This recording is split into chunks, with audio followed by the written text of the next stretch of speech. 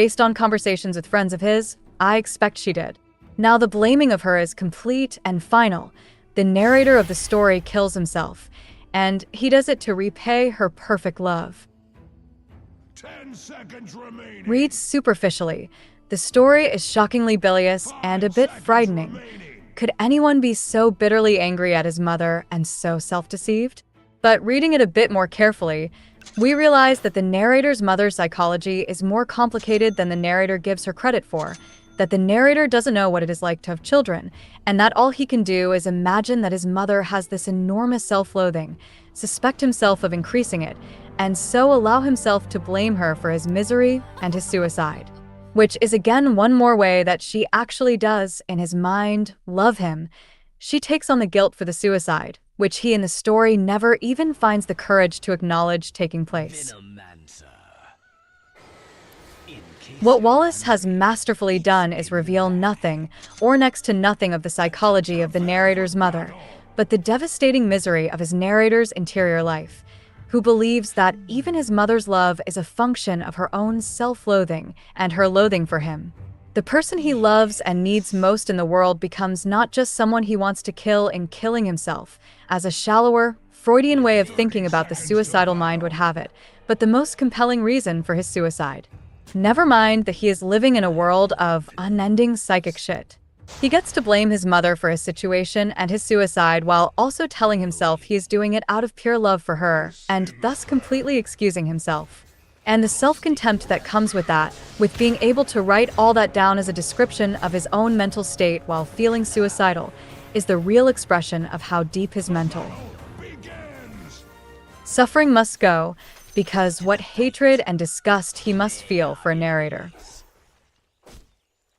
who feels this way, and yet we have every reason to suppose that he himself is this narrator. The present that the narrator is giving his mother is also the present that the author Wallace is living every day, or many days. These downward spirals of self-loathing, the dark and twisty road, as one person wrestling with the thought of suicide wrote to me, are the real characteristic of so much suicidal thinking. Now that I have children, I can see, sometimes, how grossly unnecessary my own self-accusation and self-laceration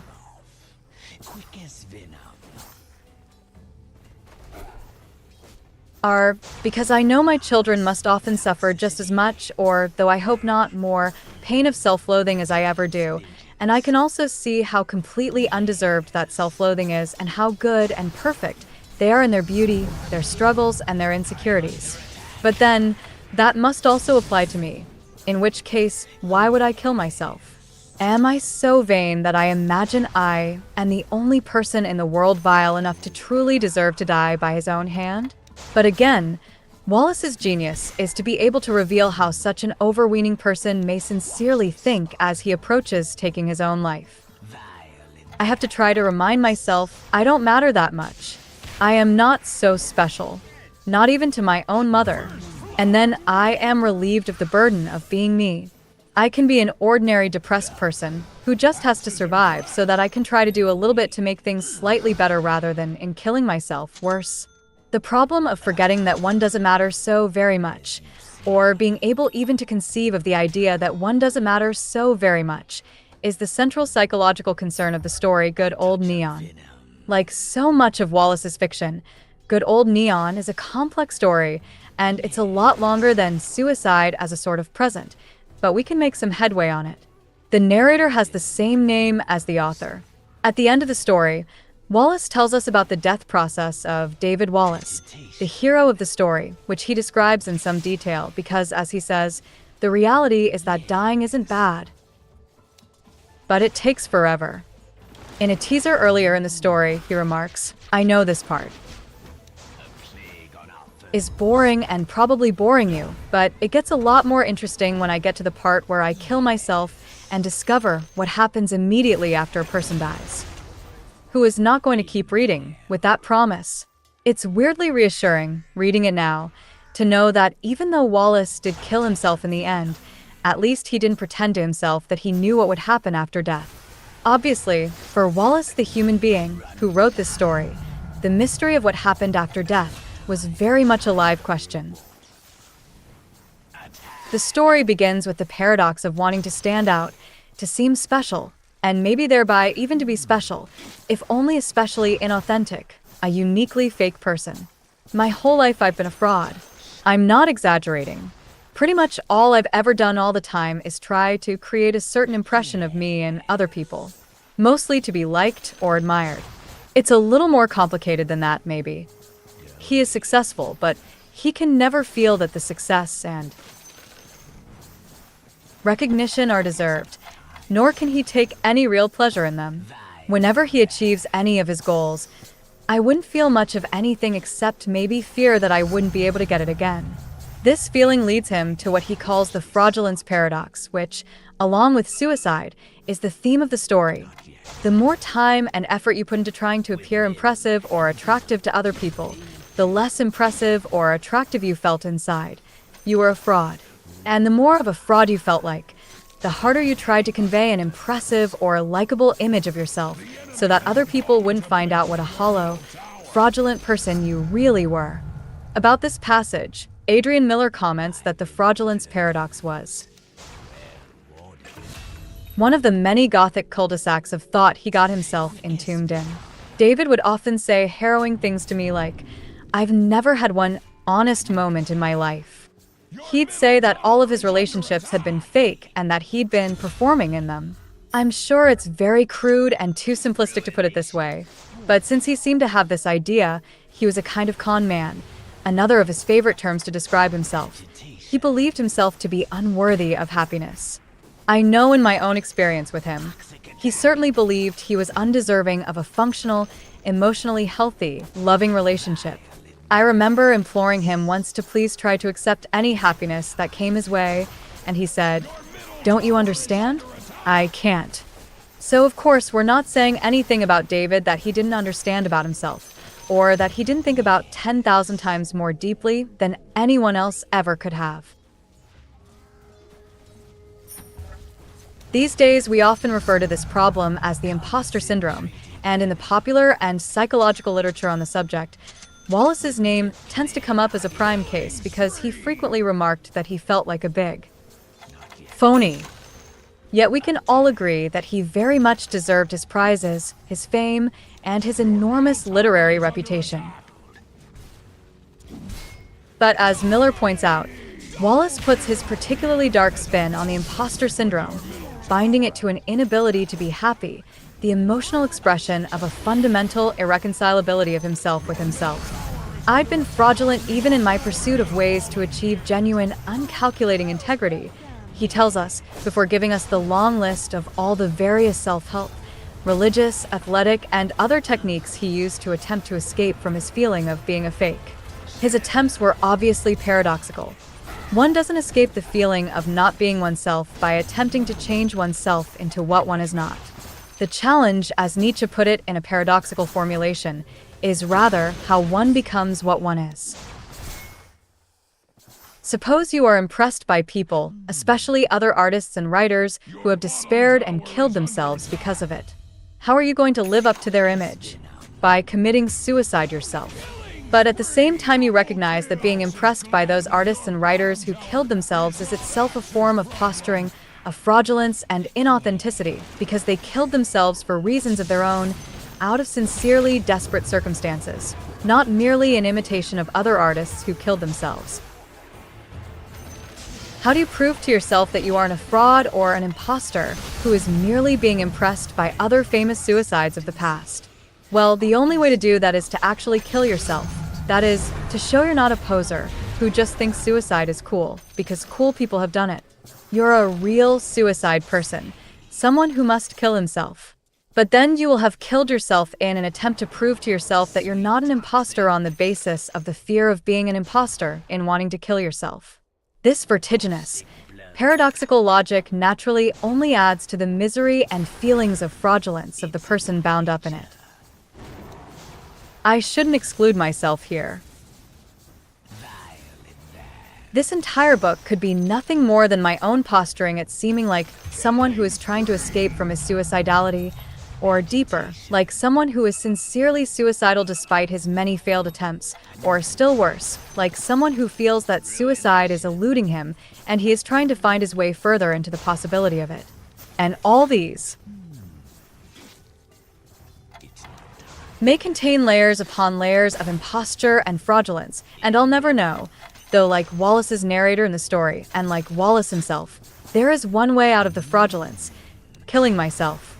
But what if that final act is simply the greatest piece of fraudulence yet? And now I've died as a fraud to prove that I wasn't a fraud in the one thing about which I was most fraudulent. This may still seem a bit unclear. Let me walk you through the steps. Step 1. I want to kill myself. Step 2. But why? It might be because my heroes killed themselves. Step 3. But that's a bullshit reason to kill yourself. Just copying your heroes. Fine to copy them in other things, but pathetic to kill yourself for that reason. Step 4. Also, I've failed at suicide, and now other people doubt the sincerity of my wanting to kill myself. They recognize that I'm just doing it because I want to be cool, like my heroes. Step 5. But I still want to kill myself and to prove to other people that my desire to die is sincere. Step 6. Try again to kill yourself. But step 7. Isn't this insincerity all the way down? Doesn't that leave me killing myself insincerely only to prove that I was sincere? Step 8. Stop waffling. That's the very proof of your insincerity. Just kill yourself and be done with it. Wallace's hero recognizes the corner he's painted himself into, commenting, in what may be one of the most devastatingly sad and yet still optimistic lines in the whole history of the literature on suicide. So, cry all you want. I won't tell anybody, but it wouldn't have made you a fraud to change your mind. It would be sad to do it because you think you somehow have to. He knows this, or is willing to admit it, and yet he doesn't change his mind. The one thing Wallace's hero never tries, unfortunately, is just accepting the fact that he's a fake and admitting to himself that maybe other people are fakes too, some with lesser, some with greater success at fakery than his own, which would be a scary step in the direction of realizing that there was nothing fake or exceptional about his fakery, which would be a second scary step toward admitting that he wasn't really so special or unusual, he was just another human. Being wrestling with the very ordinary human pressure of trying and failing to live up to his own expectations and the expectations of others. What if he just gave up on those expectations? The narrator never considers it. He doesn't seem capable of it. Now, Wallace the author is acutely aware of this failing of his narrator. In his commencement speech, This is Water, he went out of his way to say that the problem of thinking you alone matter and forgetting that others matter at least as much or even more than you do is the central psychological difficulty of existence. In Good Old Neon, the hero is trying to show us how being addicted to this thought and the way it twists the course of one's thinking into endless self-referential misery will lead, paradoxically. The whole story is deliberately full of paradoxes and includes an explanation of a famous mathematical paradox, to self-destruction. Because Wallace did in fact kill himself 6 years after publishing the story, we might think that he hadn't been able to see his way out of this problem of self-aggrandizement. But that's not at all the case. He understood very well what his problem was, or what one aspect of his problem was the aspect he was particularly concerned with in this story, but that didn't mean he could solve the problem. A successful cure doesn't necessarily follow from an accurate diagnosis. In fact, in the text he offers a solution to his own problem, when the psychiatrist suggests that he try to think of the world and himself in a less cliched way. The cliches he suffers from, his psychiatrist insists, include the idea that he understands his life and his way of interacting with others in terms of competitiveness instead of concert. Now, the narrator is not in a position to understand his psychiatrist's advice, having concluded that the man was incapable of helping him. By this point in the analysis, I'd pretty much decided he was an idiot. But this is at the heart of his problem. If he could understand, he was required not to see himself as above or beneath others, but merely to cooperate side by side with them.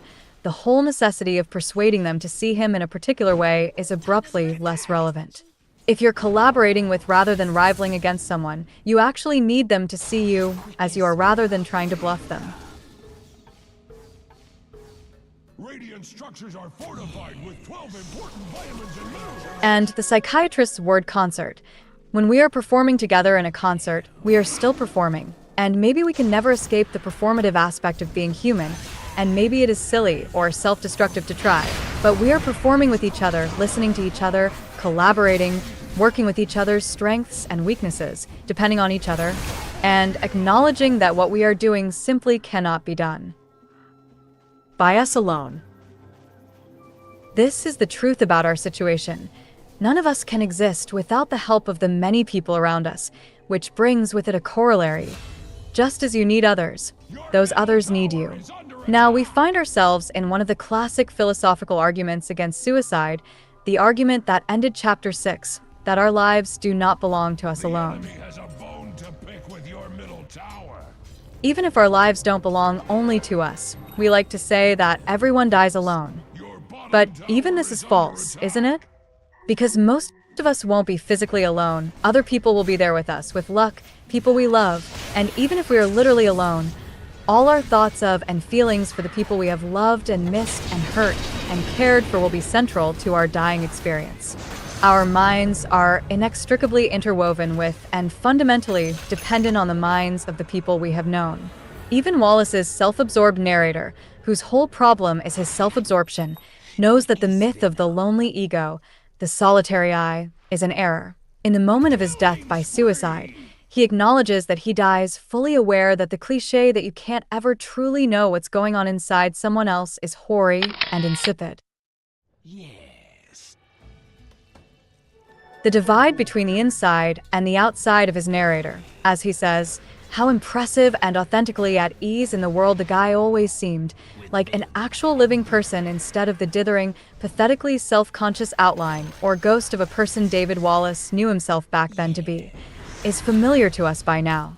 It is the feeling of a double life that not only the suicidally inclined, but all of us understand. Ryunosuke Akutagawa discusses it in his fiction about suicide. Leo Tolstoy takes it to be fundamental to the way Anna Karenina's psychology unravels before her suicide. Anthony Bourdain was fascinated by double agents and knew all their stories, and it is one of the signature psychological struggles of our own Instagram age. For Kierkegaard and many other analysts of the self, that feeling of doubling is the nature of the self. We are never what we are always that which considers what we are, and in that consideration consists what we are, another paradoxical, vertiginous sort of operation. Kierkegaard says in one definition of the self is a relation which relates to itself, or it is that in the relation that the relation relates itself to its own self. The self is not the relation, but that the relation relates itself to its own self. Sort that one out, and you get the prize for smartest kid in the class. The point is that the search for authenticity is perhaps a lifelong pursuit, perhaps a fool's errand. But either way, it's nothing exceptional, even if, as Kierkegaard insisted, it does provoke feelings of terrible anxiety in us. Trying to escape the feeling, or supposing that the feeling is somehow wrong or an indicator of a problem, is what gets this narrator into so much trouble. Learning to live with that feeling is what may have saved him. The story ends with a page-long sentence that recounts moments from the narrator's past, invoking the old idea that one's whole life flashes before one's eyes at the instant of our passing, trying to capture or to somehow reconcile what this luminous guy had seemed like on the outside with whatever on the interior must have driven him to kill himself in such a dramatic and doubtless painful way. He is still clinging to this divide between what he seems to be and what he is. He hasn't recognized that the divide and his inability to accept it are both the worst of his problems and quite probably their source. And so the closing line of the story, the end of the long sentence of his life, concludes, the realer, more sentimental part of him commanding that other part to be silent, as if looking it levelly in the eye and saying, almost aloud, not another word. I asked Adrian Miller how Wallace's suicide affected her. She wrote, The enemy's top tower has I hope I've become kinder and maybe more lenient toward people. I now no longer believe that stoic good mental health is the default temperament for many people, and may not even be the default temperament for most people, for example. But I'm still so mad at him. There continues to be a lot of anger. It used to be rage, but the feeling has mellowed into anger. I've found that you hate the person who killed someone you love, but in the case of suicide, the murderer and the victim are the same person. So the love/hate/acceptance/rage circle keeps spinning. In the case of suicide, the murderer and the victim are the same person. This doubling, this spinning, is what it is like to be a human. It's just that the suicidal person has taken it out further, has tried to end the doubling by enacting the doubling, so to speak. About 10 years before his death, Wallace corresponded with Don DeLillo about his struggles with writing The Pale King. He thought he knew what was missing to get his fiction moving forward again, he wrote. I believe I want adult sanity, which seems to me the only unalloyed form of heroism available today. I like this idea that adult sanity is a pure form of heroism. Even really immature sanity might do in a pinch. Because as Miller points out, good mental health is not our default setting. It takes an effort to let myself be a bit saner, rather than always only insisting on the parts that make me feel crazy.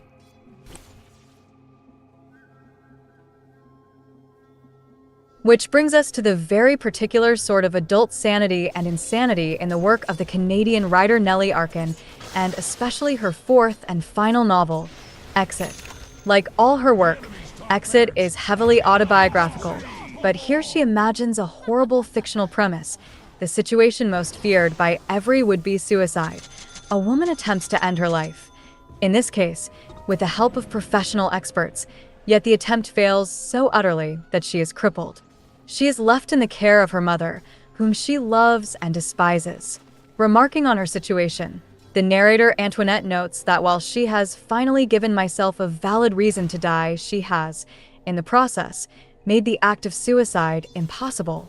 The novel is set in an unspecified near future, in which the secretive, exclusive company parody, Clef and Main provides guaranteed suicide to persons whose intent to kill themselves is pure. Pure, as in fundamental to who they are, something they can never escape. If the motive is impure in any way, they cannot facilitate the suicide. When, in one of the pre-execution interviews, an employee of Parody asks Antoinette, "Do you want to die?" she shouts, eager to demonstrate her sincerity. Yes, yes, yes, I want to die. The lack of clear and identifiable reasons, I would find out later, was part of the prerequisites for being an ideal candidate in the eyes of M. Parody, a desire to die that was pure because it was an intrinsic part of your existence. Wanting to kill yourself for the simple reason that you're alive. But above all, being ashamed of not being able to kill yourself and being afraid. Because, in order to have the privilege of dying under the supervision of Parody, Clef and Main, you had to be scared by the prospect of staying alive as well as by the fact that you lacked the courage to end your life. This is the real problem in a nutshell. Fear of staying alive and insufficient courage to end your life. It's between these two fears that the would-be suicide oscillates. The idea of purity is crucial for Arkin's thinking about suicide. She wants to show that succeeding at suicide and living with the relentless desire to kill yourself are two very different things. In the back of her mind is the same frustration and anger that we discussed when talking about failed suicides and cries for help. That other people suspect the suicidally inclined of an impurity, stain, or blemish in their desire for self-destruction, and that this proves that they didn't really want to die, or don't deserve to be allowed to die, or lack an authenticity about death that is required of the kind of suicide we respect or even endorse. It is for this reason that Arkin is indispensable reading for failed suicides and has the kind of adult sanity, but also adult insanity, I mentioned at the outset. She is so honest and unpretentious about the whole nasty business, and especially about the feelings of cowardice of the suicidal impulse. She never glamorizes suicide, just the opposite. She debases it and anyone who thinks of it, especially herself. Nonetheless, she completely understands it and sympathizes with it. Throughout Arkan's literature, her suicidally inclined heroes express ambivalence about their desire to die. She gets the phenomenology exactly right. She's not afraid to admit the truth that even as one is about to kill oneself, one still doubts, wonders if one is doing the right thing, half hoping one might yet live, even while desperately needing the suicide to end it all. Perhaps due to the ultimate impurity of Antoinette's wish to die, the execution fails, and she survives as a paraplegic. The failure itself is hilariously improbable. Arkan chooses the ultimate killing machine for her heroine, a green guillotine, the enormous blade of which will fall on her neck when she pushes a big red button. A guillotine seems like such a good way to kill oneself. The head is severed in an instant. There is no chance of survival, no danger of a bullet skittering through the interior of the skull and leaving you paralyzed or brain damaged. The blow ought to be so savage and quick as to be next to painless. The neck's vulnerability makes it an attractive place to attack. But the machine fails to cut all the way through, and though her spine is almost severed, Antoinette lives, subsisting almost entirely on vodka and doomed to be cared for by the person she detests most, her own mother. In the original French, the book is named for the company, Paradis, clef and main, literally paradise, key in hand. The expression clef and main is normally translated as turnkey, as in a turnkey solution. We will solve all your problems, your one-stop shop for paradise. It also means that one holds the key to paradise in one's hand, a reference to the Stoic argument that the door is always open. But for Arkan, the door is not always open. We are a lot stronger than we think, she writes. Our veins are harder to open, our necks harder to break than you might imagine. This is the voice of experience speaking. It was what Seneca discovered when he tried to walk through the door that is supposedly so easily entered. Anyone who attempted suicide will tell you the same. She continues, the body has foreseen the likelihood that we might want to do away with it, to extinguish it, and it has armed itself against that very possibility.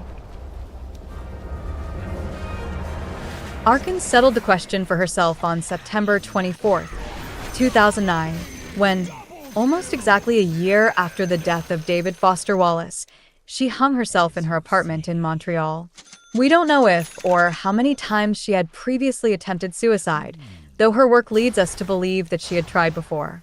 Certainly, as with Wallace, her desire for suicide and her frustration with the difficulty of taking her own life is a theme throughout her literature. In her debut novel Whore, Putine, she wrote, I did not know that one day it would no longer be possible for me to change my ideas about life and about people. I did not believe that I could announce my death 100 times without exhausting it, without making it impracticable like these magic tricks that we looked at too closely. I did not think I would continue to believe in it more and terrify myself of its assurance. No, at the beginning of being suicidal, I did not know how much I was telling the truth, how much death was happening hidden behind all my actions.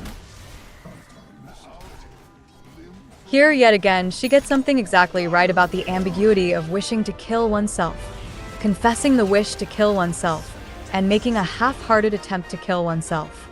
The desire to kill oneself, the expression, and the attempt may all be part, in a perverse way, of trying to escape from the desire to kill yourself, or also, whatever might be the sources of that desire. The suicidal person may not even be taking herself quite seriously, which is important to Arkan's irony over and even disdain for the idea of a pure desire to die that she later discussed in Exit. Speaking for myself, especially at a certain stage of my life, say from puberty through my mid-20s, suicide, despite my attempts, was still in some ways a game I was playing. I wanted to believe I could do it, but could I? I would try and fail, but would I try my hardest? I suspected I wouldn't do it successfully, wouldn't actually die and be gone forever, but might I? And while I was playing this game, performing this act for myself of the suicide, who didn't really want to die, slowly, over the course of the decades to come, I became more and more sincerely suicidal. What I might have supposed I was expurgating, I was in fact creating. Behind all my actions, as Arkin wrote, I was inventing my own death. And how much more might this be true for the writer who is constantly imagining and narrating her own possible suicides in her fiction? Cliché though it is, life does indeed have a tendency to imitate art. In Fall, Arkin wrote, "On the day of my 15th birthday, I made the decision to kill myself on the day of my 30th birthday." And then, a bit later in the book, addressing her rival for the lover who eludes them both, the novel is superficially about two women.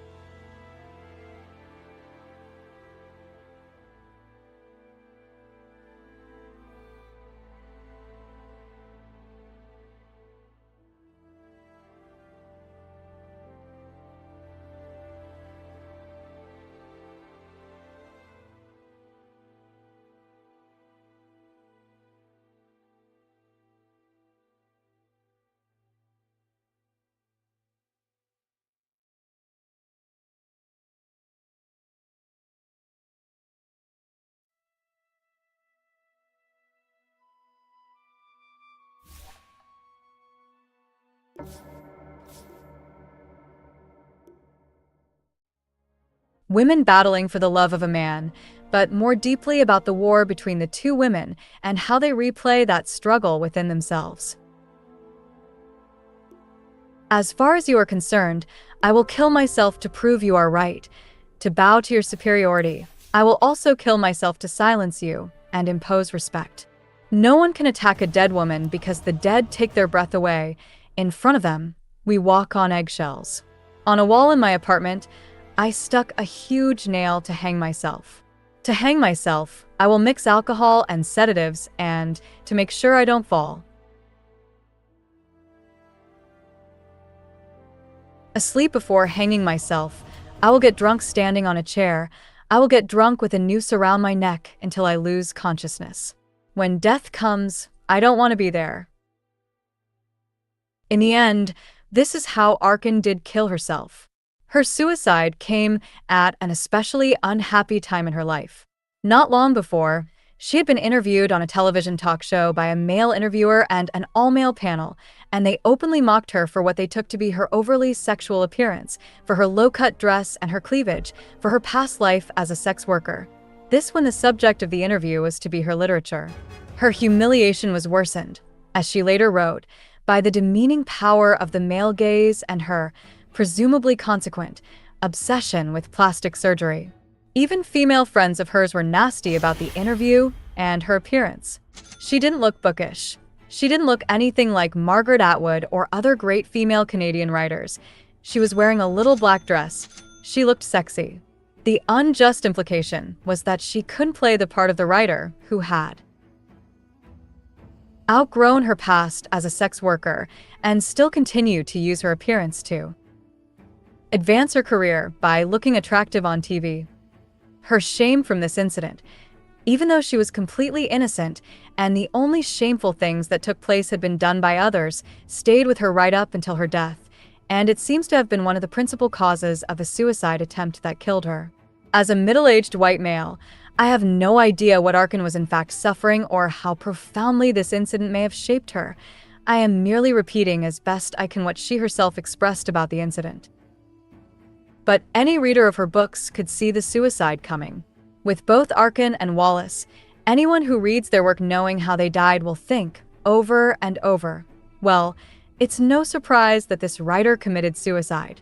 But unlike Wallace, Arkin shows few, if any, moments of hope.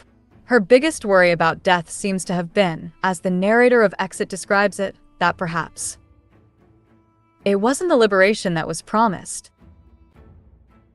Here again, she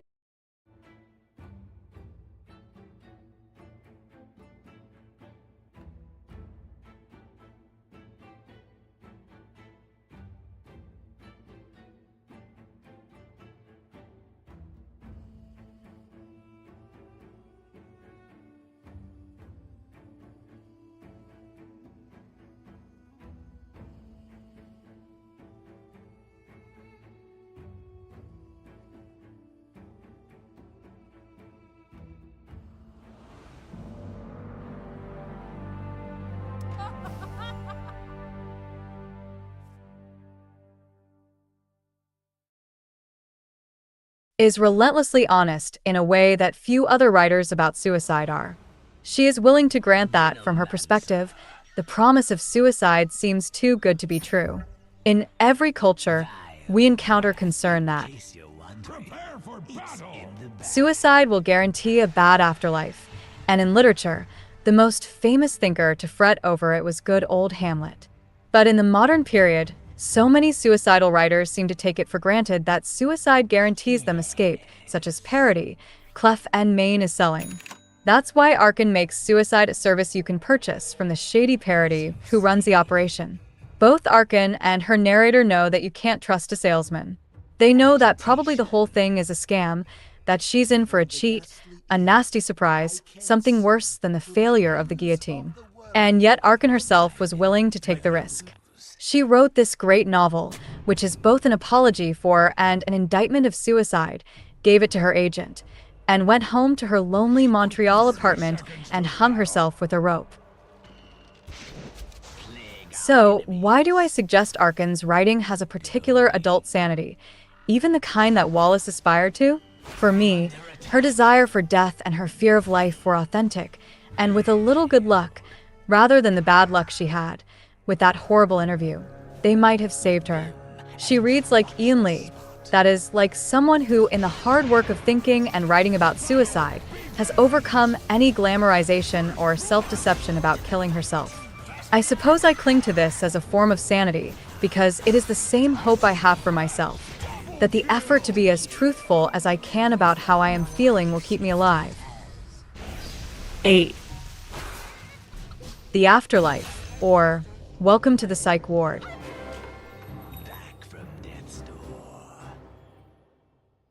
Once in the faculty cafeteria at Ashoka University, I had a conversation over breakfast with my friend Rita Kothari, one of India's foremost translators of Dalit, so-called untouchable class literature. I was designing a new class called How to Be Free and Happy, loosely modeled on Laurie Santos's wildly popular class on happiness at Yale, though with more philosophy mixed in among Santos's well-curated collection of essays in psychology. I'm so tired of the word happiness, Rita said. Who expects to be happy? Is it really worth chasing after? I'd much rather hear about a class on unhappiness. I laughed in agreement, and even though I still taught the course and my students seemed to like it, I understood what she meant. Chasing after happiness is not only a fool's errand, but part of the problem. Even peace or rest might be too much to ask of life. Come to think of it, I have only the slightest inkling of what a genuine state of peace might be, what true restfulness might look like. Granted, I definitely know what unhappiness feels like, as we all do, and it's something I would rather avoid. At times, unhappiness becomes so acute that it feels unbearable, and those times have unsurprisingly correlated with me at my most suicidal. After that suicide attempt on New Year's Eve 2008, I was sober, without a relapse, for 2 straight years. But 2009 and 2010 proved to be 2 of the most difficult years of my life, even though I was not drinking, or possibly because I wasn't. I was contending with a depression that was in some ways much worse than even my most desperate childhood depression, because it was compounded by a mixture of psychoactive agents that my doctors were using to try to fix me. I tried to kill myself more than once during that period, though they were the kinds of attempts that I knew I could keep secret if I chickened out or otherwise failed. So 6 months into my first year of sobriety, in the summer of 2009, I tried to drown myself. I was on a month-long vacation in Puerto Vallarta with my wife Rebecca, my 3 daughters, and my mother-in-law. I had lost a fair bit of weight because most foods disgusted me, and I was living largely on a diet of whole milk yogurt mixed with peanut butter. For some reason, those were the only foods that appealed to me then. We had rented a house on a cliff above the ocean, in Viejo Vallarta, and at dinner time, I would often walk a half-mile or so to a good restaurant just off the beach to pick up a meal for my family. Sometimes I sat waiting at the bar. The bartender, knowing I didn't drink, always brought me a Diet Coke. I watched surfers come in for the gentle dusk break. I also watched the surfers in the morning, when I would make the same walk down the hill to a cafe to drink coffee while my family started their morning, and I took a couple of hours to try to write. Sometimes I'd stop and sit on the seawall and admire the birds and the surfers. One night, I was especially down, in real psychological pain, and as I watched the sun setting, I thought, I can't continue to do this. The solution was right there in front of me. I'd swim into the nighttime Pacific as far as I could, and just keep swimming until I drowned. It was a purely selfish thought. I was truly not much use to my family at this time. They tried to include me in things, but eyed me nervously, knowing that their formerly happy dad had been replaced by this sad-faced, medicated, often disoriented person who didn't take much pleasure in anything. Nonetheless, I understood that I was providing at least some help to my wife in an everyday way with the kids, and that I was, at this time, her only source of income. I had tried to increase my life insurance, but it was prohibitively expensive due to my recent stay in the psychiatric hospital. I have since increased it more than once. But the depression I was suffering was excruciatingly painful, and I was certain it would only get worse as the days progressed. And I had a dreadful conviction, an intensely familiar feeling I have fought most of my life, that an unknown personal disaster was imminent, one that would be humiliating, or inexcusable, or at any rate unexcused, and from which I would not recover, and for which no one would forgive me. It would be something worse than suicide that only suicide could prevent, but once it happened, not even the act of killing myself could erase it. That evening, after bringing dinner back up to my family, I lied and said I needed more yogurt and peanut butter. Rebecca, knowing something was up, asked if I couldn't wait until morning to get it. I don't know if she was worried that I wasn't going to be back in time to help put the girls to bed, or if she thought I was going out to sneak a drink. I believe she knew how committed I was to not drinking, but she'd been burned before, or if she suspected the truth. Probably she could see I was lying about something, but didn't know what it was or why. It was a dark night. There were no arguments for or against suicide in my mind. I just knew what I wanted to do, and this time I was going to do it. I took the stone steps down to the beach and took off my clothes except for my boxers.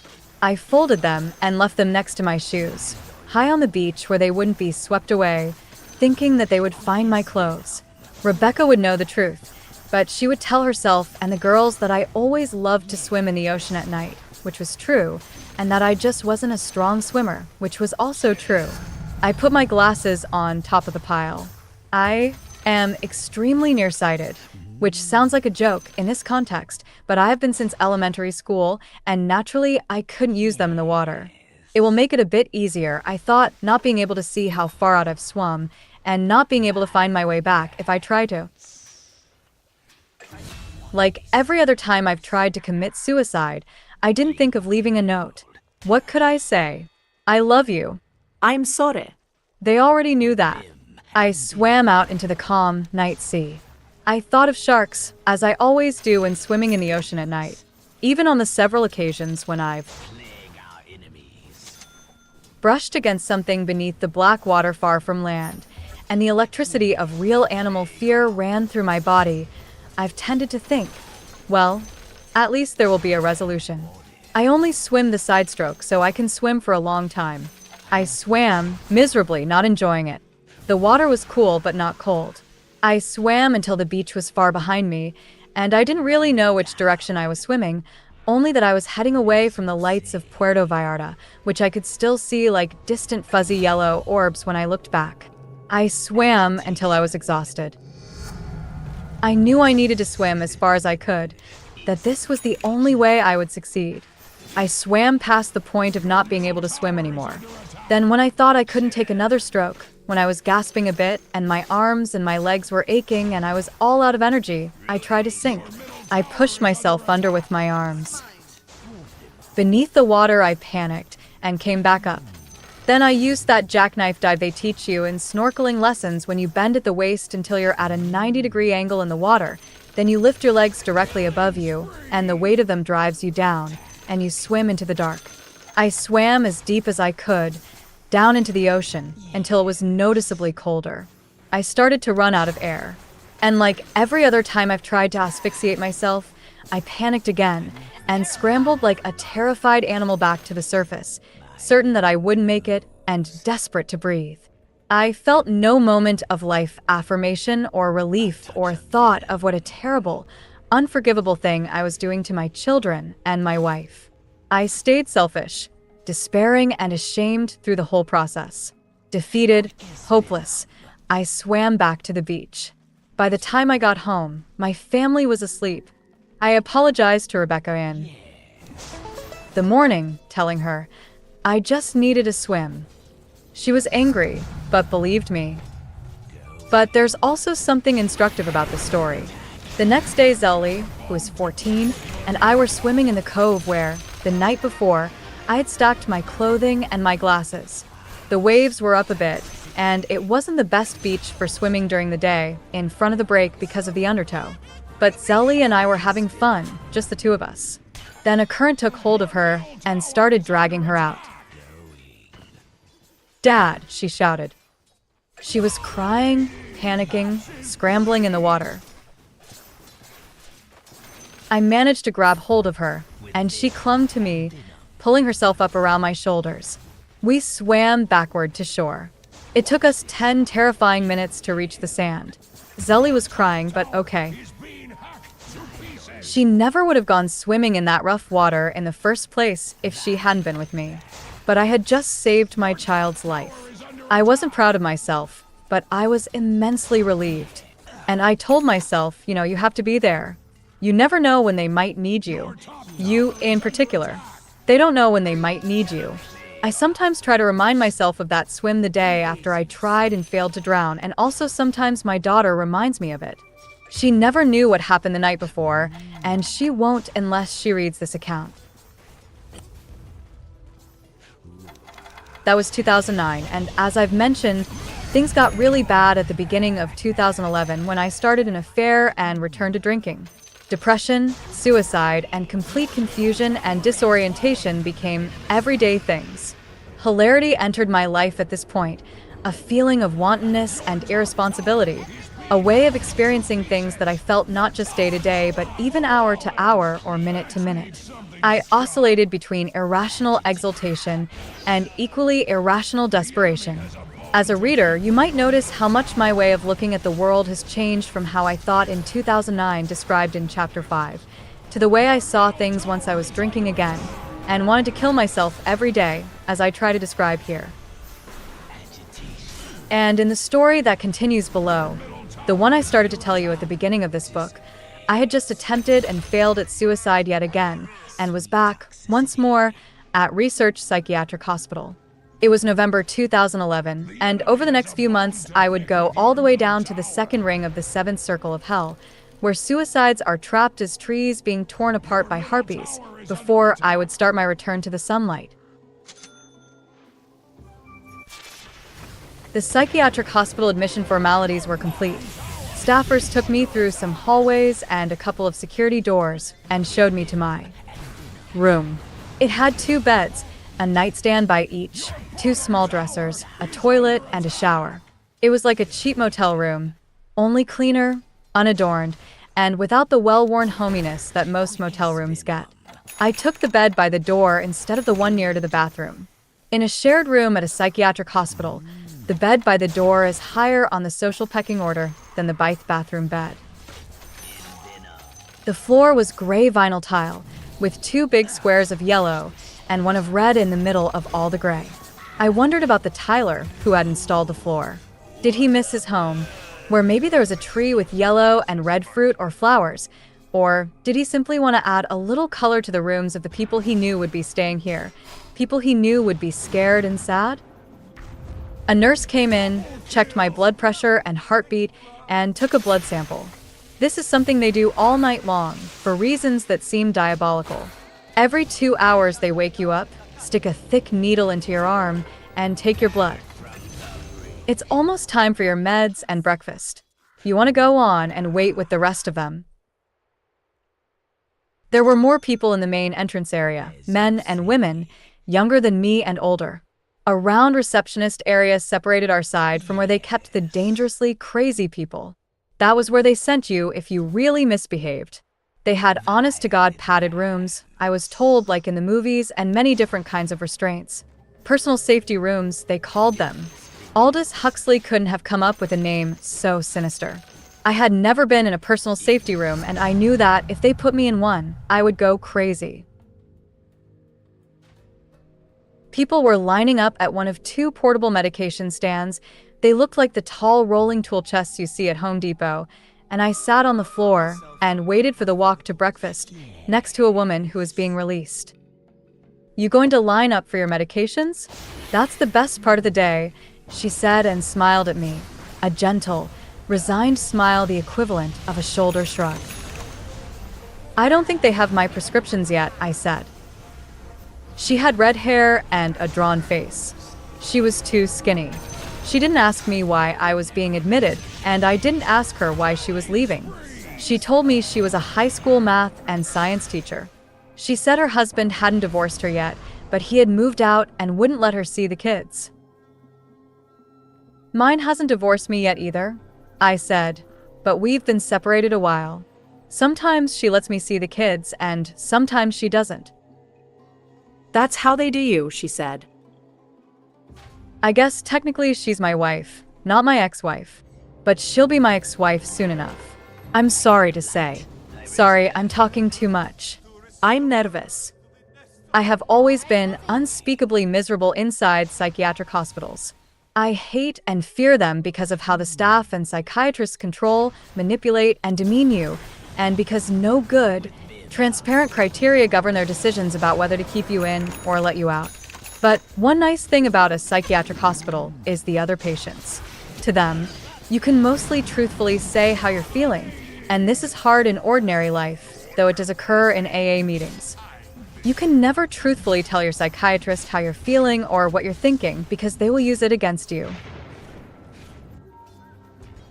But I knew if this patient and I continued to talk about our children for long, we'd both start crying, so I was grateful when she changed the subject. "Do you want to go outside and smoke? They give out the drugs, and then they let everyone out to smoke. Then it's breakfast. You'll get a smoke break every 2 hours. You can have the rest of my pack." "I don't smoke," I said, "but I'll go outside with you. The outside is the only good thing about this place." "Yeah, I always wonder why nobody climbs the fence," she said. "Totally. Somebody must have." I wanted to go back to Promises, but my insurance only lets you go there once. "How many times have you been in here?" "A few times," I said. "Yeah, for sure. It's my 3rd time. Actually, looking at you, you look like a Promises guy." I had never been to Promises, but I understood this was intended as a compliment.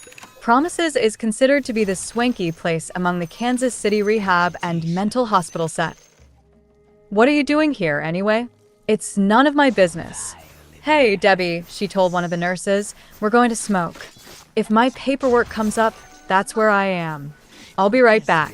Don't forget I'm out there. You're going to be too cold without a coat, she said to me. I was still in nothing but a hospital robe, having somehow lost all my clothes in the process of arriving at the emergency room. Here, why don't you just put on my coat, since I've got 2 sweaters on and my boots. We stood, and she put her big jade green parka over my shoulders. She was wearing well-worn, expensive-looking brown leather riding boots. Then we sat back down on the floor. Martin? Clancy Martin? The nurse at the med station was looking around and calling my name. Those are your meds, the teacher said. She smiled at me kindly. You sure don't want to miss those. That's me, I said. I'm Clancy Martin. I don't want to have to find you next time, the nurse said. He was a soft-featured man who looked a bit like Barney, the sympathetic psychiatric nurse in The Silence of the Lambs. I'm sorry. I'm just teasing you, he said. I know it's your first day. What's up with the coat? I looked at the science teacher, who was still sitting on the floor about 10 feet away. It's hers, I said. We both looked at the teacher. She hadn't moved. Barney gave her a smile and a little wave, and she smiled and waved back. Rosalind? She's a buddy of mine, he said. Okay, let's see what we've got here. There were 6 of them. My regular antidepressant, an antidepressant booster, and 3 new medications that I hadn't taken before. They were also putting me back on lithium, which was not a good drug for me. Asked Barney what the new medications were for. What do they do exactly? I don't need all this medication. I just take Valium and Zoloft. I do need my Valium, though. They don't have you down for Valium, Barney said. I've got Ativan here. It's less addictive. It had taken me months to get off Ativan, which I had done the year before, using Valium to taper down. Valium is a common taper-down drug for people weaning themselves off benzodiazepines.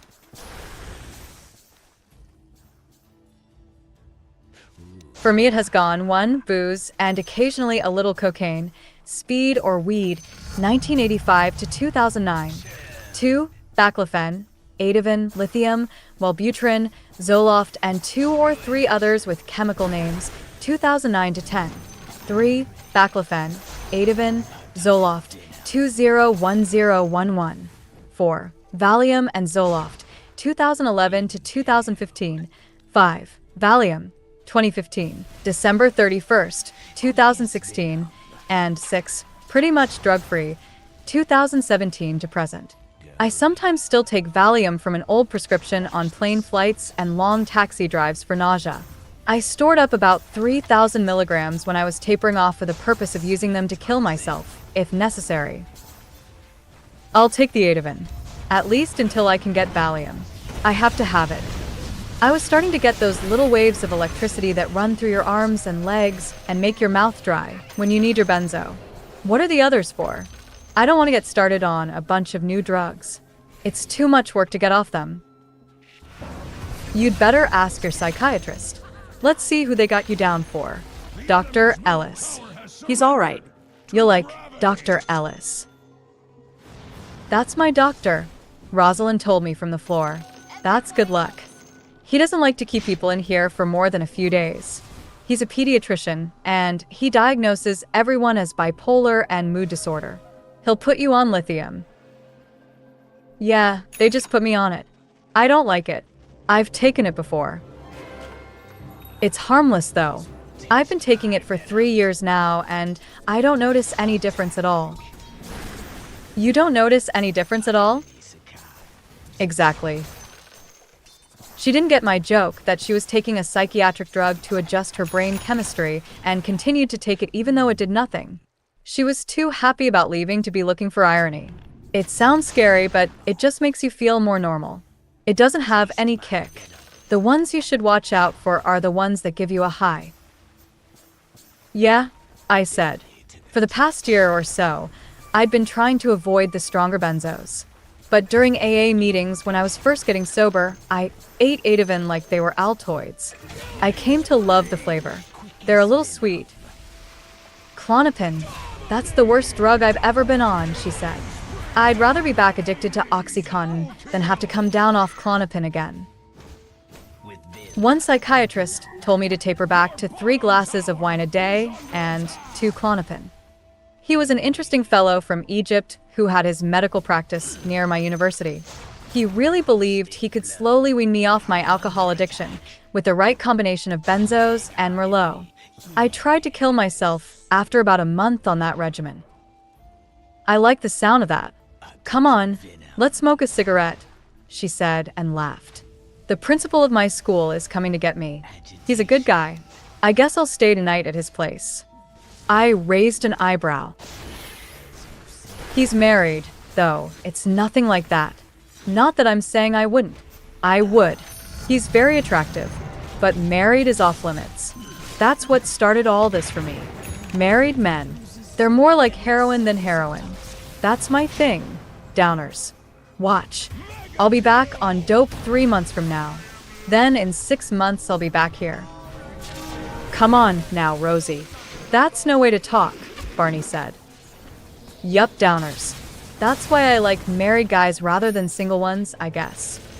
Rosalind gave me the same shrug and smile. I'm married, Barney said, and that made me laugh. I hadn't laughed because something was honestly funny in a long time. It was my normal laugh. I repeated it when we went outside into the yard so Rosalind could smoke. I'm married. She laughed too. There were a couple of trees in the yard and a wooden fence probably 12 feet tall and a wooden door on the far side of the fence. If you climbed one of the trees, you could probably walk out on a limb and jump over the fence. But you'd have a 15-foot drop or so. My ankles broke easily. I had broken both of my wrists and both of my ankles at least once when I was a kid climbing trees and jumping off our garage into the gravel, plus my elbow at a roller rink. I broke my foot as an adult stepping off a 4-foot ledge. Anyway, it didn't seem like a practical escape plan climbing the tree and leaping out into whatever was on the other side of that wall. Probably a parking lot for cops. I'm getting my feet all wet, I said. My slippers were muddy. I liked watching Rosalind smoke. She hid her cigarette under her hand like it was a secret. I kicked at the snow. It was mostly melted in the wet paving stone and grass courtyard, but a crust was running against the brick wall of the building. She looked over her shoulder, threw the cigarette into the grass, and lit a second one. A kid in a black wool hat bent over and picked up Rosalind's half-finished cigarette. I smiled at him. He looked quickly away. He was one of those people in the psychiatric hospital who you try to become friends with, but never really connect with for reasons neither of you understands. Mostly other patients give you your space in the psychiatric hospital, though there are exceptions. You're lucky you wound up here, Rosalind said to me.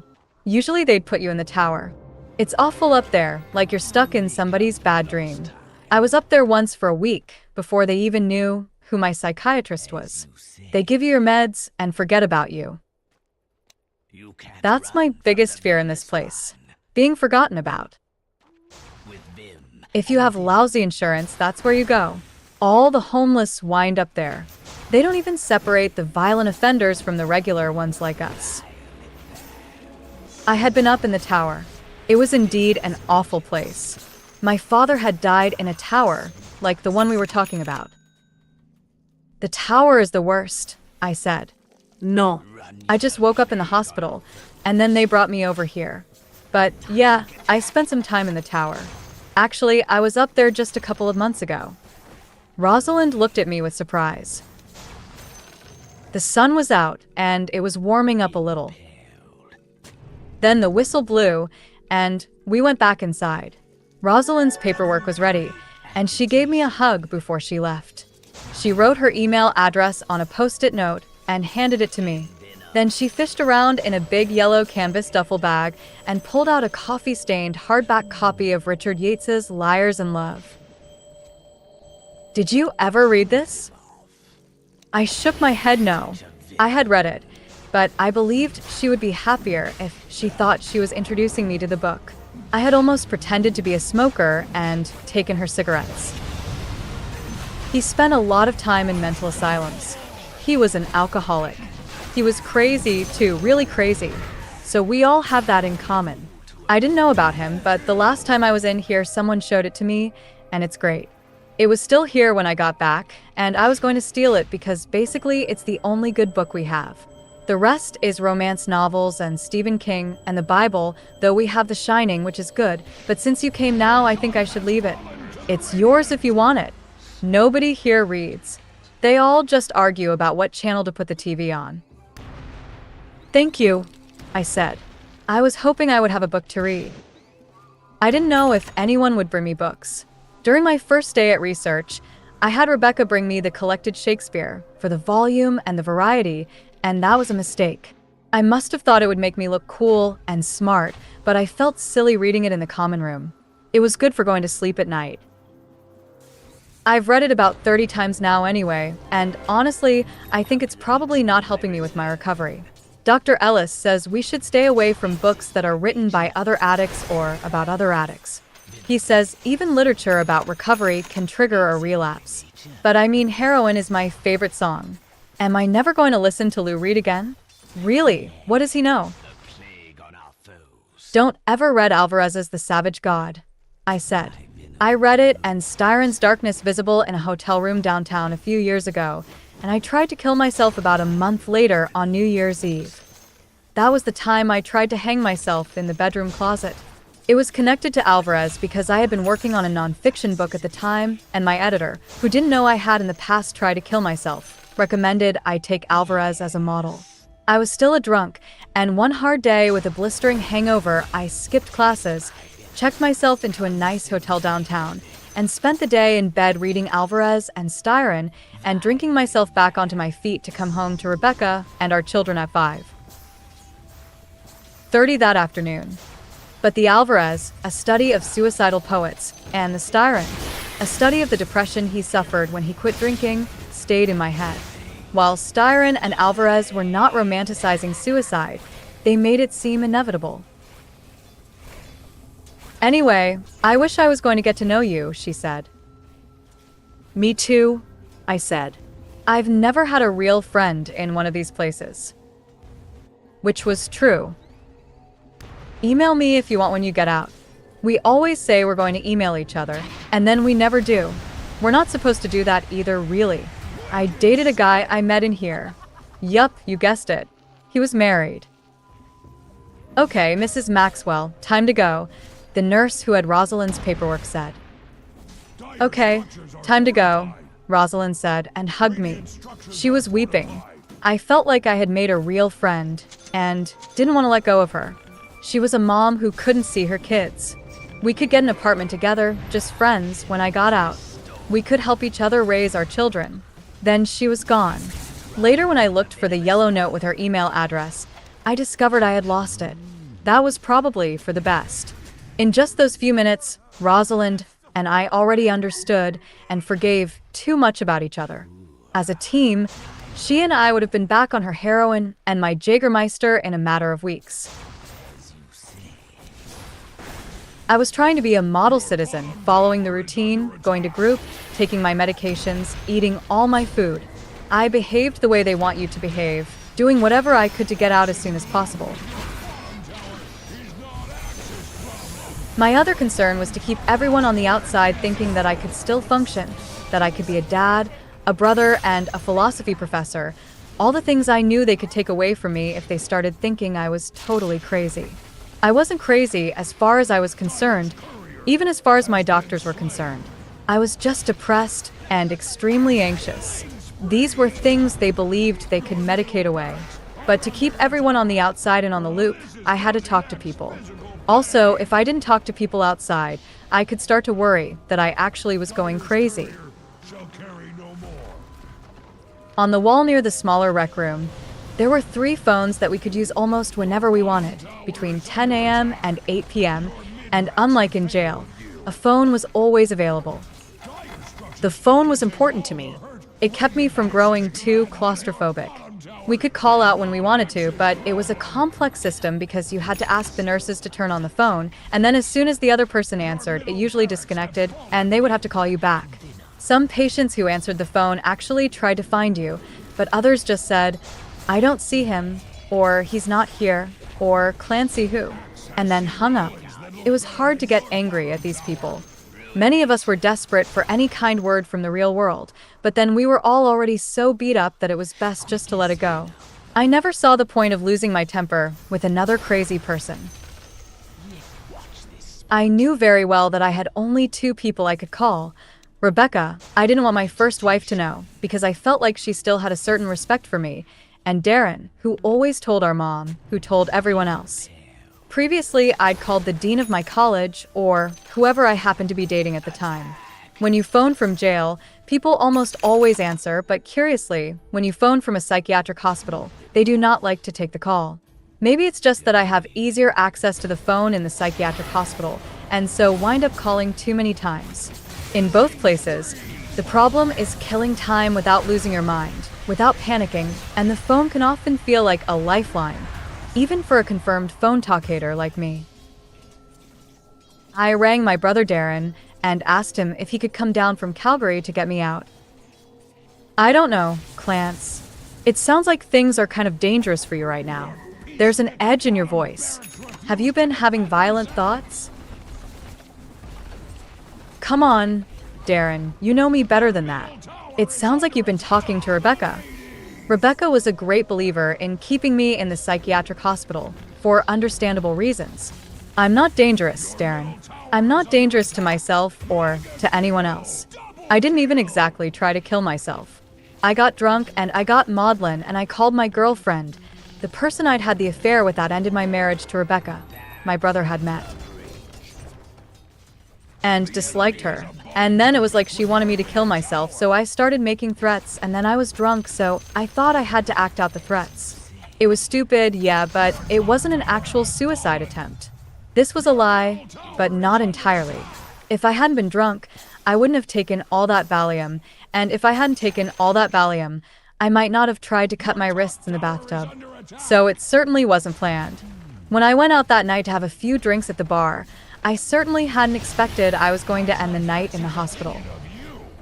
You were in the emergency room. You are in an asylum. Come on, Clance. It's not exactly an asylum, I said. My brother likes these old-fashioned, grandiose words. I chose to kill myself at some point, sure, but it wasn't deliberate in the rich sense of the word. It was like spur of the moment. I need to get sober again, but trust me, I have no desire to drink. I heard the sigh on the other end of the phone. I know that's not true, Clance. Please, I just need to get out of this psych ward before they make me crazy. I need to get off all these medications. I feel like my brain is nothing but chemicals. You don't know what it's like to have this chemical buzzing in your head all day. It's horrible. There was a long silence on the other end. Then, Clance, they have you on a 72-hour suicide hold. Stop right there. Please don't say suicide to me right now. I am so sick of the word suicide. I am not going to kill myself. He spoke right over me. And then they have to release you. As long as you don't do anything else. As I understand it, you just keep your cool for 3 days and you'll be out. They can renew those holds indefinitely, Darren. There are people who've been in here for 6 months. Just do me a favor and have your lawyer call. Please, get your lawyer to call my psychiatrist. He controls the whole thing for me. His name is Dr. Ellis. Or my other psychiatrist. Get them to call Grace Ketterman. More silence. Hello? Darren? Are you there? You know, you really need to try to put things back together with Rebecca, Clance. But listen, bud, I've got a customer. Rebecca is not the solution here. Anyway, she'll never forgive me. What I need, Darren. He had hung up. I remembered the time I hung up on my dad when he called me from the mental hospital. I thought, so that's what it feels like. I wasn't angry with my brother, as I was sure my father had been with me. I understood why he'd ended the call, without even saying goodbye. I blamed myself, not him. I had no feeling of reproach or betrayal. Again, emotions I had been certain, all these years, my father had felt when I did it to him. It was a feeling of confirmation. Like, even Darren, the one person who always believed in me, had given up. Even he was done with me now, and I got it. Life in research was becoming familiar, and I looked at some of the people who had resigned themselves to it and wondered, could I become one of them? Could I go on living but just do it in here? The fishbowl was the main recreation room, where we watched TV and played Trivial Pursuit between meals, and when we weren't standing outside during the smoke breaks. It got its name because the top half was surrounded by glass, so the nurses and orderlies could keep their eyes on us. For a few days, I avoided the fishbowl because a small group of female patients kept hitting on me. This happened to me nowhere else, I should add, except research. Then one day a woman with yellow hair as fake and dead as a Halloween wig lost her temper after watching how upset I was getting and screamed at a middle-aged woman with glasses. She was harmless. She looked like a philosophy professor, to leave me the fuck alone, and then they mostly stayed away from me. Her name's Veronica, a young girl, 18 or 19 years old, who was in there for crystal meth addiction and multiple suicide attempts, told me. I call her Veronica Blonde. She's totally fucked up. Her kids died. Her hair got that way from her ECTs, electroconvulsive therapy, more popularly known as shock treatments. The girl had scars on her neck, wrists, and legs from the places she had slashed herself. She said she had been in research at least 10 times. She was on a ton of Seroquel, and she'd often pass out cold while standing in line for meals in the hallway. Just flopped down on the floor in folds and a pile, like a dress falling off a hanger. You really cut deeply, I said. Brave. I showed her my wrist. My pale scars, like chicken scratches, didn't compare to hers. I always worry I'm gonna cut a tendon and then wake up a freak with one floppy hand or some shit, she said, laughing. That would be just my luck. And I think, no, I'm not going to kill myself, I'm going to call somebody. But you know how it is. By the time you're so fucked up that you're ready to try, and you really, really want to call someone, then the one person I actually really could call is the person you can't call, or you'll really have to go through with it, I said. The person who could save you is the one who has to understand that you aren't bluffing. I know, because the people you could call are the people who will make consequences for you. The people you could call will make sure that all kinds of things happen that you don't want to happen.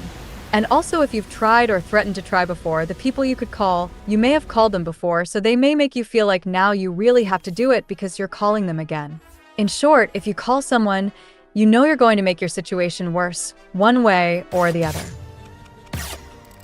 Not to mention, she said, that when you're the kind of person who's willing to kill herself, that just shows you're so selfish that you don't deserve to live. Yeah, that's another one of the paradoxes. We talked about Hamlet's idea that suicide sounded like a really good sleep, but then who knows? Nightmares, she said, and I nodded. I told her that I had heard from a failed suicide, a young woman who was like me, a repeat failure, that killing yourself doesn't actually kill you in the way that you think it will. Most of what yours sticks around, she says. All the bad parts. Killing yourself just gets rid of the good, happy parts. I have seen those people, she said. The stick-arounds. People like us can see them because we want to be dead. You're right, they are even worse off then. We are. Like, actually, if you kill someone else or you kill yourself, it's the same thing. It's like murder either way. You turn into a murderer. You don't want to be one of them. You know, I think suicide is like masturbation, she whispered to me once, leaning in close suddenly while we were all standing in line for our meds. It's like death for masturbators. The young kid who found my cigarette but overheard her. So, like, death is real sex, he said. Normal death's like actually having sex. He was interested in her and was just trying to join the conversation. He wasn't being aggressive. Yeah, I guess. Whatever, she said, and looked away from both of us like the conversation had never happened. Another time, alone in the fishbowl watching a game show, she said to me, "It's like a poem, killing yourself. It completely sums up how you feel about life. Who could write a better poem than that?" I said that I thought poems were really hard to write, and suicide had always been too easy for me. Many people were in research for 3 or even 4 days before they got to see their psychiatrist. The doctors looked at their chart and prescribed medications based on the case history, but didn't actually meet with them until they decided they were good and ready. Nobody could explain any of this to me except other patients. In this way, it was exactly like jail. The only reliable information came from the inmates. They were also the only people who looked away from you when they lied. The nurses were like jail guards. They stared you straight in the eyes and said whatever they wanted. It was like they were talking to cartoons instead of humans, so the normal rules of communication didn't apply. "What are you doing here, Clancy?" Dr. Ellis asked me. He was short and round and very Kansan. He wore an earring in one ear and cheap gray suits and shiny shoes. His short black hair was going gray, though I guessed he was in his late 30s or early 40s. He was a very unattractive, lizard-like man. Every word out of his mouth was stupider than the last. But his hands were fine-boned and handsome, and I liked the way he rested them on his desk while we spoke. "I don't want to be on all these medications. I don't know why you have me on so many drugs. I take 7 pills twice a day. I don't need to be on lithium." "Let's talk about why you're here. You tried to commit suicide, Clancy. You were in your bathtub and you overdosed on Valium and alcohol and slashed your wrists. How do you feel about waking up and learning that you could be dead? Do you have any clue what you are talking about?" "Clancy, you have no reason to be angry with me. I'm trying to help you." He picked up a folder on his desk and turned through the pages. He tried to look focused. "It says here you've been doing fine. I'd like to recommend your release this weekend, but not until I'm certain that you're stable. Maybe you'd like to talk about your drinking. Have you had any withdrawal symptoms since you've been here? I notice you're not shaking. Your skin looks bright. Your eyes are clear." "No, I did not have any withdrawal symptoms when they checked me in, and I don't have any withdrawal symptoms now. I'm not in denial about my drinking. I know I'm an alcoholic. I am open to attending AA meetings, though in the past they haven't helped me much. I've been going to the 12-step meetings here." We went back and forth like that until he wore me down, and I said quietly, "Yes, yes, yes." He knew what he was doing much better than I did. He understood who was in charge, and so I submitted, which was what everyone has to do. We were going to have weekly office visits after he released me. Then we'd switch to phone consultations if all went well. We'd moderate the drugs as necessary. If I continued to do as well as I had been doing, he'd release me on Sunday or Monday. He recommended I join the AA group that I had in fact previously attended. They're very smart people, Clancy. I've never met a stupid alcoholic. Many UMKC professors attend those meetings. I think you'd feel very welcome there. Thinking of Dr. Ellis, I paced the hallways and stayed in the common areas to read so that the nurses couldn't accuse me of being reclusive, which would get you extra time. I went to the group sessions for the same reason, though you could skip group as much as you liked. We knew this was a chessboard, a movie set, a scary game we all agreed to play, and really therapy wasn't the goal. Recovery wasn't the goal. The goal was just to get you to talk and act like everyone who wasn't presently in a psychiatric hospital, even though no one's really sane outside either, and only some of us can fake it. The goal was to make you pretend to be some made-up idea of ordinary. I wanted to approach the nurses at the station and say, "Let's take 5 minutes and just be normal." But I knew better than that. I once mustered my courage, or was simply foolhardy, and raised this point with Dr. Ellis. "Do you have, like, a form? A list? I'm just asking. How do you decide whether I'm in a better frame of mind?" No, Clancy, I don't have a checklist. I do try to assess whether you have accepted the fact that you are struggling, whether you can see that you have some work to do on yourself. Well, but don't you ever worry that we're just telling you what you want to hear? I've been doing this a long time, Clancy. I think I can tell when someone is faking it. Do you feel like you have to fake something in order to show me that you're ready to leave? I was a jewelry salesman for years, and like any other salesperson, I specialized in the art of seeming to be what someone needed me to be, of telling people what I knew they wanted to hear. But any child would know better than to answer a question like Dr. Ellis's honestly. It was like he was feeding me the right answers. No, please. I just mean that we all have fears we are afraid to express. We all have self-destructive ideas now and then, and it's hard to know, in here, what you can be honest about. You can be honest about everything. That's the therapeutic process. Are you having self-destructive thoughts? The same question the intake nurse had asked me. No. Thank goodness, I lied. But I do worry they may return, once I'm dealing with my ordinary stresses. More bullshit. But I guess that's why we continue therapy after I'm released. I was appalled listening to myself. Like I could just sit there for hours, repeating cliches from movies about recovery, and his confidence in me would grow and grow. Exactly.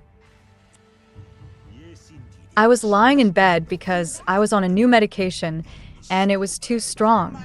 Violent images had been flashing through my mind, but I didn't want to tell Dr. Ellis that because I was sure he would decide I was psychotic and move me to the other ward, the scary ward for serious and dangerous cases.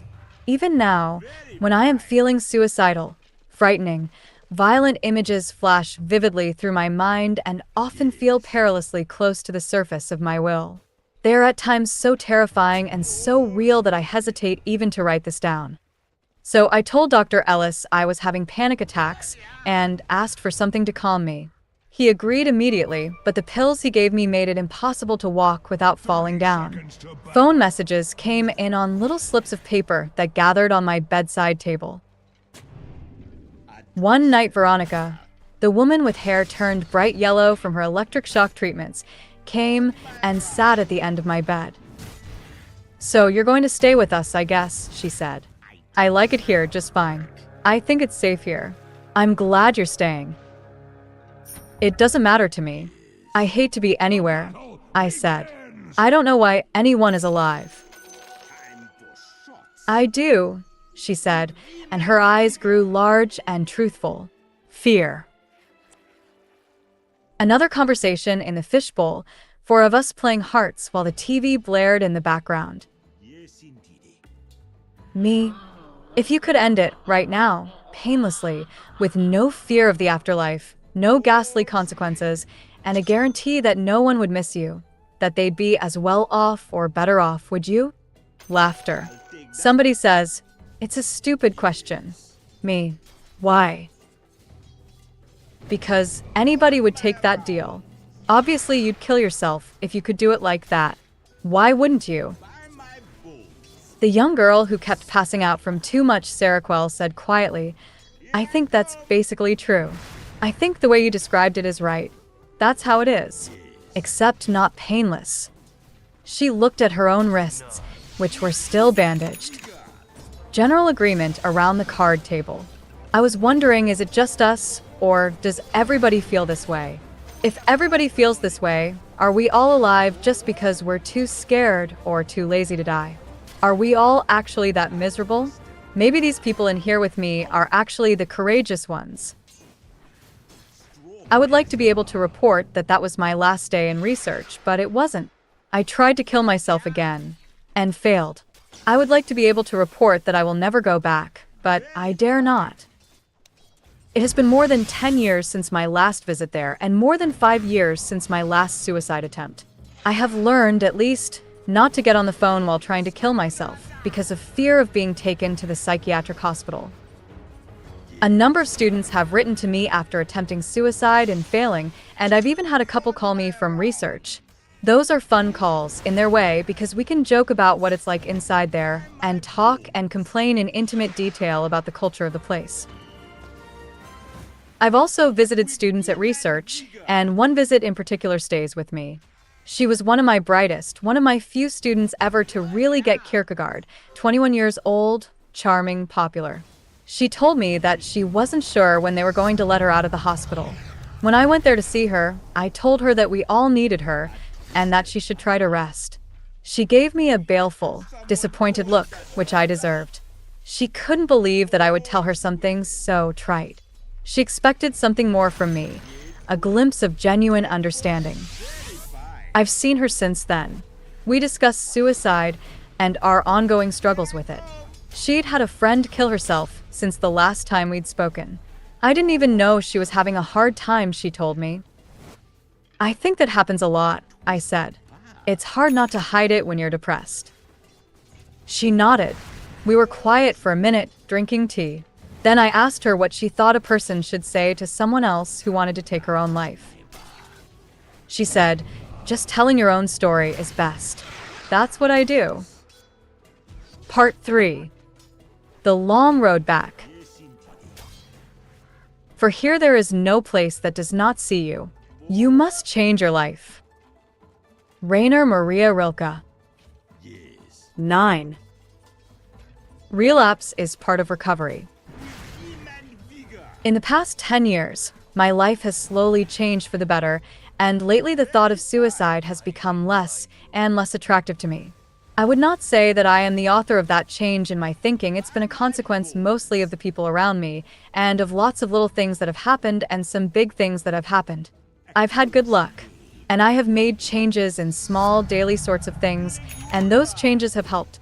All this together has combined to alter the structure of my habits and beliefs.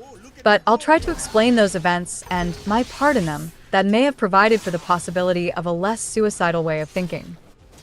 In some ways, it's been a simple thing, really. My addiction to suicidal thinking and my gradual liberation from that addiction have operated almost exactly like my addiction to alcohol. As I became an alcoholic, I increasingly treated drinking as an end in itself. That is, the act of drinking was a good I was pursuing, almost for its own sake.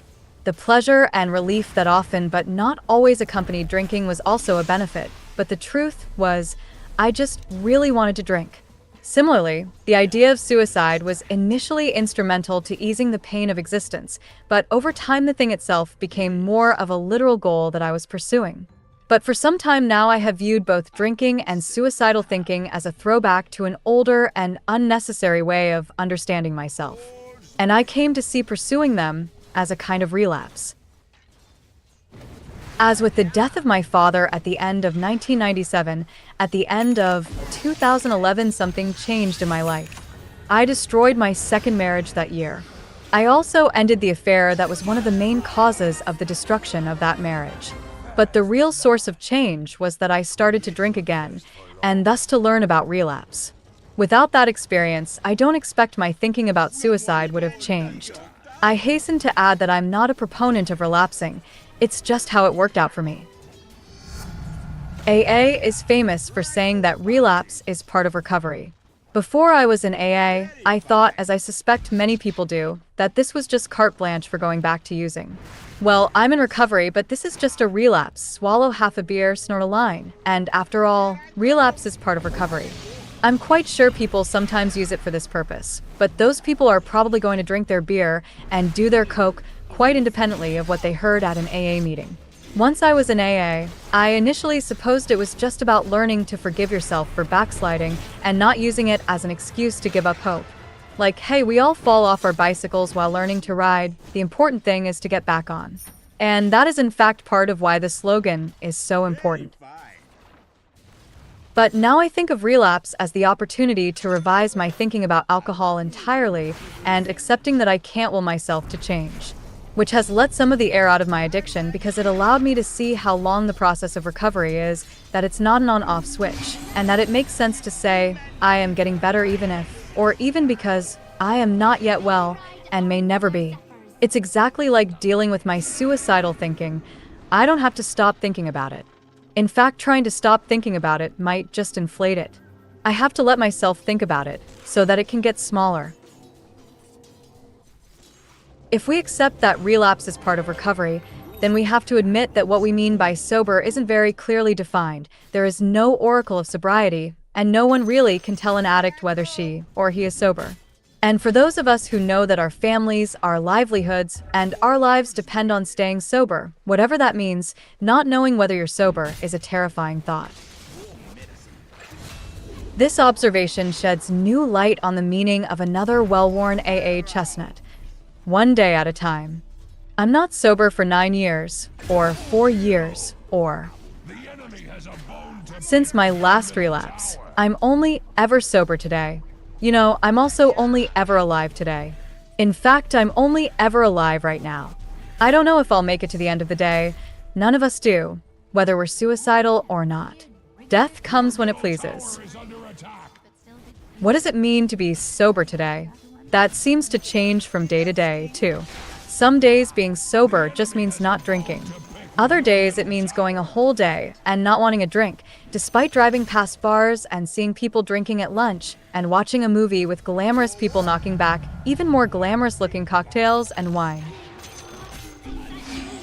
It also means realizing it's been days or even weeks since I've thought about taking a drink. And then comes another sober day when all day long I want just one or maybe two, at most 3.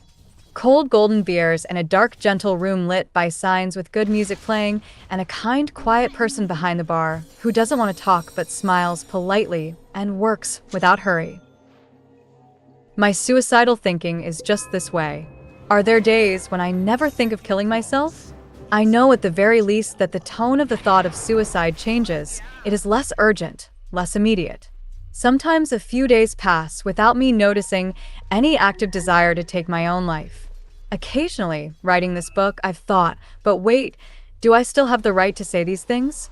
Because today I don't feel like killing myself at all. And I didn't yesterday either. But then I remember a black day can arrive at any moment, and suddenly it's shaking me by the scruff of the neck again. This is also a bit like the end of a romantic relationship or the grief after a death. It takes a long time, and there will be turmoil, regret, and regressions along the way. But gradually, over years, your need for that person diminishes. She or he may never be gone altogether from your thoughts, and that is probably a good thing. That person is part of you. But you don't need to talk to her every day anymore. You don't have to lie in bed with her at night. You don't have to try to read her mind or measure her mood. You can have her in your mind without feeling too much hope or fear. From 2009 to early 2011, I was sober, without interruption. But that kind of thinking disguised an aggression, a mistaken oppositional reasoning that confirmed my whole death wish psychology. I want to be quite clear about this. In this way, being sober was exactly like the desire to kill myself. It's so childish, really my way or the highway. Sober or drunk. Life the way I like it or no life at all. I discovered in relapsing that it's much more complicated than that. Relapsing taught me that I wasn't simply a sober person or a drunk, just as I'm neither a person who wants to live nor a person who is trying to kill himself. I don't have to be so on-off, so angry about the whole process. I can be a person who sometimes relapses and drinks, and yet is still making progress toward a life that is not dominated and destroyed by my desire for alcohol. I can be a person who fantasizes about and sometimes attempts suicide, and yet is slowly opening his mind to the possibility of just living all his life, including all its suffering, and not trying to escape from it. This knowledge, if that's what it is, was hard won. To write about it, I have to say a bit more about 2011 and its aftermath from the perspective of my relapsing, so you can see the process of my accidental self-education. The first time I learned a little bit about relapse was not during a relapse of mine. A kid, Billy, about 20 years younger than me, got sober the same day I did, on January 1st, 2009. Billy was in rehab when I was in rehab, though we weren't in rehab together, and then we wound up in the same meeting and talking a bit after meetings. At this time, I was still getting up and leaving meetings every 10 minutes or so, often 5 or 6 times during a meeting, to go to the bathroom and chew up another 8 of it. Billy and I became friends. Maybe he looked up to me because I was older, a philosophy professor, and drove a nice car. And to innocent eyes, I seemed more or less from the outside to have my shit together, despite the fact that, truthfully, I was in much worse shape than he was since he was getting sober in his 20s and I had waited until middle age. Billy and I had the same sponsor, and Billy was working his program much harder than I was. A year went by, and I was going to a meeting to celebrate my first year of sobriety. I was still taking buckets full of medication, seeing a psychiatrist every week, and having trouble looking into the future for more than a few days or so. But I was finally emerging from that sunless, skyless, airless claustrophobia of Double kill! early sobriety, and I could walk from campus, where I worked, back to my apartment without thinking, today I hang myself. That day, I was not unhappy. I felt, yes, I am sober. I went to the meeting, got my round of applause, and was walking out of the church when someone called my name. "Hey, Clancy," Billy said. I introduced him to my wife. He was sweeping the church floor in the main room where we rarely met. I'd been to 1 or 2 speaker meetings there. "Doing some service work? Good for you," I said. I could see that he was struggling. "Everything cool?" "Yeah," he said. "Well, no, not so much. I got drunk last night. On my 1-year anniversary. Can you believe that? Some buddies were going to tomfooleries. This was a bar directly opposite the church where we met, for a friend's birthday, and they invited me along, and I thought, what the hell? I can have a couple of beers. And I got really drunk. I mean, nothing bad happened." He looked at my wife, worrying, I suppose, what she was thinking. But yes, so here I am, back to square one. But relapse is part of recovery, right? I'm going to another meeting at 8. I think I'll be at 30 meetings in like 10 days or less. I'd like to do 90 meetings in 30 days. Tower is under attack. Can you believe that? I said to my wife after we left the church, and we're walking through the parking garage to our car. He just threw away a year. He seemed totally okay. I mean, a whole year down the toilet. Like you can't even imagine. "Well, it's not like that year is gone," she said. "He's already back at a meeting. I mean, he had one night. He got drunk. But he's getting right back on the wagon." "I guess," I said. I felt disappointed, a bit queasy, self-righteous, and judgmental. I didn't think if it could happen to him, it can happen to me. I sincerely thought it would never happen to me, even though I knew that thinking it would never happen to me is almost a way of making sure that it did happen to me. But I just could not fathom wasting this year that had been too hard, too pricey, too violent ever to repeat. Maybe part of me thought, it's not that I'm stronger than he is, it's that I'm weaker than he is. Fast forward a couple of years. It's 2011, and I was in an ugly, uncomfortable, too bright little airport bar right next to security at LaGuardia, on my way back to school in Kansas City, texting my boss so that he wouldn't call me on the phone and hear the beer in my voice. I had a noon flight, and officially I was not drinking, which meant to me, I'm more or less sober most of the time, but when I'm in New York, I drink. So the airport was a gray area.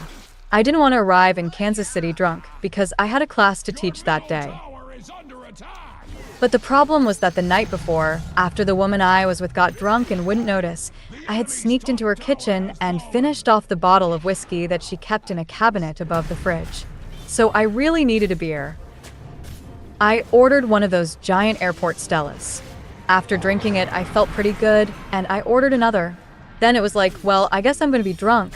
Maybe I can sleep on the plane, and I ordered a third. On the plane, the flight attendant wouldn't serve me. "I'm sorry, sir. You appear to be inebriated." "It's my Valium," I explained. "It slows my speech. But really, I'm fine." Tower is under attack.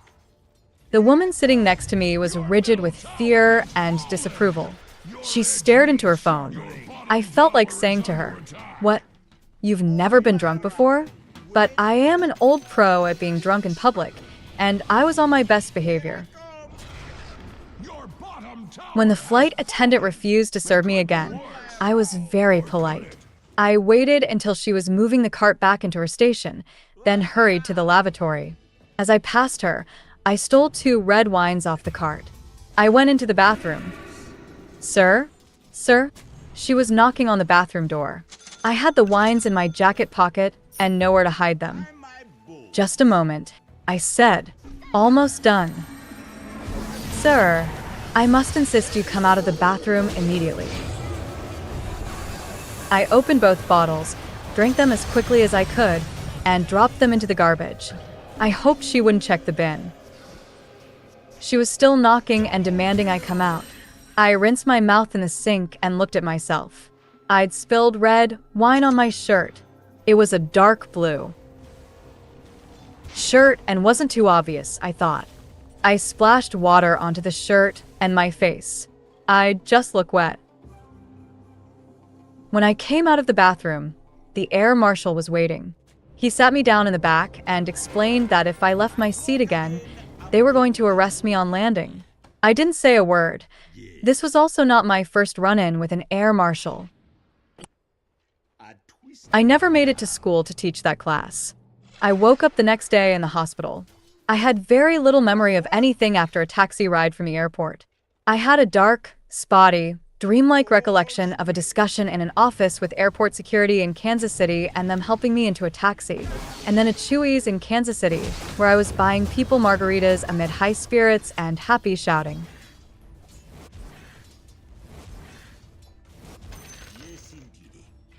I learned later that I had tried to get into my apartment by struggling with the lock on my neighbor's door, and when they explained my mistake, I was outraged and stormed onto the porch of our building, where I fell down 7 or 8 stone steps, thus the hospital, and passed out or was knocked unconscious. My neighbors, who had complained to my landlord about my drunken activities around the apartment building before, did not retrieve me from the stairs and pour me into my apartment. They called the cops, as they were happy to tell me, who presumably sent the fire department, who presumably took me to St. Luke's. I looked around, removed in 4, put on my shoes, found my wallet and phone, and sneaked out of the hospital. St. Luke's Hospital is on the edge of Westport, the bar district in Midtown Kansas City, and I walked over there to find a bar that was open early. My hangover was crippling, I had a mild concussion, and I needed some help. Unfortunately, a few hours later and very thoroughly medicated, I ran into some students who were in the class I'd missed the day before, and though they did help me home, they also decided to post the story on Facebook, which led to its own series of unfortunate consequences. My ex-wife learned about it in short order, as did a couple of my colleagues at school. Sitting in the meeting in my folding chair with its off-balance leg, I was telling myself, 1, I wasn't going to drink if I could get through the meeting, and 2, if I could get through the meeting, I could have a drink. It was my turn to speak. With the relief that you will find almost nowhere other than in the company of fellow addicts, I told the truth. I got drunk last night. I'm still drunk now. I wasn't telling the whole truth just yet. This wasn't my regular meeting, and these people didn't know my history. I mean, I first got sober a few years ago, and for the last few months, I've been relapsing almost every week. This is like my 5th time this month getting a 1-day chip, and we're not even halfway through the month. I smiled wanly. A couple of people laughed. Relapse stories are always the most awkward, just as stories of losing your children are the saddest, and stories of mild physical injury or gross embarrassment get a laugh, and stories of losing your job or going to jail get a grim, been there, done that series of nods. The thing is, I can't see my kids except with my ex-wife there, because she doesn't trust me not to drink. So I have to stay sober so that I can see my kids. But I can't bear to be around her without having a drink. And then if I do see them sober, when I leave, the first thing I want to do is go have a beer. And if I don't do it, I tell myself, that's 1 beer you owe yourself. Tomorrow at 5 you can have that beer. But by 5 o'clock today, I'll already know where I'm going to have the beer. And there's no point waiting, since I know I'll just have it tomorrow if I don't have it today. Now I was feeling guilty, because I felt like my own logic might be infecting the meeting. But I wasn't telling them anything they hadn't told themselves many times before they heard it from me. After the meeting, a woman with a cane stopped me. "You know I used to relapse a lot," she said. "Do you know what I did? I just started from scratch. Didn't worry about how long I'd been sober. Now, I don't count my days. I don't know how long I've been sober. Did you relapse after you started from scratch? I asked her. She was probably 70 years old, and she could have told me she'd been sober for 40 years, and I wouldn't have been surprised. Sure I did, she said. I'm more like glad about all the sober days. Like every day is a new day. I think sobriety is kind of like a marriage. Just don't give up on it. From 2012 to 2014, my wife Amy was studying at the University of Iowa, and I was still in Kansas City and commuting back and forth.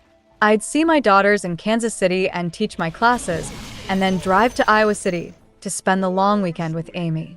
On the Monday afternoons before I drive back to Kansas City, I'd often tell myself that I wasn't going to have a drink when I left. For me, that's the surest sign of treacherous terrain. When I begin saying, I'm not going to have a drink, another part of my brain almost always starts saying, but if I did, this is how and where I might do it. So by the time 5 o'clock came around and it was time to get on the road, I'd already know which frat bar, where none of her friends would ever drink, to stop by on the way out of town, and I had decided on the 2 beers I was going to have. From there I was on to the next lie, telling myself that I wasn't going to buy a 6-pack for the road when I stopped to fill up the car, and then in the cutie convenience store telling myself that if I just bought 2 tall boys instead of a 6-pack, I could stretch those until I got home. During the time Amy lived in Iowa City, I rarely stayed sober for more than a week or 2, but I felt like I was heading in the right direction, maybe even almost back on my feet. And I do think it was important to my long-term recovery that I didn't let go of the idea that I was still kind of sober. In my mind, I had not become a drinker again, and that self-deception was useful. But whatever had happened the day before on the drive home, the next day before I taught class, I might go walking to deal with my pre-class nerves, and I might decide to pass by Mike's, my old bar on Troost. One brisk October day, as I saw the welcoming door standing open, I thought, well, I'm really nervous this afternoon. I don't know why. I'll just have 1. Or 2. I can have 2 and teach class basically sober, and I'm so jangly today, and I really miss Amy, and then I'll have to go right back on the wagon anyway because I'm driving to Iowa City Thursday, and it takes 24 hours to clean the smell of the booze out of my skin. Amy has a very good sense of smell.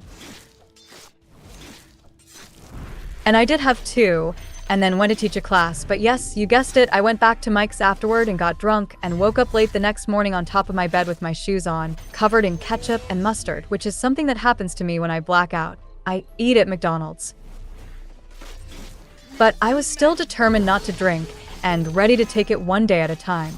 Then some days the relapse really kicked in, because I started applying the 1 at a time relapse logic that goes from a drink tomorrow to I won't drink at 6 to walking toward the bar district near my old apartment, thinking I'm not going to have a drink, but if I change my mind, I'll just sit in the back of Kelly's where no one will see me. It's too early for friends of my ex-wife's. This mattered because custody of my children was contingent on sobriety, to I know I'm going to have a pint of Guinness at Kelly's, but I can still change my mind. I still will change my mind to having that pint. But then it happened less and less. Why? The usual reasons: wanting to get the stink of drink off me, the general desire to be sober, honest, and trustworthy, self-preservation, happiness, health, inner cleanliness, these sorts of things, sometimes a meeting, a friend. Probably most important, the fact that every time I relapsed, suicide jumped right to the top of my list of things I needed to do next. But truthfully, I can no more say why I sometimes chose to not drink than I can specify how I relapsed, or why I got sober in the first place. I've had so many rock bottoms that selecting one is more or less arbitrary, and like all of us who have been at this shit for a long time, I've heard so many varieties of stories from people about how, when, and why they stopped drinking and drugging, and then often started again and stopped again, rinse and repeat, that the notion of rock bottom doesn't seem particularly useful to me. It was helpful in my early stages of recovery because it made me feel, well, nowhere to go but up. But my rock bottom is every time I try to kill myself, which means my real rock bottom would be trying to kill myself and succeeding. As I write this, it's been 6 years or more since I've taken a drink. This is my longest stretch without drinking since I was a teenager. Nevertheless, many people, maybe especially people in AA, reading this narrative will have concluded, this guy isn't sober at all, he's just a dry drunk. A guy who still has all the habits and thinking of an addict but just happens not to be drinking. That's also possible, but I've started to doubt the meaning of the phrase dry drunk. This is sacrilege to real AA old-timers. The concepts of dry drunk and white-knuckling it are pretty core to the AA philosophy of recovery. I have come to think that patterns of addiction are fundamental to ordinary human psychology, and that we don't really escape from those patterns so much as moderate them or become more aware of them, and so less controlled by them.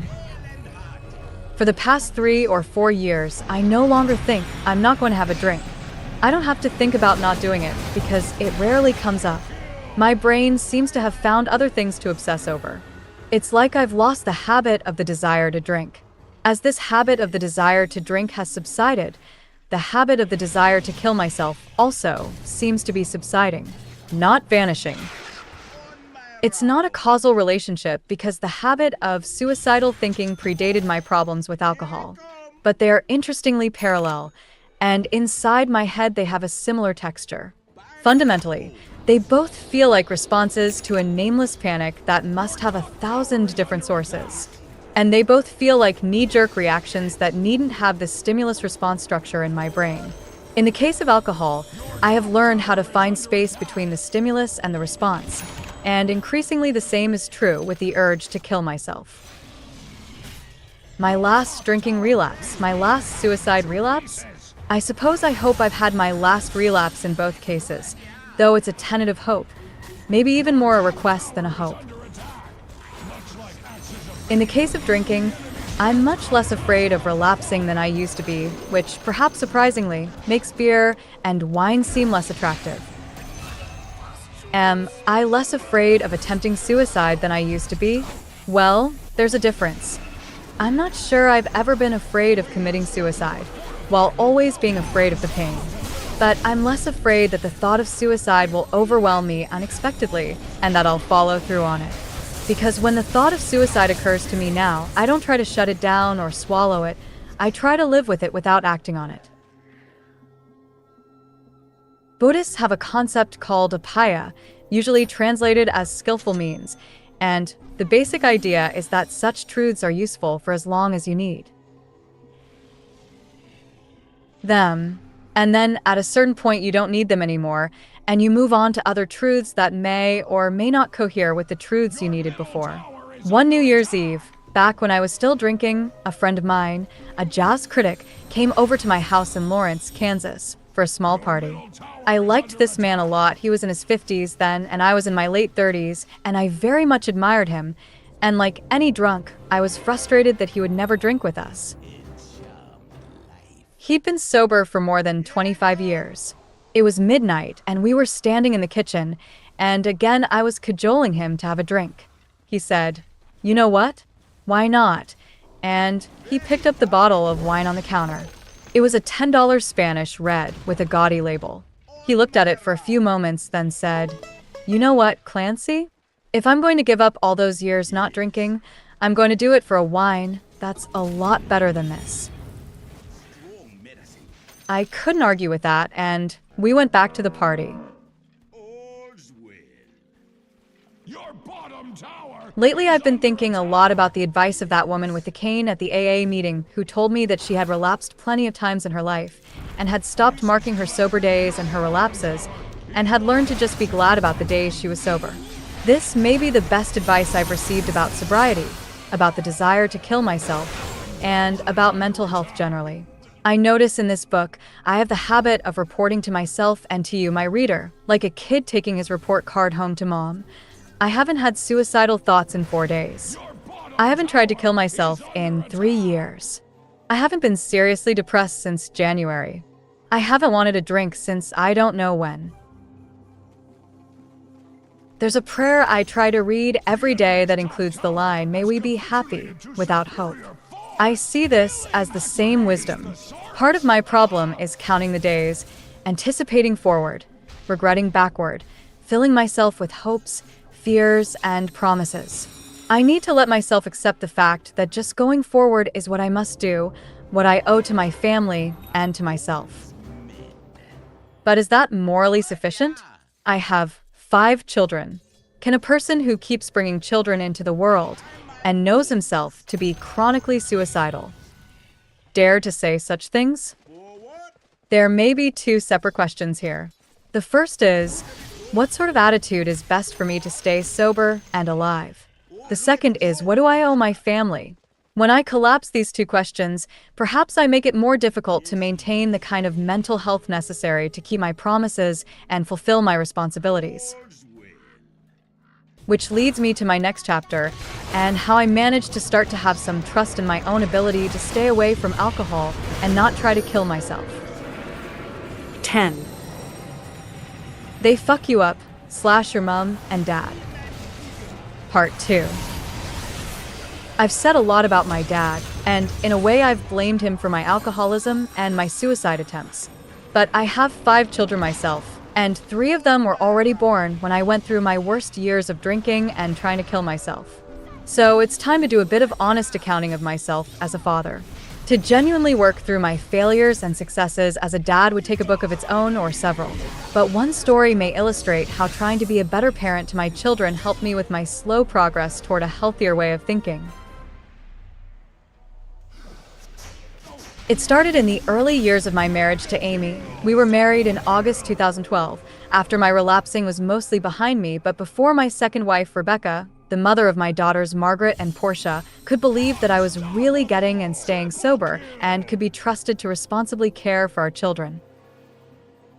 To be fair to Rebecca, she knew better than anyone how much I wanted to kill myself. She had seen it, and I had told her many, many times, both drunk and sober, about my obsession with suicide. To trust that person with your kids, when he's cheated on you and ended your marriage, when he's been a secret drinker for years and then reveals the fact in a suicide attempt, when he's been an alcoholic for as long as you've known him and then gets sober for 2 years, as far as you know, before becoming a relapsing drunk again, who again tries to kill himself repeatedly. To believe that this guy can responsibly care for the 2 little people who matter more to you than anything else in the world. Well, looking back on it now, as angry as I still sometimes am with her for not letting me see Margaret and Portia, I can at last appreciate where she was coming from. Based on her experience, I was capable of almost anything, and certainly, in her mind, more than capable of placing our daughters in harm's way when I was drunk and suicidal.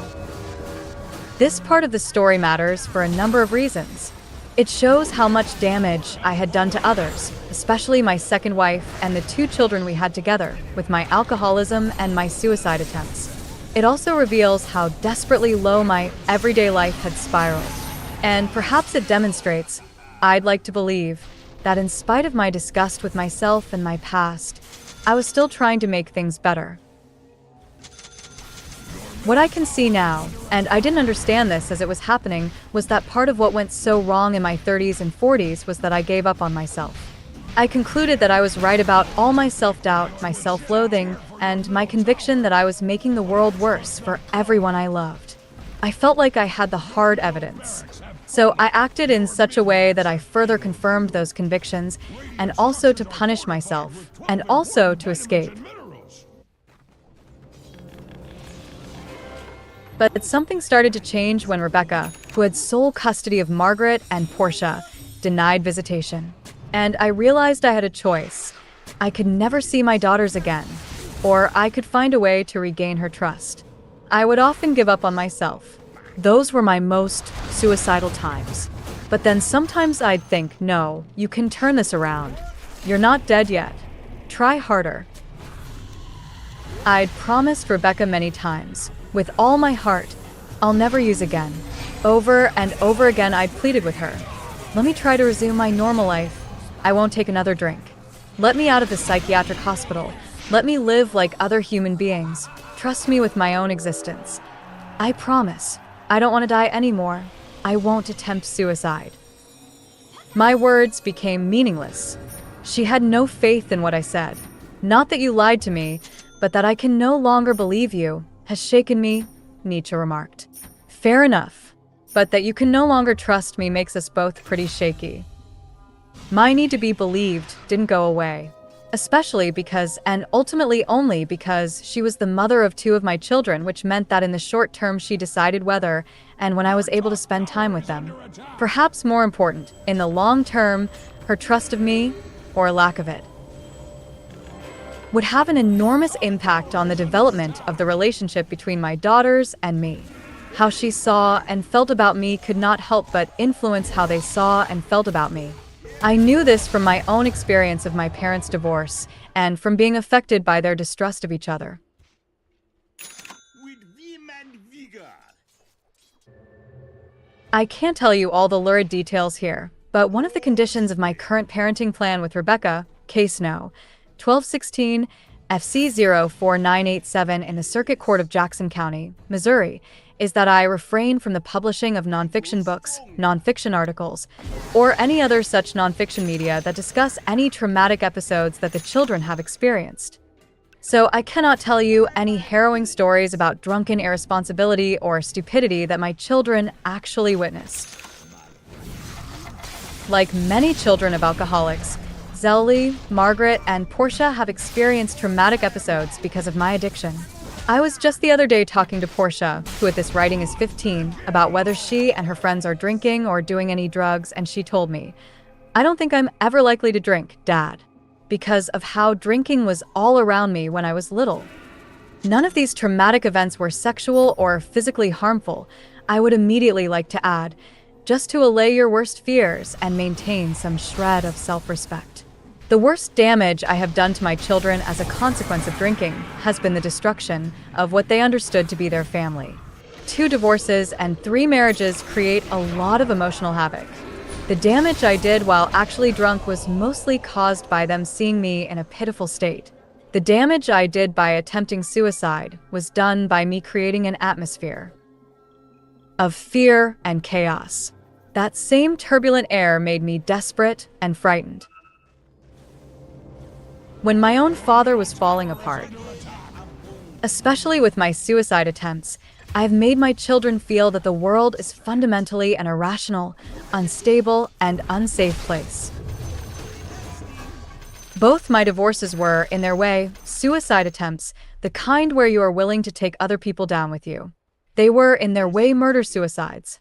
I imagined, like the suicidal me always does, that by divorcing, I could somehow escape the problems of my marriages and a family life, that I could hit the restart button and begin a new life. Having my children in that new life was absolutely essential to me, but now I'd get to parent them as I saw fit, without all the compromises of parenting together, and in a whole new and better way that I could only begin to imagine.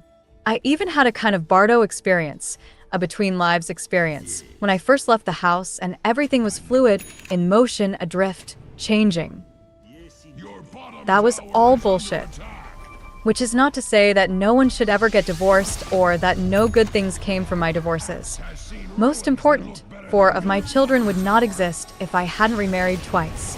But it is to acknowledge that my motives for divorce were really the same as my motives for suicide, and my expectations were equally fuzzy, confused, selfish, and stupid.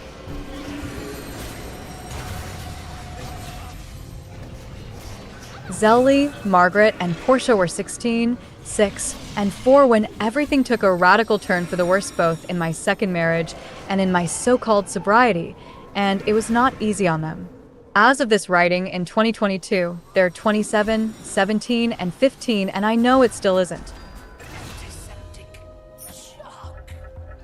There is something else I should say here, hard though it is. We now know that one of the most reliable indicators of suicidal thinking and predictors of a suicide attempt later in life is early childhood trauma. One major cause of or contributor to my own suicidal thinking is likely my parents' divorce, the nasty events that led up to it, and the even nastier things that happened after my mother's remarriage. But what have I done to my own daughters? I've put them through a divorce, in Zelly's case, too. I've had them watch all the fights and misery between parents that alcoholism can cause, and I've forced them to endure my subsequent struggle to reassemble the pieces of my own life and theirs, with mixed success. Not only have I likely passed on to them whatever biological factors may increase one's tendency toward anxiety, depression, and suicidal thinking, but I've also created the environment to catalyze that biology. The nature was not in my control, but the nurture, or lack of nurture, certainly Was. Owning up to that fact doesn't change it. All I can do now is be watchful of their struggles, be loving when I see that they are in a rough patch, and strive to be keen enough to see it, and hope that they will have enough trust in me to reach out if they ever need to. Maybe I can now help to break the cycle. My father used to tell me, "Your poor mother, CW. The karma she'll be dealing with from the damage she did to you boys with the divorce. It'll be 1,000 lifetimes before she burns through it all. It hurts me even to think of what she will have to suffer." Yeah, Dad, karma's a bitch. Trust is a bit like a right.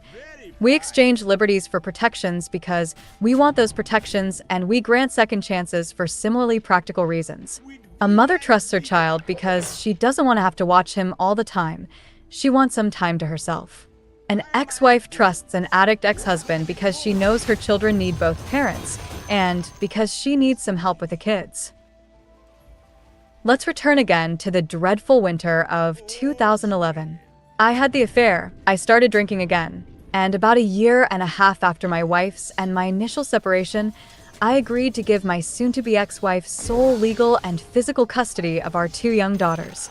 I would be allowed reasonable visitation rights to be determined by her.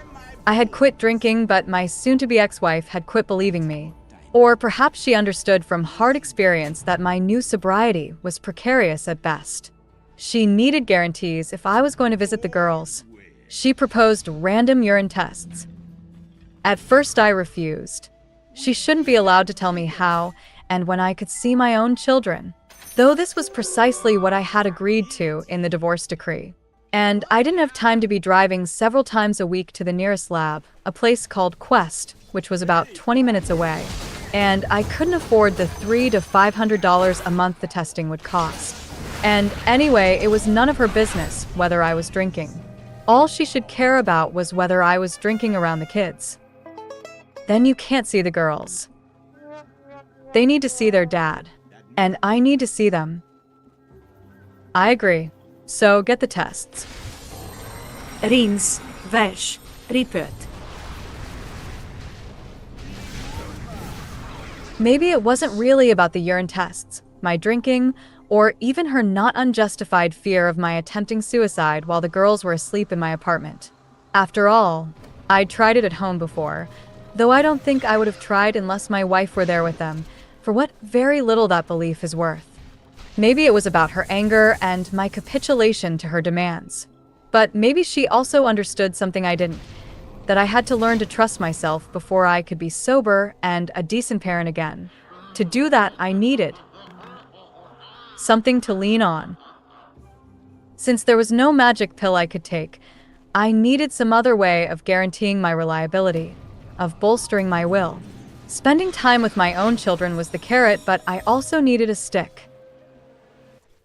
A couple weeks went by without me seeing the kids. I relented. I started driving to Quest 2 or 3 times a week for urinalysis, $55 a visit. The woman who worked there and owned the place would come into the bathroom with me and watch me take out my penis, just observing. You'd be amazed at how many guys actually want me to watch them peeing, she told me. Some demand it. If it's all the same to you, I'll just stand to one side and make sure you aren't using a catheter. I've seen every trick in the book. I have a bit of trouble peeing with someone watching, I said. It's not you. It happens to me at urinals, too. Yeah, that happens a lot. Performance anxiety. She laughed. I was standing there with my penis in my fingers and the little plastic cup, waiting. After my initial resistance, getting tested regularly was strangely liberating. I'd listen happily, eagerly for the call, which would come a day or two after each test. Mr. Martin, you tested negative. My not-yet ex-wife could call anytime she liked to confirm the results. I got to see the girls. They would spend the night in my new apartment, about 1.5 miles from the old house, sleeping on hide-a-beds that rolled into the walls like drawers, which they thought was cool. We bought movies and games at Target, went to Science City and the mall. They got 2 golf ball-sized pet hermit crabs and kept them in my place. The crabs lived in identical clear plastic homes, side by side, so they could look at each other. Me and Hermie and Goldie at 4215 Locust. As in a plague of locusts, I'd tell people when repeating my address. After a few months of clean tests, my ex decided the testing was no longer necessary. A month or so later, visiting my girlfriend in New York, I ordered a whiskey while waiting for her at a bar near her office. I had this plan. I would drink only when I wasn't at home in Kansas City. After a few weeks, the plan changed. Now it was, I could drink outside Kansas City and have 1 or 2 beers on the plane. Then, Kansas City drinking was okay, but not when I had the girls. One night, Rebecca invited me over for dinner with her and the kids. I was anxious, scared even. It no longer felt natural to be around her and my daughters at the same time. She asked me to pick up a chicken, and on the drive to the grocery store, I was telling myself, "You're not going to have a drink. You're not going to have a drink." By the time you're telling yourself that, you've already made up your mind. Or, rather, you're of 2 minds. Your front mind is saying, keep moving, don't look at those shelves, just walk on by. Your back mind insists, listen to that front mind while you buy the booze.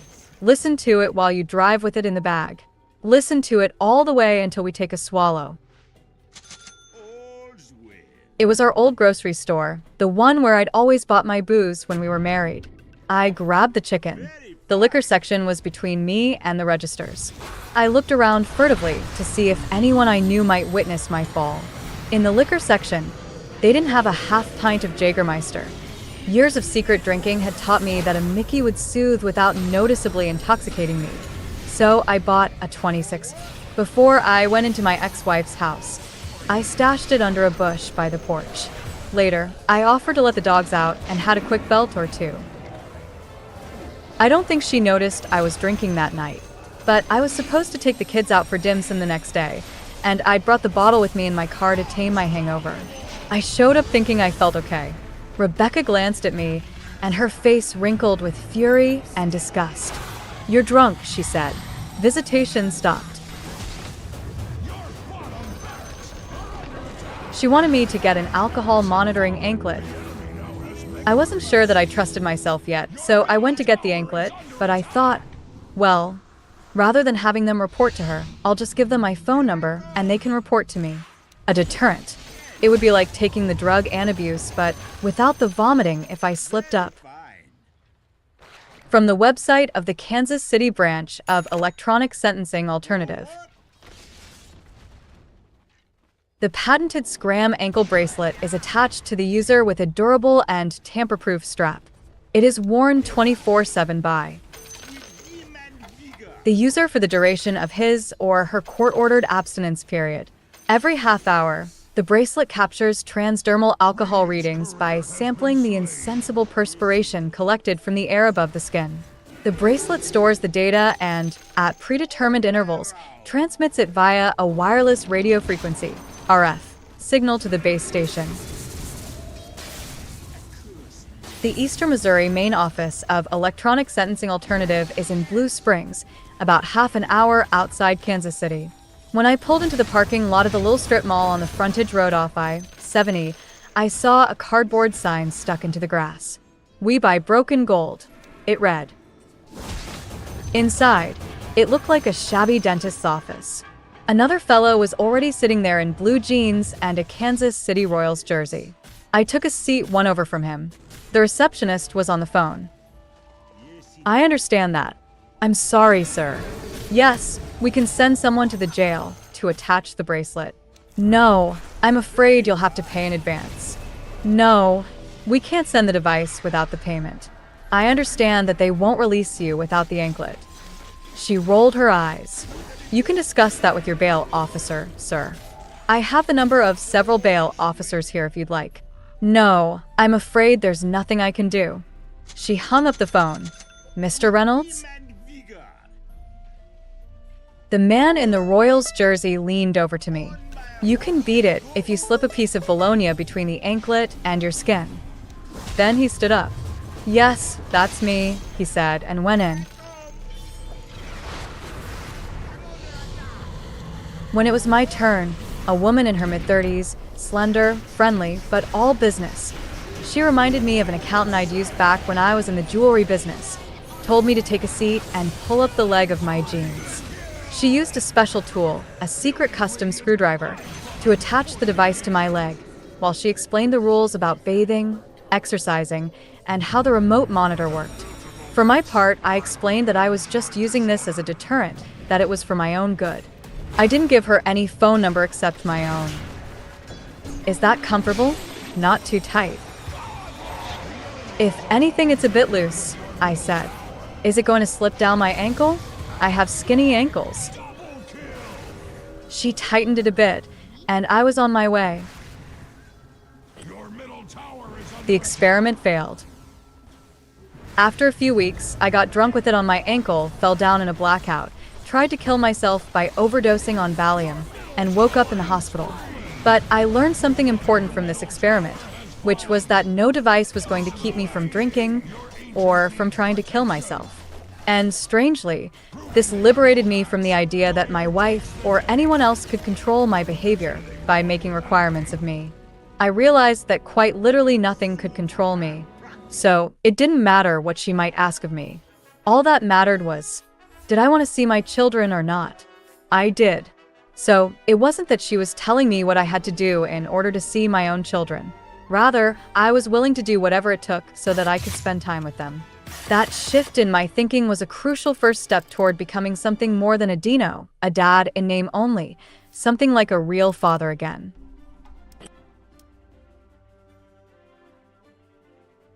Barbara Ludlow, my first visitation supervisor, was a kind, soft-voiced, heavy-set, very Midwestern social worker whose office was in a tall, lonely brown brick building. Most of her work was with sex offenders, and she gave me the impression that for her, I was an easy case. She was especially sympathetic to people struggling with addiction. I am a food addict, she told me, so I know how hard it can be. Barbara Ludlow was also direct. You owe them an apology, she said, referring to Margaret and Portia, who were sitting with me at her conference table. Trying not to cry, I told my daughters I was sorry. The younger one climbed into my lap and hugged me. The older one, half laughing, leaned far back in her chair. You can't drink, Daddy, she said. It was an admonition, but also a request. She laughed as she said it because she was scared to say it to me straight. I promised them that I never would again. Barbara took me aside at the end of that visit. You can't promise them that, she said firmly. It was the only time gentle Barbara spoke sharply to me. Don't ever make a promise like that again. You don't know that you'll never take another drink. You can promise only that you'll try not to. During the time the girls and I spent with Barbara Ludlow 1 hour once a week, we drew pictures together and ate chocolate mini donuts from the vending machine on the 3rd floor. It often seemed like we'd all forgotten, at least temporarily, how unnatural our situation was. If you focused in tight enough, we seemed like a normal family, safe, happy, morally legitimate. By the time Barbara announced that we no longer needed her help, I suggested to Rebecca that she had been right all along and that I was happy to try an electronic alcohol monitor. At the Scram office, they knew me and they were happy to take me back. My second anklet went on. This time around, the anklet felt good where it was. It was a comfort to know it was there, proving to myself, my ex-wife, and all the world that I was a good person, an upstanding member of society. In my classes, pacing back and forth as I lectured, I worried that my students would notice the bulge beneath my pant leg. It buzzed every so often against my ankle bone, the medial malleolus, where I was getting a painful blister, and it was audible to me. Could they hear it? Could my students take seriously a philosophy professor, a guy up there talking about morality and the good life, who was in electronic handcuffs? I wanted to show it to them and tell them the story, but I knew the story would get around campus, and soon, with my luck, some parent would call the dean. Your corn is ripe today. Mine will be so tomorrow. I read from David Hume one day. We were discussing Hume's notion of morality and mutual benefit. "'Tis profitable for us both," I continued, "that I should labor with you today, and that you should aid me tomorrow. I have no kindness for you, and know you have as little for me. I will not, therefore, take any pains on your account, and should I labor with you on my account, in expectation of a return, I know I should be disappointed, and that I should in vain depend upon your gratitude. Here, then, I leave you to labor alone. You treat me in the same manner." The seasons change, and both of us lose our harvests for want of mutual confidence and security. I finished quoting the passage and looked up at the students. My ankle did not buzz. I had been wearing the second monitor for about a month, showering with one foot in the tub and one foot on the floor, growing accustomed to teaching and driving with the thing buzzing away, and to the callus that had formed where the blisters used to be, when I got an assignment from a magazine to go to Brazil for a story. I needed the money, and it was an unusual opportunity to study a particular Tibetan Buddhist practice that fascinated me. There was no way I could wear the anklet through airport security in multiple countries, so I called ESA to ask what to do. "You can't wear that out of state," the receptionist explained. "You can't just go on vacation with that anklet on. That's not the way this works." I told her this was a work trip and reminded her that my monitoring was voluntary. She acted as if I were obviously lying to her. We can remove it, but we immediately call the court. Just so you know, they'll put out a warrant. It's a same-day thing." "There's no warrant," I said. "There's no court. I was never arrested. I am doing this as part of a custody arrangement with my ex-wife." Going away to cover the story was making a big mess with my ex, Rebecca. The conversation with her about removing the anklet hadn't gone well. But in the end, it hadn't really mattered, because she admitted that the anklet wasn't reestablishing trust with her anyway. She was convinced that I needed more supervised visitation. "You need coaching on how to be a good dad, Clancy," she told me. "Don't think of it as being monitored. Think of it as lessons on how to improve as a parent." It might surprise the ears of other parents, but this was okay with me. It was, at this point, just one more hurdle being raised by the mother of my children, a person who had legitimate reasons to doubt my capacity to be a sane human being and a capable dad. I was starting to expand my perspective a bit, to see being a father in terms of months and years, rather than just the next upcoming weekend with the girls. When I showed up at the office to have it removed, their skepticism was almost comical. Here, they thought, is some guy who wants to go on a bender. But there was no court order, and the only person on the notification list other than me was my ex. "You know we'll have to call her," they said. "Yes, of course," I said. "She knows." Finally, reluctantly, the woman in charge took the anklet off. She looked up at me. "Now, don't have too much fun," she said. One of the reasons I abused alcohol was that I wasn't good at dealing with the responsibilities and stresses of being a parent. I seem to be improving lately, maybe. That is, when I'm depressed now, or even just having a bad day, I don't want to drink, and I don't tend to think that killing myself would improve matters for everyone. My mind might very well go straight to self-extermination, but I don't start planning to kill myself or tell myself, no, I won't kill myself today, but maybe tomorrow. I don't tend to go down the road of false belief adjustment that might take me closer to the edge of disaster. It used to be, when I returned my children to my ex, in that viciously lonely moment of separation, that what I wanted most was a drink. Back in the late 1990s, When I dropped Zelly off with her mom, taking her home after a weekend together, the first thing I did was drive to a 7-Eleven and buy a six-pack of Guinness.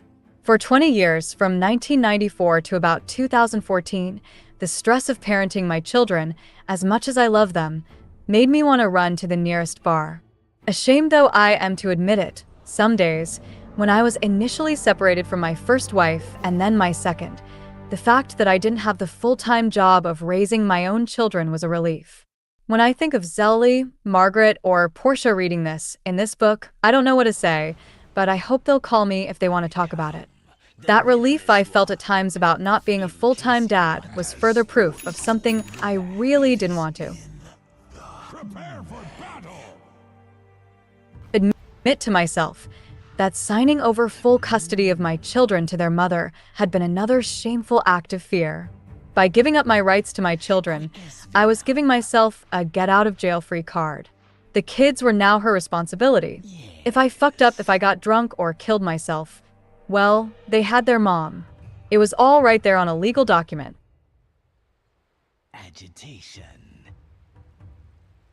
But I have to say these things if I also want to be able to say, sincerely, this equally true thing, that I want nothing more than to be a good full-time dad who shows his children all the love and care they deserve, and I am trying to be that dad.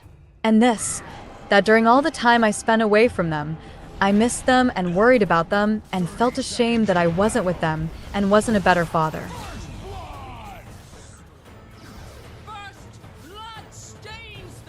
When I first met Ronnie Beach, the soft-voiced, red-headed, 54-year-old divorce mediator, and my second supervised visitation monitor, he was climbing out of his Honda with a bag of McDonald's in one hand and a milkshake in the other. I had resisted Ronnie because he came into your home and he was with you every time you were with your kids.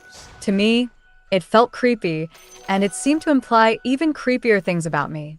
I thought the girls would also think it was weird and that it would confuse them. And other people would think it was who knew what and probably jump to false conclusions. Rebecca, please don't make me do that again. I already did all that. It's Ronnie Beach or nothing, she said. Watch this spot. Agitation.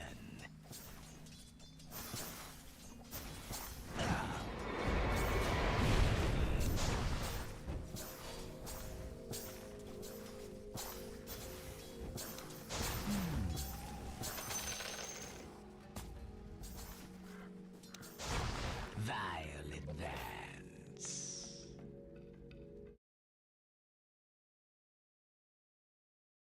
I could accept some supervision, but I wanted a more blended approach. Something like a mix of parenting coaching and maybe urine tests. I called my lawyer. We can fight it, she said. It's definitely not something you need to agree to. No judge will require it in your case, but it might take a while before you see your girls. How long is a while? I can't say for sure. A few months? If you want to see your kids right away, get Ronnie Beach, she said. He has an impeccable reputation. You'll like him. He's a very nice guy. It's nothing to be afraid of. Ronnie was a specialist in court-ordered supervised visitation. He cost $100 an hour, and we were going to be spending at least a couple of hours a week with him. I know it sounds expensive, he said on the phone. But when people tell me that, I ask them, how much are you paying your attorney? In his office, the kind of modest, comfortable room one might expect a psychologist to rent out, he assured me that it was not at all unusual for couples to go through a period of supervised visitation without a court order. Whether or not a judge is involved, it's about re-establishing trust. Those were more or less the first words out of Ronnie's mouth, and they became my mantra. I couldn't talk my ex into trusting me. I couldn't even sober her into trusting me. I had to create the conditions under which she would decide, of her own free will, to trust me again. How long do you think this is going to take? I asked. There's no way to know that for sure right now, Ronnie said. He was being very savvy. He knew that if he told me up front that it could be months, even years, I would freak out. It's incremental. It takes patience. Let's get you spending time with your kids again, and then we'll see where we are.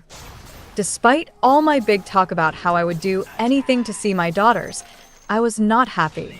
Ronnie, I concluded, was going to be my daughter's new dad for the next year, and I was going to be his bumbling sidekick. Our initial meeting with Ronnie was at Crown Center Mall in downtown Kansas City.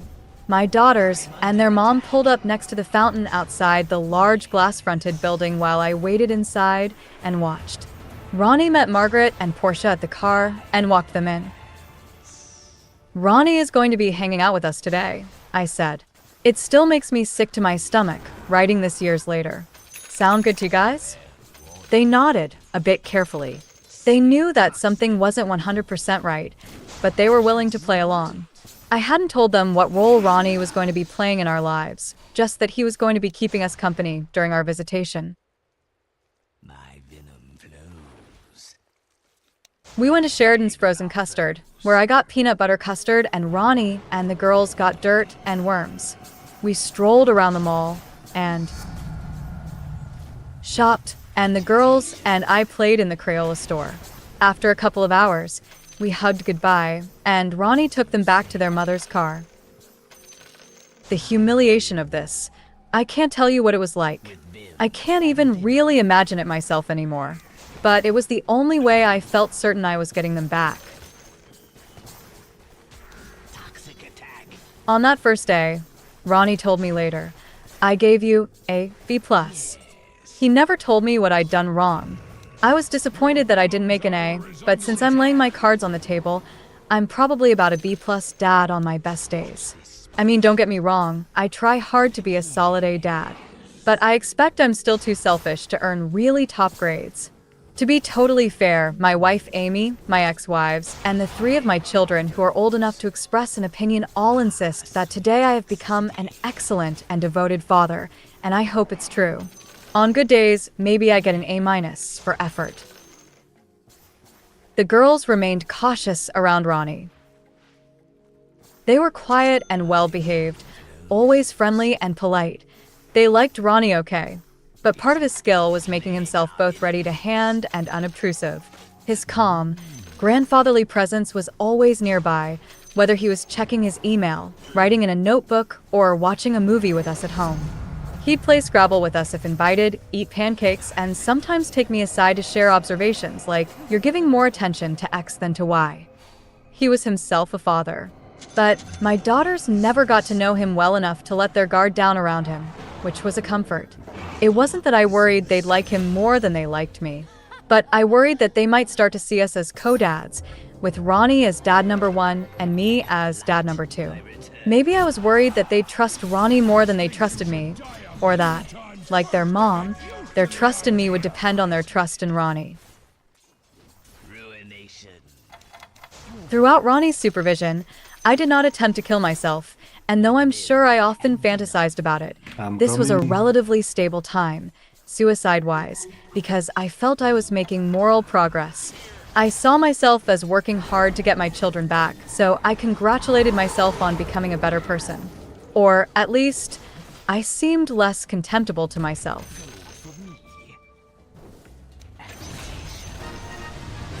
I recently asked one of my closest friends what had made Ronnie special. I mean, he turned everything around in my relationship with Rebecca. I said, "But what did he do?" "He made things normal again for you guys," she said. "He took what was degenerating into a very unnatural situation and put everything back on solid ground." That was Ronnie's gift. He didn't just assure my ex that I could be a good dad to our daughters. He also reminded me that I was their dad, that I was supposed to be their dad, that I had a right to be their dad. Naturally, if you'd asked me then, I would have insisted, at every stage of this process, that I had both an obligation and a right to father my own children. But somewhere along the line, I had lost my conviction that this was true. Another ugly truth I shouldn't say, which is probably obvious to you, my reader. At some point in those dark years of 2009 through 2012, I had given up on myself as a father. Clans engorge. One afternoon, after we'd been doing our thing for several months, Ronnie called me and suggested that my ex and I talk about our parenting plan. "I don't think you guys need me at this point," he said. I don't know if the call was prompted by my ex. It may have been, thinking back on it now. At a minimum, it seems likely that he called her before he called me.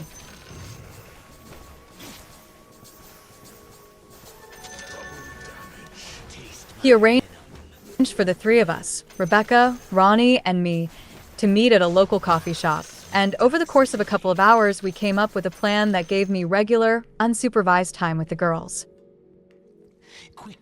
I walked into that coffee shop as a guy who couldn't see his children without someone else in the room.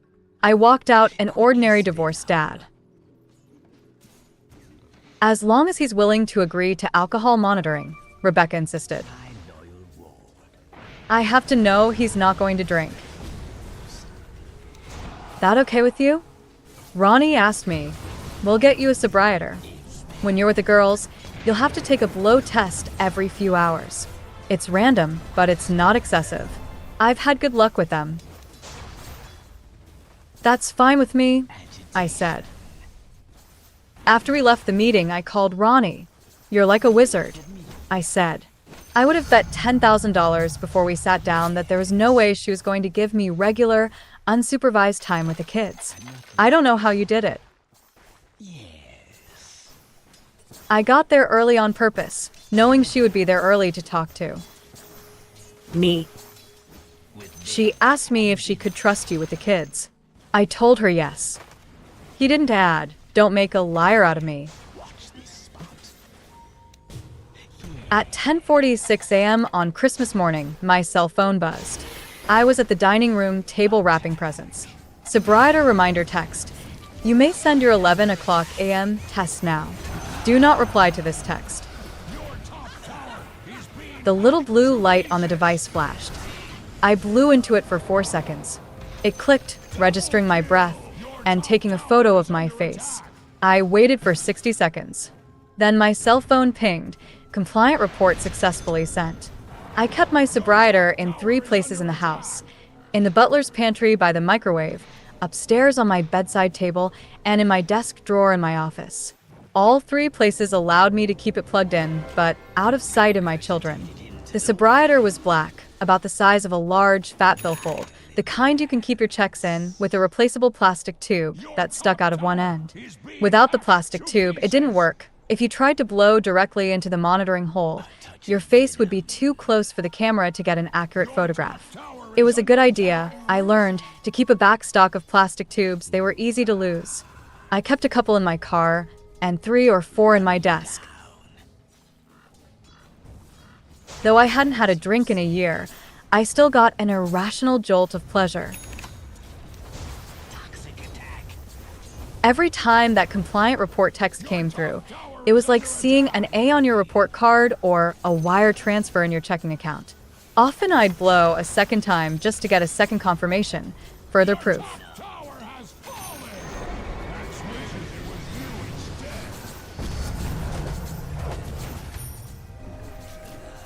You are no match for my powers.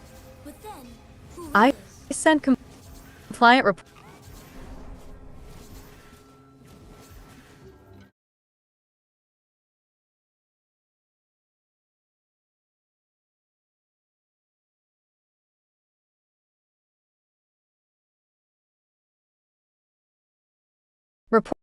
from the Four Seasons in St. Louis on a birthday trip for one of my daughters.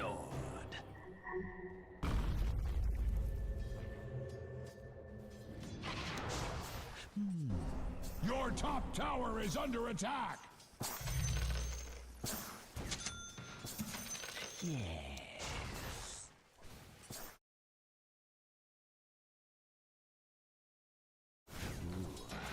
Normally, when I used it, I was sitting in a men's room stall, hiding, feeling dirty, like a shoplifter, a criminal, a tea-room traitor. I had no guilty pleasure to it, as I had with secret drinking, which also took place in a lot of bathrooms. Only, Shame. often the report wouldn't transmit, and I'd have to leave the bathroom and step outside to take the test again, in public, as discreetly as I could. People looked at me nervously as I was blowing into an object that resembled a Star Trek phaser. Ensured your demise. Once at the YMCA pool on Troost Avenue, I was sending a report from the locker room when a young man grabbed my shoulder from behind. I turned around, sobriety in hand. The plastic blowing tube was pointing at him, so I pulled it out of the device and tried to put it into my pocket. Then I realized I didn't have a pocket. I was in my swim trunks, so I just stood there. The young man was wearing a royal blue YMCA polo and khaki shorts. He had short brown hair. I was half naked with a towel over my shoulder, my middle-aged body pale and sagging. He frowned at me. He was probably 20. "Excuse me, sir. What do you think you're doing?"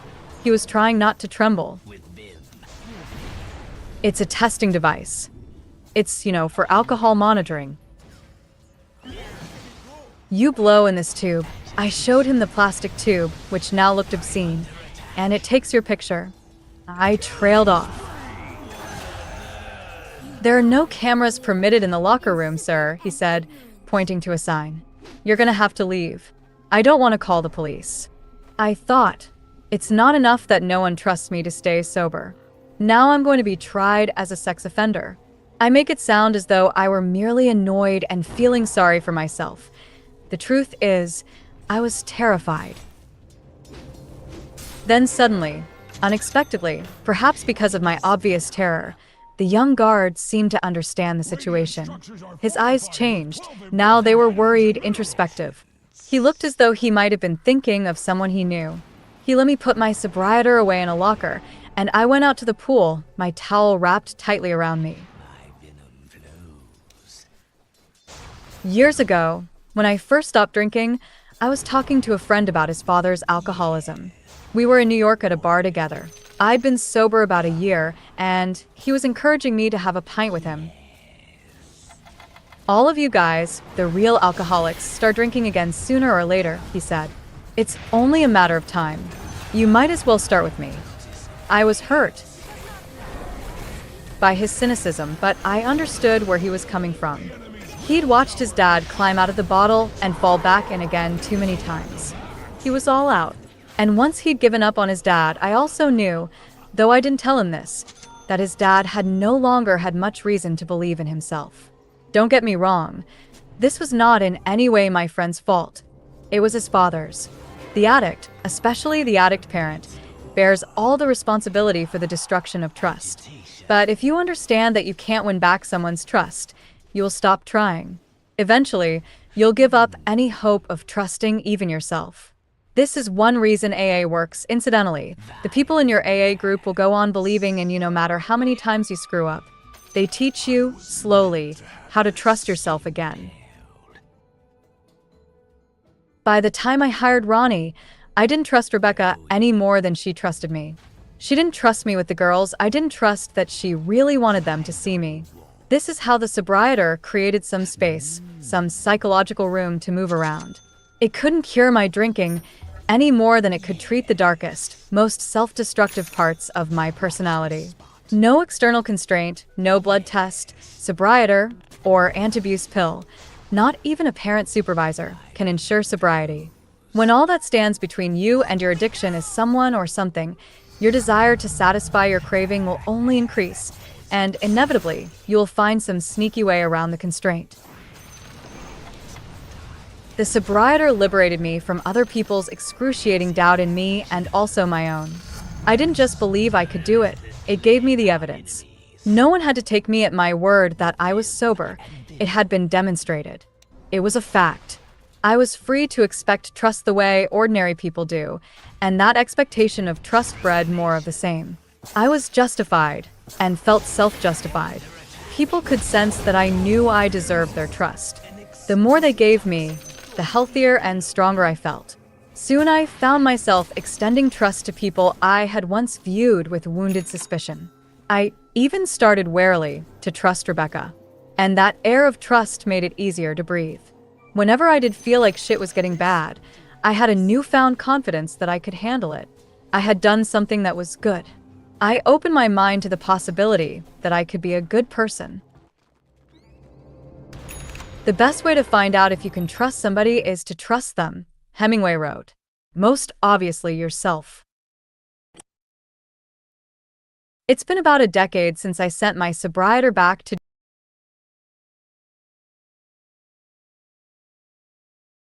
to John Wells in Topeka.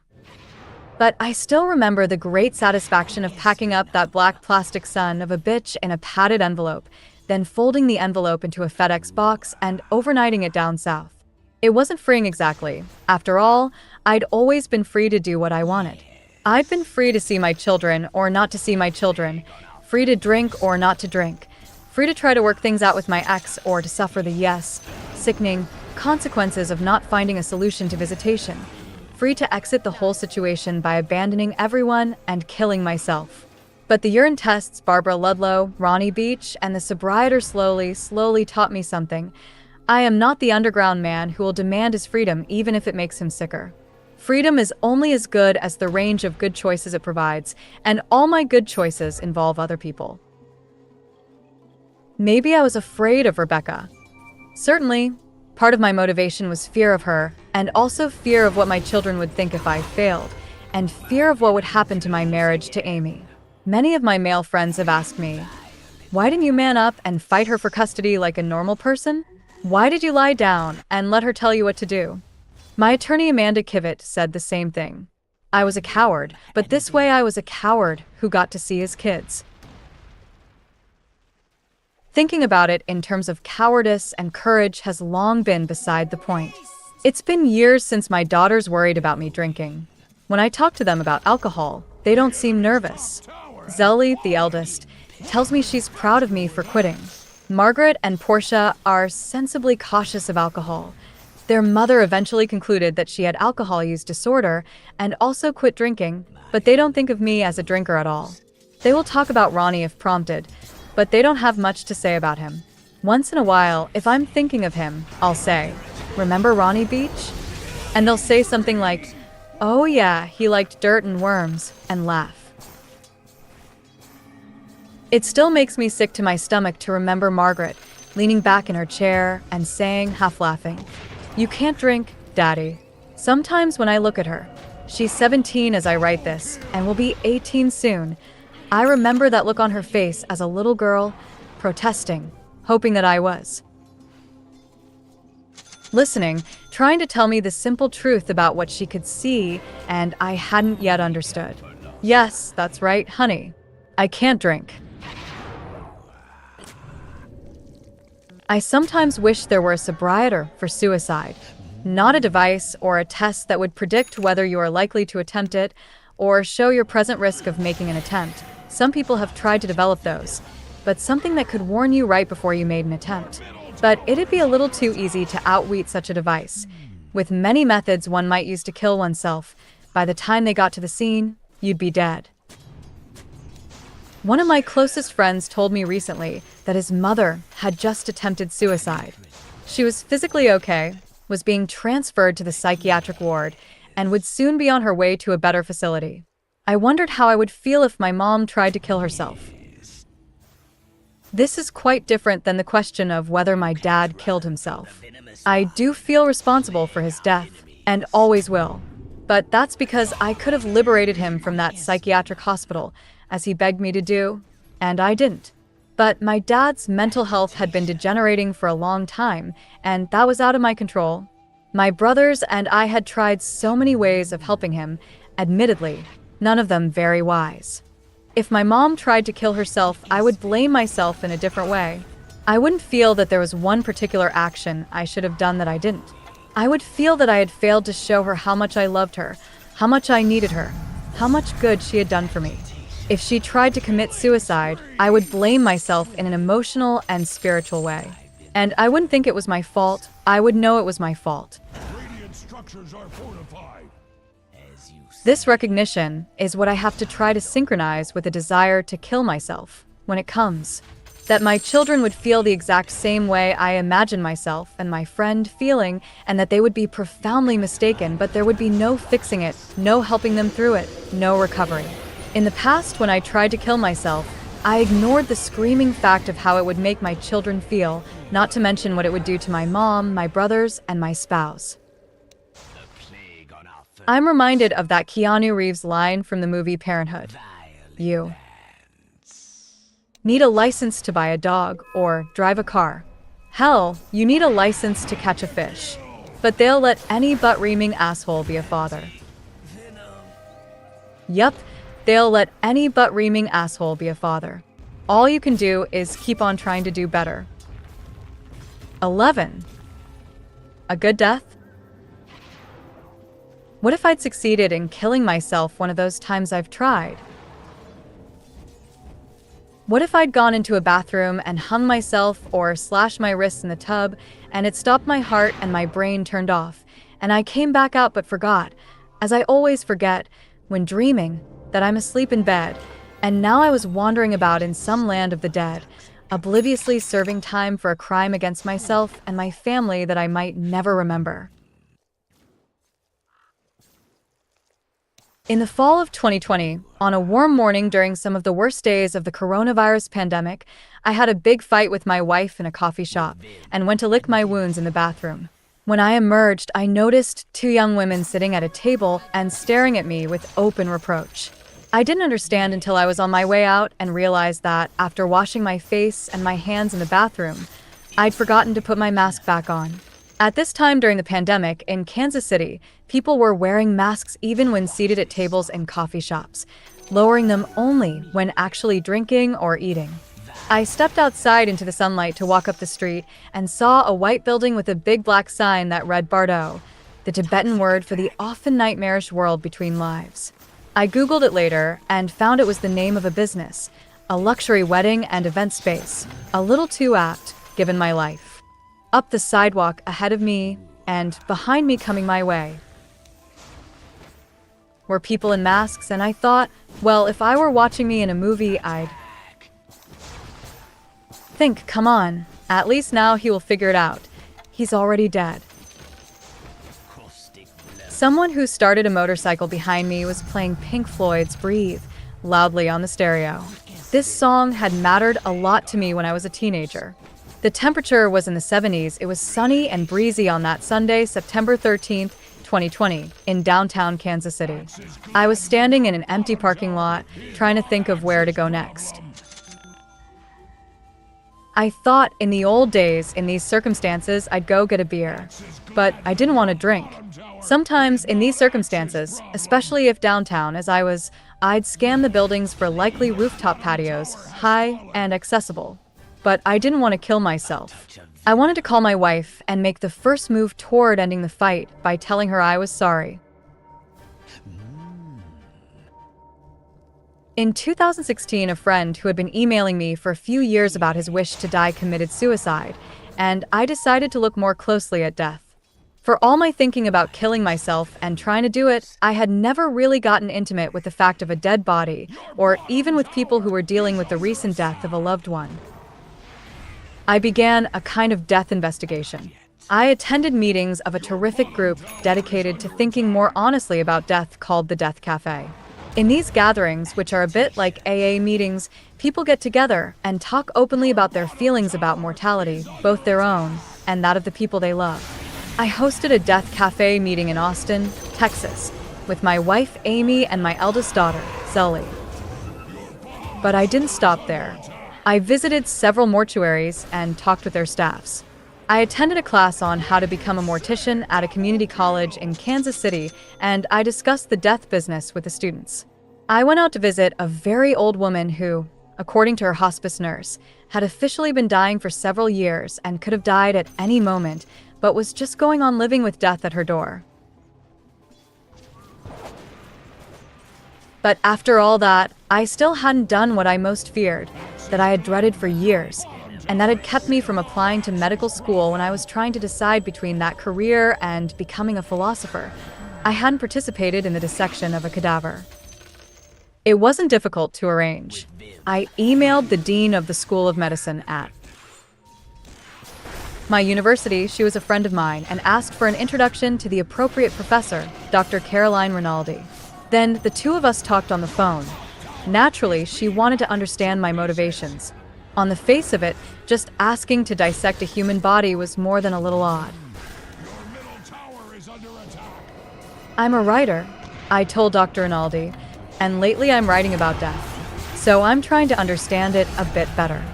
I told her that I had always been afraid of dead bodies, and this was a significant reason I hadn't become a doctor. We talked about death for half an hour or so. I explained the other investigations I had conducted and told her about my own personal connection with death through suicidal ideation, and she told me which lab I would be visiting. We set a date. When I came into the lab, the dead woman was already on the dissecting table. She had a large yellow cardboard tag hanging from her ear, NB 14-514.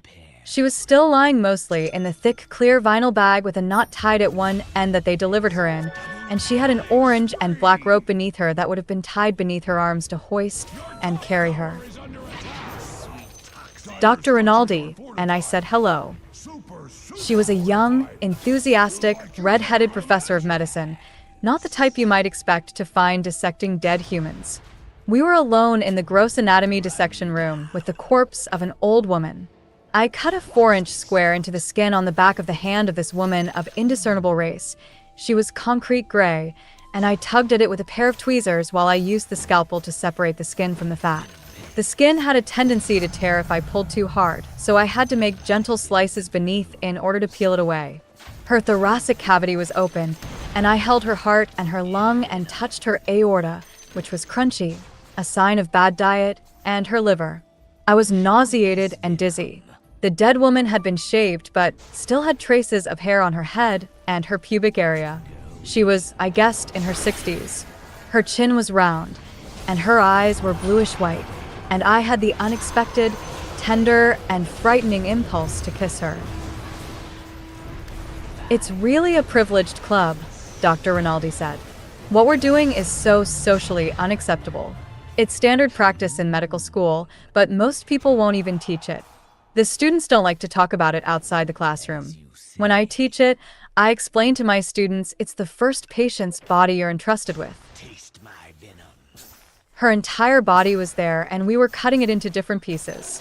It was just the three of us. Me, Dr. Rinaldi, and the old dead woman in UMKC's cadaver lab. This was the closest I'd ever been to a dead body.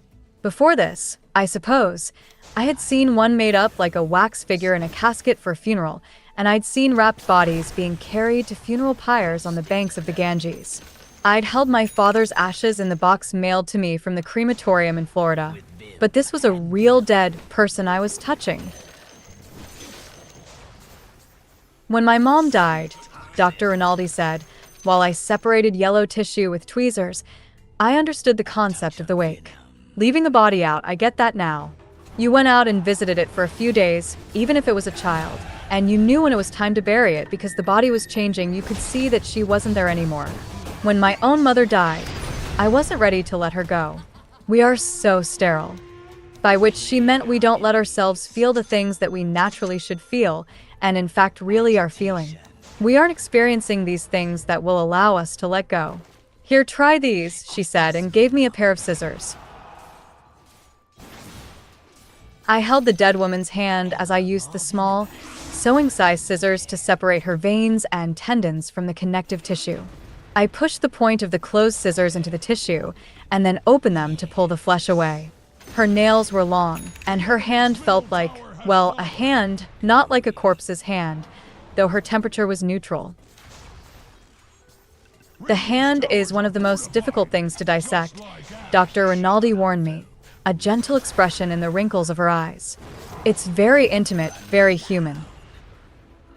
The dead woman didn't smell of anything, but the cadaver lab had just been repainted. It was a pale blue-gray, and the smell of paint was strong. Water dripped. I tried to remember those lines from Akutagawa's story, The Life of a Stupid Man. His friend bent over one corpse, peeling back the skin of its face with a deftly wielded scalpel. An expanse of beautiful yellow fat lay beneath the skin. A touch of venom. I was swallowing too often, and Dr. Rinaldi checked my eyes. Are you okay? We can stop. No, Imuki, Elite. I continued to work on the flexor tendon. I looked at the dead woman's quiet face again, her soft round chin, her neck, her flat breasts. When I changed instruments, I rested my scalpel or scissors on her belly. At the cadaver lab when I was a grad student, there was only one custodian who would go in there. They don't like to come in here either, she said. I remember one guy told me, I'm the only one who will go in there, because I was in Vietnam. I always thought that was a bit odd. I kept looking at the huge opening in the woman's diaphragm where her heart and kidneys rested. Her stomach had been removed. While I worked with the scalpel again, trying to pretend I wasn't about to pass out, I told Caroline the story of Dan Nicholas, who I'd met a few days earlier at an embalming theory class in the mortuary science program at Kansas City Community College. He was a Marine, and one day during a training accident, a bunch of his buddies were blown up. We had to go pick up the body parts. A lot of the guys had a fear of the dead bodies, Dan told me, but I've never had that. I think being an embalmer, a funeral director, is a way to help a lot of people that most folks just can't do. Most people won't teach gross anatomy either, Dr. Rinaldi told me. There's a dream a friend of mine had repeatedly, and I've had it, too. You're in the middle of a dissection with your whole class there, and suddenly the cadaver sits up. It's alive, and you don't know if you should kill it or what to do next. I tugged at the tendon with the tweezers. There, now you've got it, she said. Good work. You've got a second career as a surgeon if you want one. Have you had enough, or? When we left the lab, a painter was talking on his phone. There's a cadaver in there, Dr. Rinaldi warned him, and he spun on his heel and walked quickly away, down the hall. Once I was outside, I lay down on my back in the grass with the sun on my skin. I felt like I owed an apology to the dead woman inside, and also that she had told me something I had to remember, but was afraid to believe. The voice I had in my head was saying, it's not so bad to be dead. It's quiet. It's over. I was lying in the grass, a little cold in the winter sun, listening to the traffic, worrying about my usual worries. The kids, Amy, money, career. I wasn't sure how real the worries were or unreal. I wasn't sure I even wanted to be worrying or would rather be looking at my phone or checking my email or reading a novel or making love to my wife. Was I feeling fortunate to be alive? That woman did not have my good luck. What did that mean to be lucky to be me and alive? I couldn't sort it all out, but I understood that I was still here, living, and she was back inside there, dead. I thought with clarity, maybe for the first time in my life, I don't want that. I don't want to be dead. Most people, suicidal or not, are not going to undertake this little Virgilian trip into the underworld. And I want to provide some reasons for other people, not just me, to go on living. And that's a very tricky thing to do. In his essay, Is Life Worth Living?, the great American philosopher and psychologist William James put the difficulty like this. What I propose is to imagine ourselves reasoning with a fellow mortal who is on such terms with life that the only comfort left him is to brood on the assurance, you may end it when you will. What reasons can we plead that may render such a brother or sister willing to take up the burden again? The way you might try to persuade a person not to take a drink isn't quite the right way to go about it. You have to be sneakier than that. You have to talk them around the drinking thinking until they convince themselves that they don't want the drink. Similarly, with suicide, you have to find a way to let them talk until they remind themselves that they actually don't have to do it. An alcoholic has to remind themselves that there's nothing sexy about the whole thing, nothing fun, nothing cool, nothing liberating. For the suicidal person, you might help her remember that she has things to live for, that there is more to life than her present agony. William Styron wrote on how to help the depressed and suicidal. It is of great importance that those who are suffering a siege, perhaps for the first time, be told, be convinced, rather, that the illness will run its course and that they will pull through. A tough job, this. Calling chin up from the safety of the shore to a drowning person is tantamount to insult. But it has been shown over and over again that if the encouragement is dogged enough, and the support equally committed and passionate, the endangered one can nearly always be saved. Most people in the grip of depression at its ghastliest are, for whatever reason, in a state of unrealistic hopelessness, torn by exaggerated ills and fatal threats that bear no resemblance to actuality. It may require on the part of friends, lovers, family, admirers, an almost religious devotion to persuade the sufferers of life's worth, which is so often in conflict with a sense of their own worthlessness, but such devotion has prevented countless suicides. Styron was writing from his own experience as a depressed and suicidal person, and for people who have friends or loved ones who are depressed or suicidal, his advice is very good. It is also a good reminder for people who are depressed, suicidal, or both, that if you can reach out, you should. People will surprise you. If you can call someone, do. Show them that there are people out there who want them to go on living. And you could always remind them that this feeling will pass. Tell them it feels irrefutable and inescapable, but if they can just hang on for another day, their very own mind will bring help. Probably the most influential American writer on how to prevent suicide was Edwin S. Schneidman. He spent his career working on the problem of how to talk people out of killing themselves. Most immediately, he advised trying to do 3 simple things: reduce the pain, remove the blinders, lighten the pressure, all 3, just a little bit. Ideally, a friend or a therapist helps us to do this. But these are also things we can do for ourselves. Reduce the pain. The key here is the idea of reduction. You're not trying to eliminate the pain, merely to lessen it. It's okay to baby yourself in those moments. Even something as simple as a cup of tea could help. And never underestimate the power of crying. The pain is a mental thing. It's fear, it's panic, it's regret, it's anguish, it's heartbreak, it's overwhelming rage, it's shame. It's the unbearable awfulness of being oneself. But it's hard to change thinking from the inside, so the easiest way to reduce that pain is to change something physical. Change rooms for a start, change activities.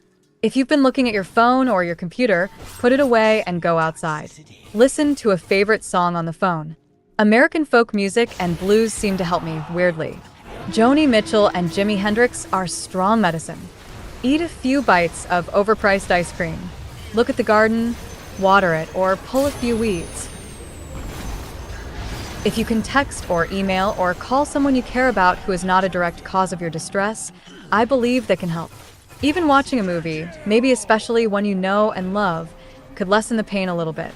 Thinking now about what movies I could have ready to hand the next time I feel like killing myself feels like a healthy exercise. It may sound silly, but as I've often put it to myself, you're about to commit suicide. It's not like time is an issue. You're about to give all yours away. Why not watch a movie first? Remove the blinders. By removing the blinders, Schneidman meant that much of our darkest imagining comes from focusing on a particular aspect of our lives and not seeing our pain in its larger context. The pain creates the blinders, which in turn reinforce it. It's like when you bang your head into something or stub your toe. Suddenly all you can think about is that pain.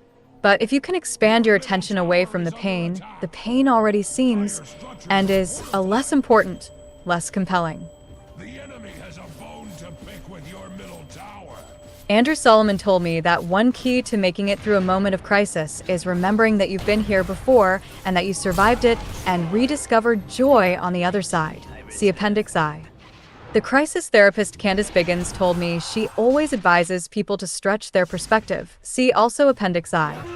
Wearing blinders is a bit like being in a ferocious argument with someone you love. In the flames of rage, you can see only how you are right and the other person is wrong. But it's always more complicated than that, and thinking in rage never solves the problem. Removing the blinders is not easy. The blinders of my pain restrict my thinking to seconds or minutes. or maybe hours if I'm lucky. Removing them, these days, means trying to think about people other than myself. Thinking about my children and remembering happy times with them, or thinking about things that seem to be going well in their lives now, helps me to remove the blinders. Thinking about my brothers Darren and Pat, that yes, they're doing okay, they're down in Texas living their lives, takes the blinders down a little bit. Thinking about happy times with my wife, like hunting around little towns in Cuba, so to buy a shovel to plant a peace vase, or lying in bed at night after our son has fallen asleep and watching TV, can help remove the blinders. Sometimes even reflecting on tiny little examples of progress I've made in my life, like learning how to fix a pipe in our basement rather than calling a plumber, can help me remove the blinders. It's hard to convince yourself that you have felt this way before and that you will feel better again. It can be so hard to believe that you will ever be in less pain than you are right now. If I can try to think about areas of my life or my past that aren't acutely painful and that may even be good and happy, that helps me to remove the blinders a little bit. I'm not as loathsome as I think I am. I even sometimes make people laugh. Sometimes after a good class, my students seem fulfilled, and suddenly they love Audre Lorde or Gerard Manley Hopkins or Soren Kierkegaard or Simone de Beauvoir or Rabindranath Tagore. I don't always only project badness into the world, even if I'm feeling bad right now. Lighten the pressure. Venom flows again. The pressure is the world. Everything the world is demanding of you, but also yourself. Everything you are requiring of yourself, and your awful, mistaken, but very common and understandable view that you are not okay. Lightening the pressure may seem insignificant. Sometimes when I am in an absolute panic about work pressure, answering just one email, ideally when I felt I wasn't up to replying to, suddenly makes it a bit easier to breathe. Sometimes the pressure is feeling like I can't do it all. My job, my marriage, my parenting, driving the kids around, getting out of bed at 5 a.m. with the baby, writing, keeping up with my friendships, making the bed, folding all that. Laundry, it's just too much. Then I might text a friend I haven't been in touch with for a long time just saying, "What's up?" Or I could go fold a few of the clean clothes heaped on the sofa by the laundry room and put them away, not all of them. Or I might check in with my wife and say, "Holy shit, are you feeling as overwhelmed as I am right now?" And if she isn't good news, she helps me to remember that we can get through this. And if she is good news, I'm not in this alone. These are small things, but they are life-saving techniques. I was talking to a friend about this book recently, and she asked me what I could say to someone who was thinking about killing herself, and I naturally asked her if she was in this situation. She assured me she was just thinking about the question intellectually. So I asked her a few more questions and then, comforted that she wasn't actually feeling suicidal, told her what I do in fact normally say. Then I asked her what she would say, and she said, "I don't know. I guess I would ask them why they were wanting to kill themselves. I guess I would say, please don't." I liked that response. Please don't. Sometimes that might be the best thing a person who is feeling suicidal could hear. Please don't. If you are reading this and contemplating suicide, I want to say I know how intense your pain is right now. I understand that you feel both that there is no reason to live and that dying would end that pain, or if not end it, at least change it. I know you want solutions. I totally get it. But I want to ask you, as the person writing this book, not to kill yourself. At least not today. The door is always open, so for today, leave it open. At the end of Iyun Lee's novel Where Reasons End, the narrator, a mother, is in dialogue with her dead child who has committed suicide. Answers don't fly around like words, I said. Questions do, right? He said. Indeed they do, I said. We're never going to get all the answers, and maybe we don't have to. We can keep it as simple as getting through the day. Let's not overthink it. We don't have to know so very much about what tomorrow may hold, or even about ourselves. Searching for answers may just increase the pressure. Maybe we can lighten things up and just let the questions fly around. Increasingly, maybe due to getting older, I run into people who are thinking about how to die well. It's the summer of 2020, and we've been in lockdown in Himachal Pradesh, India, for a few months. I've been having daily AA/NA meetings with my landlord. He is a recovering heroin addict and told me a story about when he was still a daily user of brown sugar, heroin that you smoke rather than inject. I used to go to the bathroom, smoke a little, and then come back to work, he said. He was sitting opposite me on a brown leather chair at the bar in the kitchen. Behind him was the big window that looks out at the snow-covered tops of the Daladhar Mountains. And at some point I came across this book by Friedrich Nietzsche called A Good Death. And I thought to myself, what kind of life would I have to have in order to have a good death? I would need good experiences. Conversations with my family, my friends, sharing people's inner lives. That's not a small thing. And I didn't have that. I would need a totally different life than the one I had. And now I feel like that's what I have. Today and yesterday, that's what the day was when I talked to my wife and my son and some people I met in the village. I don't want to take anything for granted. I'm not a gratitude person. I don't make gratitude lists. And I know tomorrow could be terrible. I even expect that. But today I feel like, I have that. I don't have to die in awful, ghastly circumstances. I could die a good death. The story made an impression on me. I do have the choice between dying in fearful, miserable circumstances with nothing but regret and unhappiness behind me, the situation of killing myself, and trying to live long enough so that when I die I feel like I have done what I could to have a happy rather than an unhappy death. Instead of trying only to escape life, I could come to understand it as an opportunity, not one I've already squandered, but one I get only by continuing to live. Chogyam Trungpa Rinpoche said about death, "There is a glory and a humor in it. You don't need to die filled with remorse. You could die happily." I like the suggestion that by doing nothing more than continuing to live, opportunities for a better death arise. At a minimum, I avoid a death that I know would be lonely and shameful.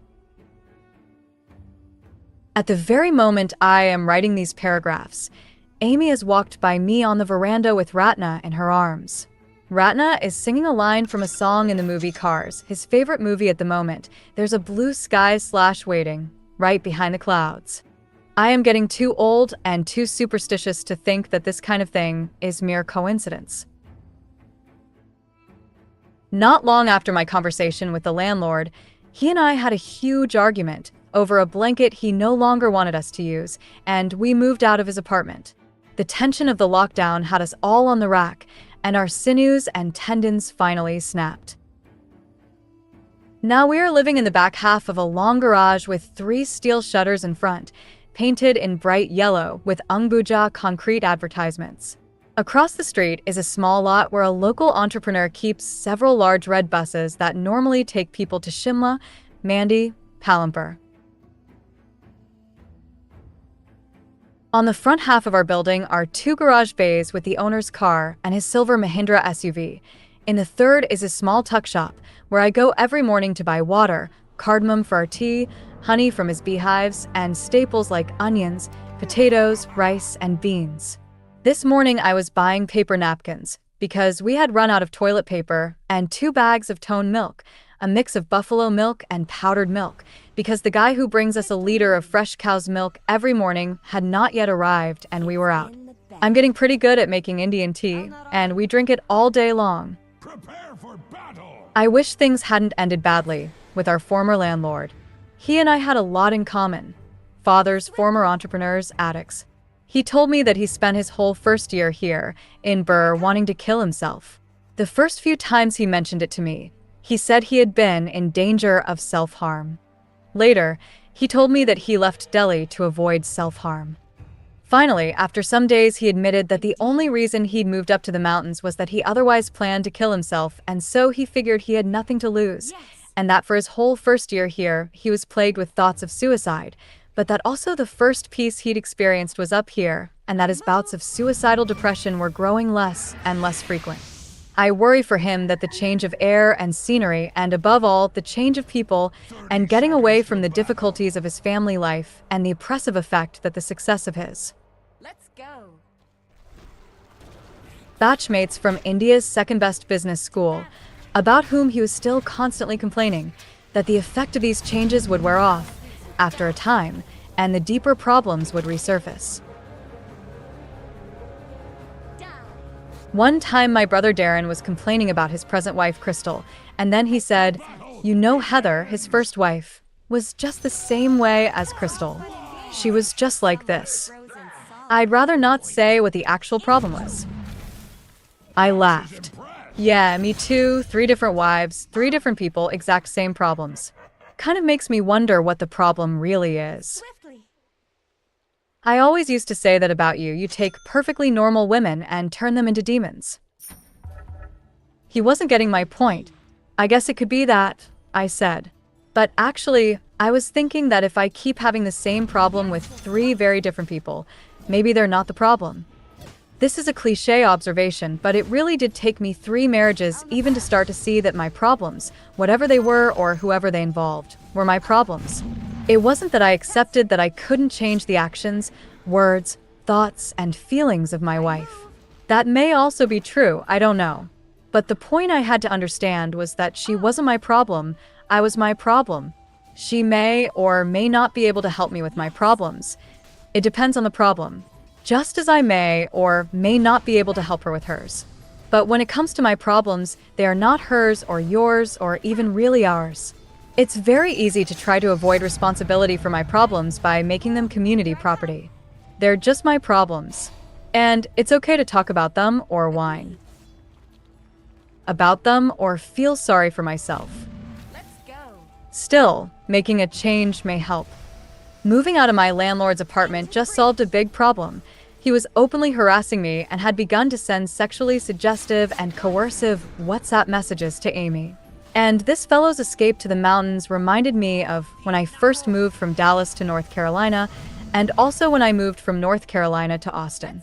In both moves, I worried. You can't run away from your problems, Clancy. You take your problems with you wherever you go. And I did take a lot of my problems with me. But I did leave some of the problems behind, or they were simply a consequence of my needing to be somewhere else. Leaving Texas was the best way I could see to get out of the jewelry business, which was making me miserable, Don't kill creeps, and it man. worked. What the fuck? If I had stayed in that business, I suspect that sooner or later my gun-in-the-mouth phase would have started up again. I came back to Texas because I missed 6-year-old Zelly too much. We had been apart for several months, and I couldn't walk past a playground without feeling sick with guilt and worry and bringing myself to tears. But as soon as I was back, we were together every week. In his autobiography, Ecce Homo, Nietzsche wrote about finding the right place to live, the right people to be with, the right books to read, spiritual nutrition he called it, and even the right foods to eat and things to drink. He recommends avoiding coffee, beer, and wine, and notes that they are particularly bad for him, and he must avoid them at all costs. He goes on to include even the weather. To the question of nutrition, that of place and climate is of equal importance. No one can live everywhere and anywhere, and he who has great duties to perform, which will require all his strength, may have a very limited choice. The influence of climate on the body, affecting its flourishing or withering, extends so far that a poor choice of place and climate may not only alienate a person from his goals and opportunities, but prevent him from seeing them at all. When I first read this in my late teens, I thought, it can't be like that. The grand questions of the meaning of my life, my goals and my dreams, can't be matters of the weather and what I eat. But because I loved and revered Nietzsche, and I still love and recommend his work, I read it all metaphorically. It can and should be read that way. Nietzsche is not talking only about the most ordinary things, he is also talking about how and why we value them at all. But like any master ironist, he also means exactly what he says. It is as simple as learning to trust your own body, your own circumstances, your own psychology, your own spirit, as discovering what contributes to your flourishing and what may interfere with it. He extends this to choosing one's friends carefully, and he also mentions exercise, insisting that one can do one's best thinking, as he himself, he says, has always done his best thinking and writing while moving, ideally hiking out in nature. I have come to see, in the past 8 or 9 years, that it is this simple. I have to think of myself like the plants in my garden which grow or die depending on the sun, the soil, the water, their location, etc. But as a beginning gardener, I can tell you it's not simple at all. It takes a lot of practice, a lot of trial and error, a lot of work, and above all the will to flourish in order for the process to work. It's easy to care for and love my garden because every day I can look at it and see new growth in places where it's struggling, and I can feel satisfied that the green things are getting bigger and greener and the flowers are blooming, and I can put on my gloves and dig around the soil to try to correct problems and prune and weed. It's much more difficult to exercise that same care with myself because I don't see the results as quickly or as vividly. Plus, my garden doesn't have guilt, shame, or regrets. It doesn't gossip or have other bad habits. It doesn't disappoint people or break promises. It hasn't fucked anything or anyone up. When I was a drinker, I would sometimes marvel at non-drinkers like my brother Patrick. Doesn't he get sick of the smell of himself? I wondered, doesn't he need to turn off his personality? Doesn't he need to escape himself? I even saw it as a kind of insensitivity, as if my own inability to abide Clancy were spiritually admirable. Part of the self-contempt is also self-congratulation. For me, drinking was more than anything getting away from me, turning off me, and escaping me was definitely what I missed the most about drinking and what was most difficult about the first couple of years of living without the tranquilizer of alcohol. Other tranquilizers I took suppressed the feeling of being me, made the smell of myself less pungent, but I was still very much there. But in getting drunk, I could really disappear into a blackout. Gone. But once I was forced to live with myself again, as I had done as a child before I started drinking, very slowly I learned to resist myself less. Clancy was Killing spree! Here's ice in your eye. Scaring me less, panicking me less, making me choke less than before, making me less claustrophobic. True, I was just as selfish as ever, but I was losing the habit of trying to escape me. Let's go. One of my students said to me recently, "You do everything so slowly." No one had ever said that to me before. People had always told me to slow down, to be more careful. And to be fair, I still hear that a lot. But I found this complaint, and she was complaining, to be truly encouraging. Maybe I am slowing down a bit.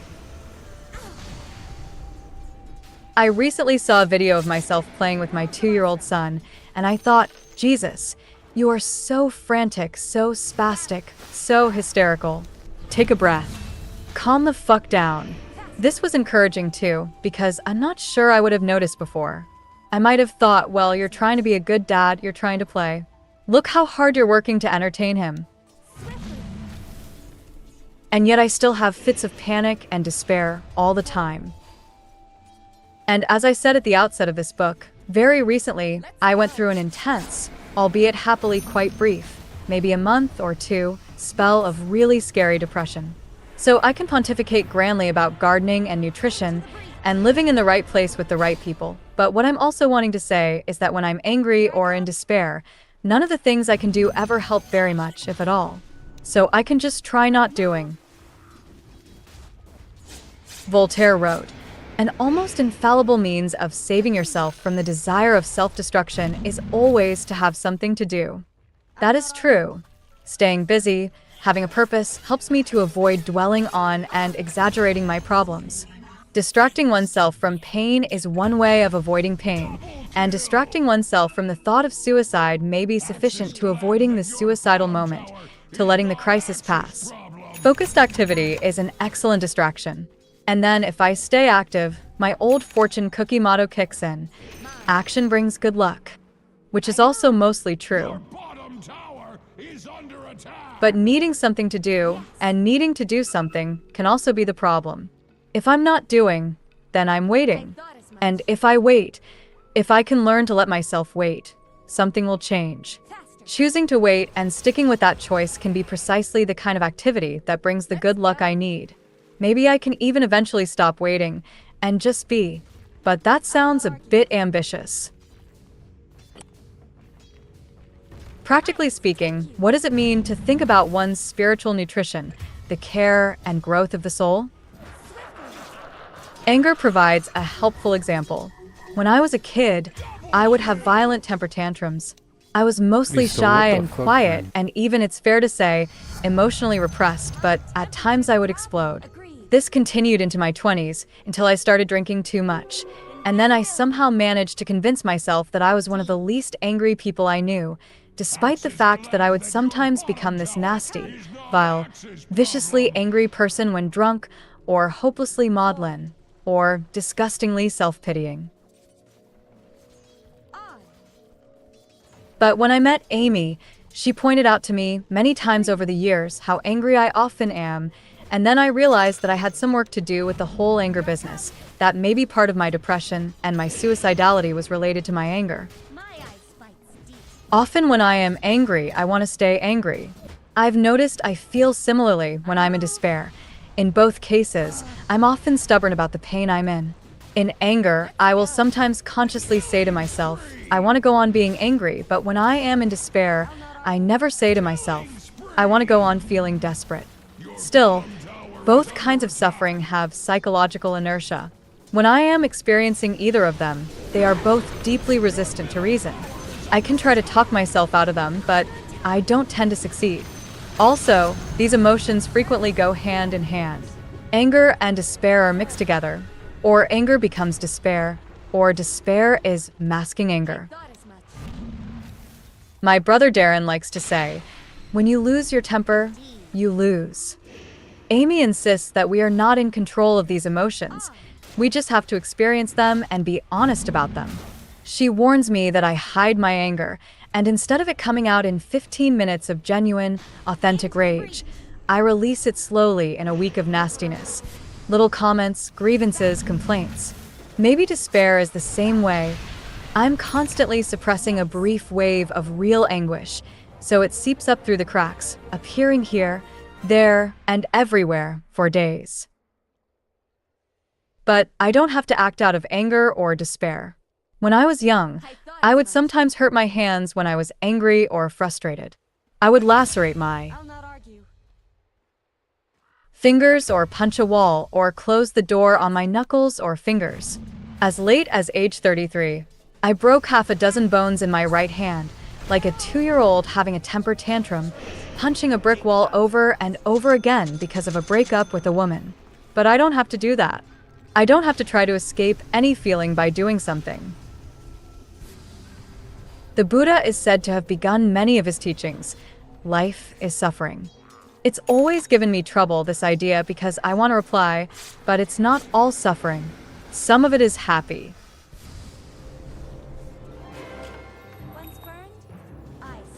And when I consider that suffering comes from desire, we suffer when our desires are frustrated, which they seem endlessly to be. I tend to worry that, sure, suffering comes from desire, but perhaps I need desire, nevertheless. Then again, maybe it's true that we rely on our desire, yet we needn't necessarily do so. Maybe there's another way. Anger, despair, desire. These might actually be just 3 different names for what in the Buddhist tradition are sometimes called the 3 poisons: hatred, greed, and ignorance. My anger, on this account, is an expression of my hatred for others and for myself. It's my fight instinct. My despair is an expression of my greed, my need to protect my own little territory, my tiny piece of the world, and my feeling that I am incapable of doing it. It's my flight instinct. And my desire is my ignorance. I haven't really thought through what is best for me and mine. But I couldn't have written a novel without the desire to be famous. Wait, was writing that novel the best thing? Wasn't it precisely that novel and its impending publication that led to me hanging by a sheet in my bedroom closet at the end of 2008? What if I had written the novel from some other place rather than the desire to be famous? What about my desire to be rich that led me into the jewelry business? Or my desire to be Mr. Fancy, like the fancy people of the world? which led me to all these boutique hotels and every kind of misconceived waste on luxury meals, clothes, cars, and extravagant habits that are long and happily discarded. I don't know for sure about any of this. Maybe desires are good things, at least sometimes, and have led to good things. I don't think I would have met Amy unless I had written that first novel. The question is really less about desires than about my willingness to interrogate and investigate them, to question them, to look at them more closely and thoughtfully, to try to honestly ask myself, what does contribute to my flourishing? And what interferes with it? And am I willing to try to do the things that will genuinely help me rather than harm me? The final scene in Kayant's Norbo's film The Cup helps to understand this idea. A group of young monks are sitting with their instructor, who explains that when we go walking barefoot, we often hurt our feet. So, what is the solution? Should we cover the world in leather so we can no longer stub our toe? No. One of the young monks replies, we cover our feet. We cannot cover our lives with leather, and we don't want to. Life is all the experiences that we have, including our emotional experiences, our fears, hopes, desires, and confusions. If we pretend that those things aren't painful, if we are merely the victims of them, if we let them control us, if we don't think about them, if we don't consider them, we're going to continue to stumble and fall. In my case, this may mean returning to drinking or hanging myself from a cedar beam in the garage office where I am now writing, or both. As long as my feet are naked, I'm going to step on something sharp, I'm going to stub my toe. But I can think about the proper care of my feet. I can cover my feet. How do I shoe myself? There are lots of ways that I try. Some work better than others. It's an ongoing process. Everyone has to find their own way because we have different environments, different histories, different vulnerabilities. Most of the time, like the rest of us, I'm dealing with the more ordinary me, who is not in crisis. I hasten to add that the crises of Nellie Arkin and David Foster Wallace were ongoing and worsening, and in cases like theirs, or if you're feeling that way, psychiatry and even a psychiatric hospital often can help. I am reminded of Wallace's weirdly clairvoyant call to his friend the writer and suicide survivor Donald Antrim to reassure him about the likely benefits of electroconvulsive therapy, just hours after Antrim's psychiatrists had suggested, terrifyingly to Antrim, that ECT might be the only remedy remaining.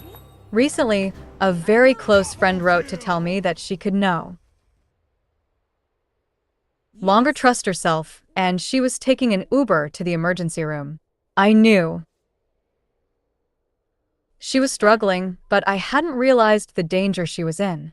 She was in the psychiatric hospital for a week, and when she came out again, her medications had been adjusted, and she was doing much better. I have great respect for people who can take this kind of care of and responsibility for their own mental health and their own vulnerability. This is exactly what Nietzsche had in mind. Recognizing how sensitive and fragile we individual human beings generally are and paying attention accordingly. But as I write this sentence now, I am feeling pretty good, mostly calm, cautiously optimistic. It's a spring day in Kansas City. Birds are singing outside the windows. My children all seem to be okay. The pandemic appears to be somewhat lessening. On the inside, I find my familiar shakiness, but also a calm cheer. Life seems like it could be mostly manageable. I ate a small bowl of spaghetti for lunch. I'm drinking a can of sparkling water and thinking about going into the kitchen for an apple. My world, as I am experiencing it in this moment, is something I can handle, even welcome or investigate. A famous study of addiction, called the Rat Park Experiment, was conducted by Patricia Hadaway, Bruce Alexander, and their colleagues, Canadian psychologists at Simon Fraser University. They put some unlucky rats in small solitary cages and other lucky rats in large cages with companions, possible sexual partners, exercise equipment, and room both for privacy and play. Both the unlucky and the lucky were allowed to drink unlimited quantities of sugared morphine water at their own discretion. Both the unlucky and the lucky rats also had access to regular old boring water. What happened was, the unlucky rats drank about 19 times as much morphine water as the lucky rats, and the lucky rats often showed a strong preference for plain old water, even avoiding the morphine water. The researchers tried various combinations of access to the water and sweetness and strength of the morphine, but the general trend was clear. Rats in painful environments as a rule became junkies, while rats in pleasurable environments as a rule did not. So goes the idea of taking a drink, and also the thought of suicide, at least the thought of suicide as an active option. Throughout this book, I've been developing this idea that I'm addicted to suicidal thinking. That may be another way of saying I'm addicted to Clancy. That is, my addiction to a certain idea of myself and my life, and to hope for escape from the pain, difficulties, failures, and regrets of my life, is the real source of my trouble. What if I don't matter as much as I've supposed? Then my suffering and my fuck-ups don't matter so much. And maybe then escaping from me or fixing me doesn't matter very much either. A couple of years ago, when I was in the early stages of writing this book, I would sometimes go to our local grocery store, which is not far from our house and a few minutes walk from my campus office, to buy a coffee and write. It has a second-floor indoor terrace where people meet friends for lunch.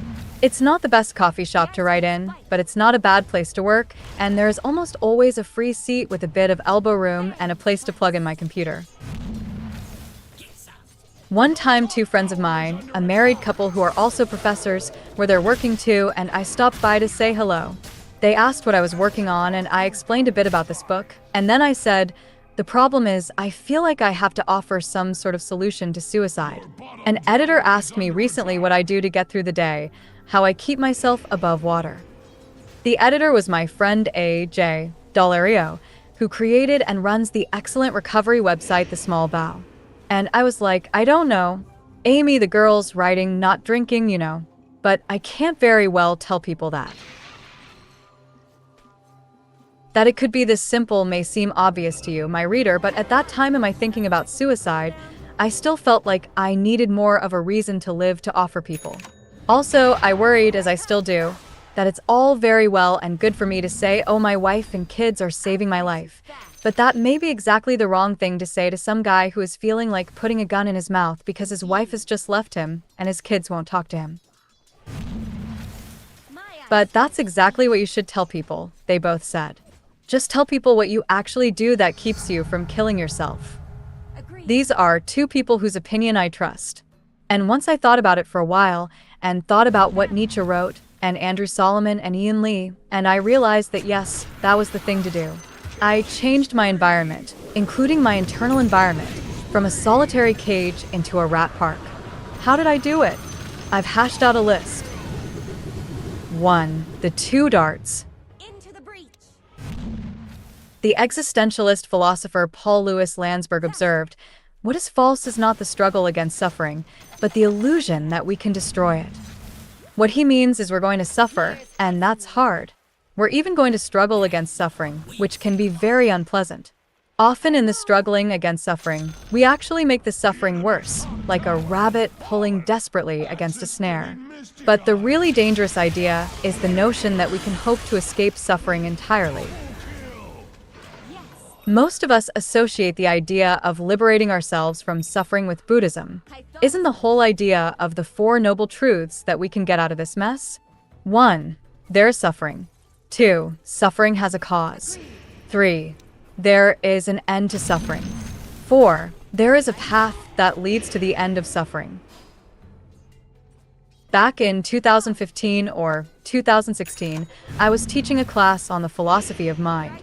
We were spending a couple of weeks on the views of the Buddhist philosopher Dharmakirti, and two of my best students, both of whom were retired physicians, auditing the class, approached me afterward and told me about a friend of theirs who was the head of a Zen Buddhist center in Colorado.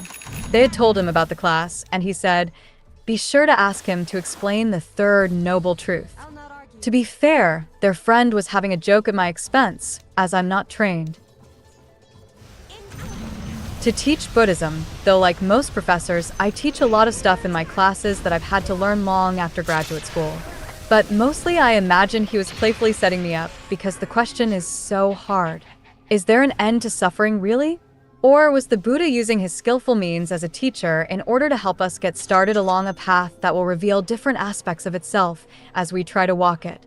Wittgenstein famously described his own philosophy as a ladder that, once you had climbed it, you could toss away.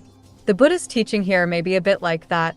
There may be some things we should believe for a time that once we have done the work that we could do only given those beliefs, we will no longer need to believe. But I'm not an expert in Buddhism, and regardless of the status of the third noble truth and the end of suffering, we can make our own suffering worse or better depending upon how we respond to it. And in this context, I find one teaching of the Buddha's especially helpful, often called the two darts. Here the Buddha explains that we experience suffering, that's the first dart, and then we react to the experience of suffering by making it much worse, the second Dart. The fight or flight feeling caused by suffering is the real problem. When we suffer, we don't have to freak out. We don't have to feel like something is broken.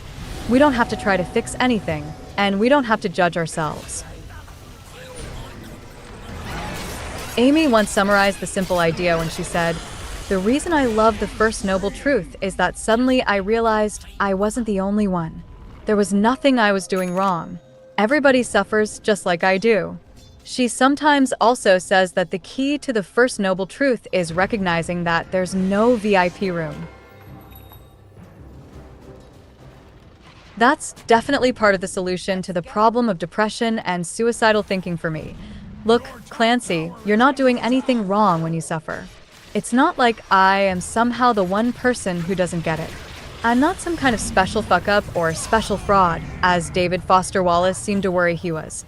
It's not like if only I were a great artist, a Philip Seymour Hoffman or an Audre Lorde, I wouldn't suffer anymore. Or if I were a genius at curating my lifestyle like Gwyneth Paltrow, I wouldn't suffer anymore.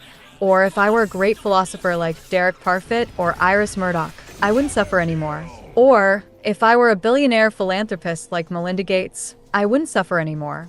Or if I were God descended to earth like Jimi Hendrix, I wouldn't suffer anymore. No matter what, I'm going to suffer, even though my suffering might be different from theirs. Then again, it might not be so very different either.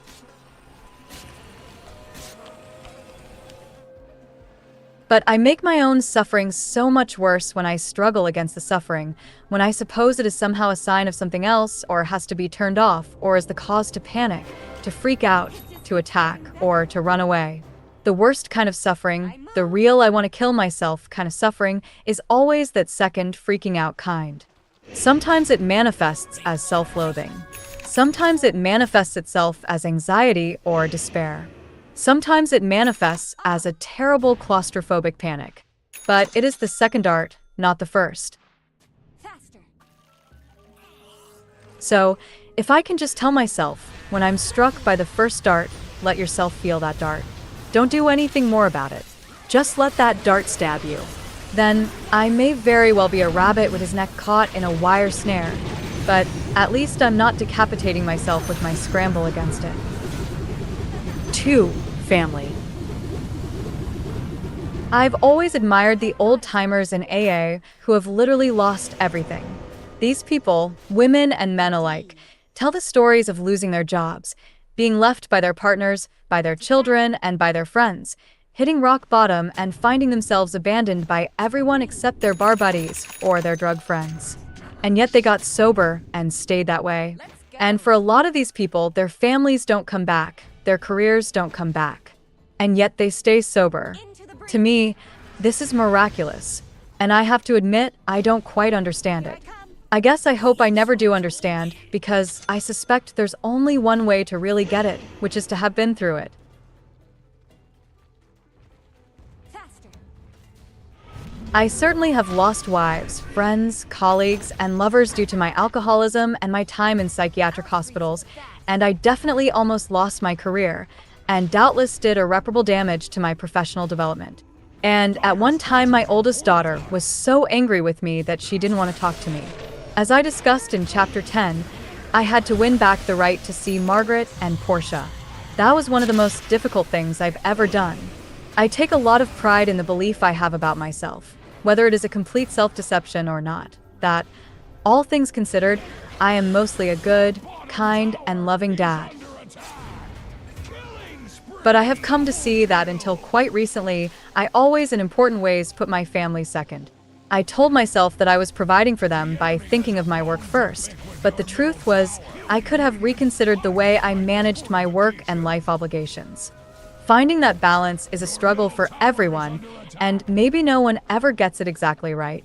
But the question for me has lately become, how can I find ways to be with my family more, to put my family more at the center of my attention, to care for my family more, rather than how can I keep my family happy enough that they will let me do my work? That is, I have been trying to reorder my priorities at least a little. Even when I feel like my wife is being unkind or unfair to me, or when my kids are driving me crazy, or when I know someone really needs my attention but I'm like later, yes, I will try to help, but I really can't right now, I try to remember that I'm really not making much of a contribution to the world other than to them, and that my emotional, psychological, and spiritual well-being is interwoven with theirs in such a way that helping them and helping me are not really separable things. Now, day in, day out, making that happen, really doing it, is not so easy. When Sartre wrote in No Exit, "Hell is other people," I've always thought he meant that the people in our lives make existence tremendously challenging, that no work is as hard as one's family, and also that hell is the place where we burn off our sins. And this is how we truly learn about ourselves and about the whole messy business of how to live a decent human life. I have friends who seem to have always understood this. Their families are their fundamental source of strength, without whom they would be hopelessly disoriented. And again, I want to stress, I'm not saying that I'm succeeding at this, but just that my attitude has shifted slightly, and that this modest change in attitude is helping me be a little less freaked out about my place in the world, and maybe a little less fragile. I don't have to go at it alone. 3. Trying to learn to be resilient. The French saying, "It's the fate of glass to break," is reminiscent of the line from Yukio Mishima's death poem, written immediately before he killed himself. Falling is the essence of a flower. Both observations make me feel doomed. Like, you will be here for a while, but don't get used to it. You're the kind of guy who collapses. And since you're that kind of guy, and you haven't done a very good job at handling existence so far, maybe you'd better just end it all now. And in the way Mishima puts it, suicide sounds awfully romantic. That on-off thinking, that all-or-nothing way of considering oneself, that heroically self-destructionist approach to life, governed my psychology for many years. It was characteristic of me and my extremely moralistic view of life and the universe. I really thought for a long, long time that there was a clear difference between good and bad, or even good and evil, and right and wrong, and that life's project, even though I might not have been very adept at it, was to get myself right. I thoroughly indulged myself in judging others who I thought were importantly getting it wrong. Speaking of getting it wrong and the pleasure of judging others, you might remember my childhood enthusiasm for Rudyard Kipling in Chapter 3. Kipling. Is very much out of fashion now, and for some justifiable reasons. I've taught Kipling in India and discussed his racism and colonialism with my students there. I don't respect his worldview, particularly not the worldview he had toward the end of his life. But he did write some very good things. And by contrast with that roll to your rifle and blow out your brains line that I loved so much as a child and teenager, one of the things he wrote that lately sometimes helps me is a line from his much overquoted poem, If you can meet with triumph and disaster / and treat those two imposters just the same. I try to understand that both victory and defeat are imposters. But doing that means shifting my thinking out of this on-off mode, which is so natural to me and is also very characteristic of my fight-or-flight way of being. Either I'm happy or I'm panicking. Either they love me or they want to be rid of me forever and never cared for me at all. Either I'm a success or I'm a failure. Either I'm good or I'm bad. That way of thinking expresses itself in a particular way of living and processing the experiences of life, which is in my case a dogmatic, know-it-all, stubborn, uncompromising, inflexible, and uncreative approach to the world.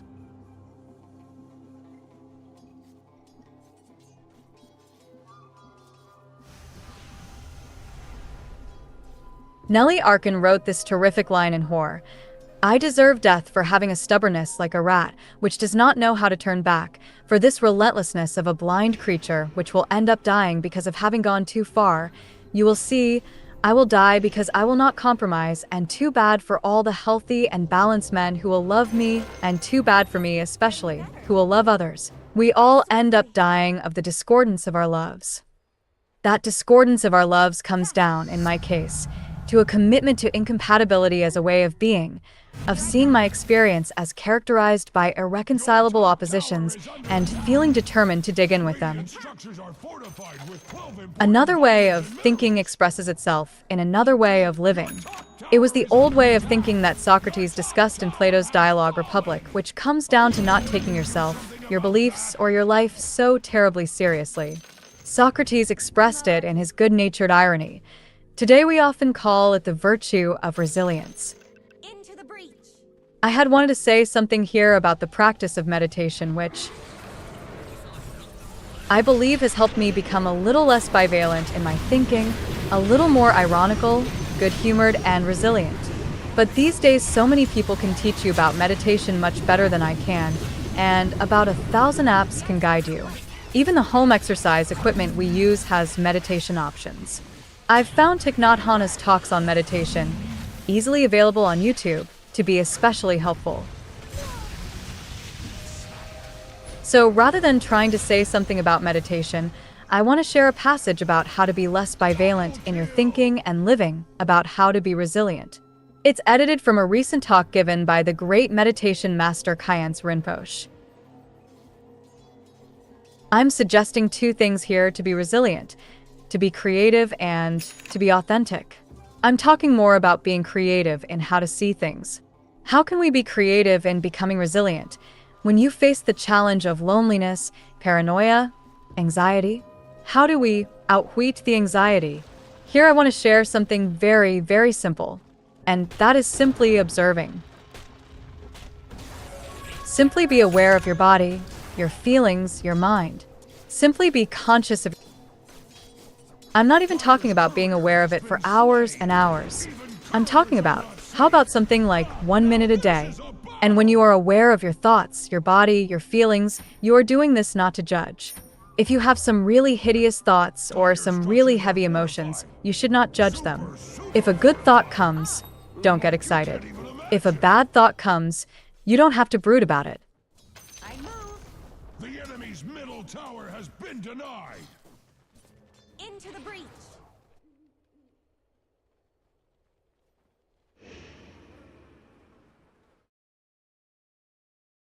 I'm sure you are deadly bored and lonely. How about taking this chance and, for the first time, look at your boredom? You know, a great master said, boredom is like the dawn. If wisdom is like the sunrise, boredom is like the dawn. If you can appreciate boredom and loneliness, if you can just watch it and observe it, it will lead to wisdom. And then a lot of stories are written in your head. A lot of daydreaming, a lot of delusion, a lot of fantasies. We never know that those are just illusions. Those are just fantasies. In fact, we believe that they are true, or they're going to be true. And this is what we call delusion. And when you have that, you're not normal or sober. You are drunk. By simply watching you can preempt all of this. I know many of you may think this sounds painfully, ridiculously simple, but this is how it is. Learning to simply observe also means learning to be more creative, authentic, and resilient. I'll not argue. This is, of course, a form of meditation. It is also supported by more familiar techniques that I practice and recommend, like following your breath. For me, it means not trying to control things in my life as much as I have attempted to do. It was a major source of my almost violent commitment to on-off, good versus bad thinking. It allowed me to feel like I had some control over the world around me, which of course I never did. And so when I tried to control it, and it behaved in its inevitably uncontrollable ways, I panicked, and when my panicking hit its worst, I tried to kill myself. My ice bites deep. Which reminds me of something that Nancy Bourdain said about her ex-husband Anthony. Tony was a control freak. He liked control. That was the only thing I have to say about his suicide that makes sense, was the control aspect. 4. Exercise. The early psychiatrist Jean-Étienne Dominique Esquirol wrote, "Suicides, like all melancholics, think too much. We must either prevent them from thinking or oblige them to think differently from what they are in the habit of." Doing. Reasoning affects little. Moral commotions are of more service. Celsus advises that individuals who entertain a desire for suicide should go abroad, and physicians, in all times, have recommended corporeal exercises, gymnastics, riding on horseback, the cultivation of the soil, journeying, etc. Our culture is so obsessed with the health benefits of regular exercise, and the psychological benefits of exercise are so well documented that it would be silly of me to recapitulate them here. That said, most psychiatric facilities today still do not provide patients with opportunities for regular vigorous exercise or regular exposure to sunlight, the mental health benefits of which are also thoroughly documented. In my many times at psychiatric facilities, the only exercise I ever got was pacing the hallways or doing push-ups in my room. But we can know that something is good for us and still fail to do it because of the old philosophical problem that Aristotle discussed so well, akrasia, or weakness of will. It has taken me years to develop a regular exercise routine, and I still fall off it if I'm traveling or feeling overwhelmed with work or have some other convenient excuse. Before I took to habitually exercising, I didn't realize that it's not a panacea. It doesn't always work. Sometimes, like when I push myself too hard on a bike in hopes that it would help me with a bout of depression, exercise has actually made the depression even worse. I also discovered that running can be better mood-wise when I need help than biking, which is part of what Nietzsche is trying to teach us. We have to develop the habit of paying very close attention to the tiniest details of what contributes to our psychological well-being and what harms it. I don't exercise because I want to be fit or to improve my appearance or to be healthier and live a long life. Those are all perfectly good reasons to exercise, they just don't happen to be my own. I exercise out of fear of my own brain.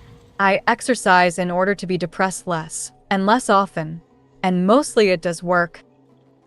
5. Avoiding alcohol, drugs, anything like that. At a certain point in my slow recovery from my addiction to alcohol, I began to wean myself off the psychiatric medications that I had started taking as part of that process. The hardest one in the end for me, other than alcohol, was benzodiazepine, and it took several years of disciplined, slow reduction of my dosage to finally get off the drug entirely. But I still kept a huge backstock of Valium in a cabinet, thinking that I might eventually use it as a method of suicide. And I did use it once and failed to die, and then nevertheless built up a second backstock, with the same vague idea that eventually it might come in handy to augment a suicidal purpose, if not in itself to constitute a sufficient poison.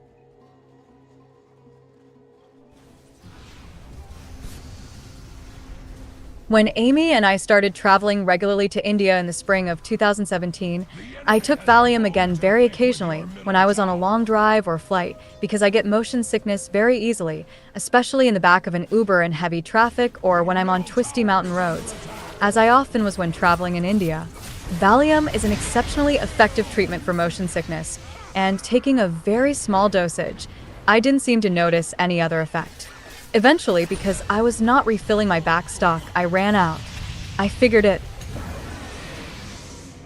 would be easy to replenish if I needed it, but suddenly we were traveling much less due to the coronavirus, and then not at all, and it was no longer relevant. We were in India during this time, and though the prospect of eventually making a long car journey to an airport to get home bothered me, my motion sickness would be awful, I recognized that I wouldn't be able to get Valium for the trip, no matter how much I might want it. So that was that. In the first week of July 2020, with an itinerary that took us from Dharamshala to Munich to Chicago to Kansas City, we made it home. The next few months were a hard time as we readjusted to the familiar pressures of our larger family and of work, and that fall, I thought, I wonder if taking a Valium now and then would help. So I called my psychiatrist, who said, "You made your last prescription last for years." And I said, "Yes, well, I haven't really been taking it." And he immediately called the pharmacy, and later that day I picked it up. And this is what I want to say. These psychiatric medications can be very helpful at times. At one point, I don't think I would have survived without pharmacological intervention guided by a medical expert. But right now, as I write this, after having taken it off and on for about a month, I am stopping it again because I've noticed that since I've been taking it, I've been more depressed. Not when I'm on the drug. It works. The daily anxiety vanishes about 15 minutes after taking 5 milligrams, but in the other times when I'm not on it, it reminds me, in a much milder way, of the oscillations of anxiety, depression, and relief I used to experience when drinking. A couple of weeks ago, a student reached out to ask about benzodiazepines, and after talking with him a bit, I said that I thought he should trust his psychiatrist, who was recommending the drug, among others. Some of the people I love most in the world regularly take a benzodiazepine, and it seems to benefit them in a truly valuable way. I am not telling this Valium story in order to convince anyone not to take a psychiatric medication, or to make any recommendations about any drug, for that matter. The lesson of my latest experience with Valium is that I have to be very, very sensitive and very, very cautious when it comes to the question of how psychoactive substances influence not just my immediate feeling, but also my overall state of emotional health, my moods, and my attitudes. You may be thinking, but all this sounds so joyless. Where's the fun, the adventure, the excitement? Some years ago, during the course of a long alcoholic relapse, I kept quitting and starting again and quitting again. I was involved with a woman who cared for me, so she went to an Al-Anon meeting to be with others who were struggling with the alcoholics in their lives and trying to help them. When she came out of the meeting, she was shaky, she looked pale, and then she started crying. "What on earth happened?" I said. And she explained that she felt she just couldn't live that way. She couldn't be the caretaker of an addict. It was too much for one person to ask of another. "Those people in there are so unhappy," she told me, and I'm sure many of them were. There is no joy in addiction, whether it is to alcohol or Valium or suicide. And I don't think there's much, if any, joy in dating someone who is suffering from those addictions. But I've found a lot more joy out there than I realized was there as I slowly worked to liberate myself from these addictions. So don't give up. Life is hiding all kinds of joy for you in secret places that you will yet discover if you don't give up. 6. Reducing my cost of living. One more addiction of mine has been trying to live in grand style. It comes down to my misconception that I am somehow special.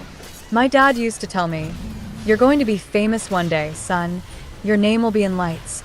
And I loved it when he said that. I wasn't quite sure I believed him, but I really wanted to believe him, and I 3/4 believed him.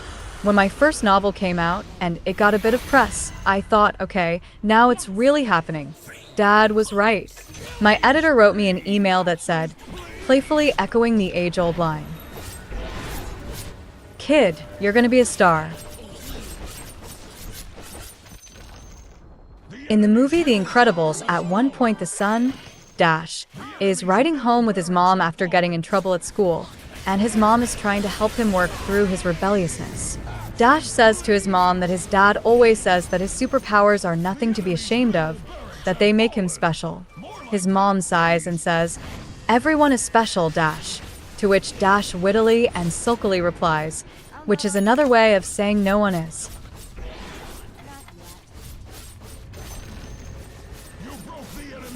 I'm not a superhero, I'm not special. except in the way that everyone is special, which is to say that being conscious at all, with all its difficulties, opportunities, and responsibilities, is a pretty interesting business. And accepting that I'm just an ordinary guy with a typical, and yes, very privileged, lifestyle of a white middle-class, middle-aged Canadian male living in the United States means having to live like that guy. Not like some imaginary special guy who has all these resources at his command and can fly all over the world, or wear expensive clothes, or buy an expensive car, or stay at luxurious hotels. It means living within the constraints of the profession and budget I actually have. It means, rather than desperately trying to increase my revenue, trying to spend less. It means coming to understand the very old idea, common to philosophers of all cultures, that living within one's means and trying to live even more modestly than one's means is a simple, practical way of feeling more satisfied with oneself and one's life. It's a powerful phrase, the cost of living. It's like the parable of the two darts. Yes, living is going to come at a cost, but I don't have to inflate it. I can lower the cost of living. It's hard. I like to buy stuff. I like to make myself feel special by buying things I suppose fancy people buy for their children, their partners, and themselves. I look at the slideshows of the apartments and the houses in the New York Times and think, why not me? But I'm trying to learn to see that this is not me. This is a source of my discontent and confusion, not a way to be healthy and sufficient. 7. Talking less and trying to be more honest with myself and others.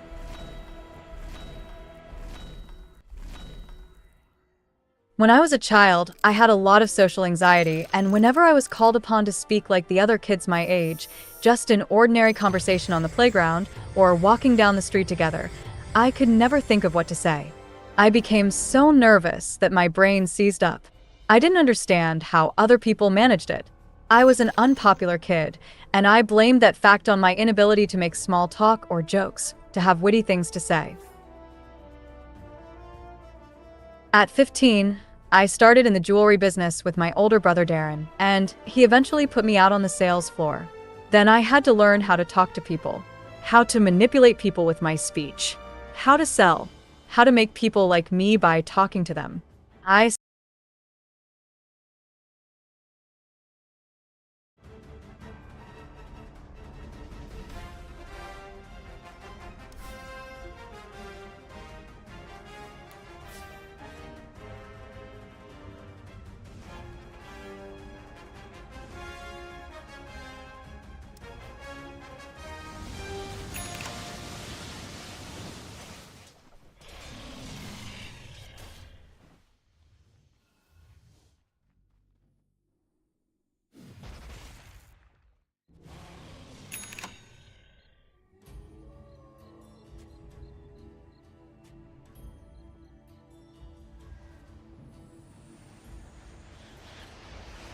Only one way to tame unruly beasts. Dire's top tower is under attack! Get off the stage. Godlike!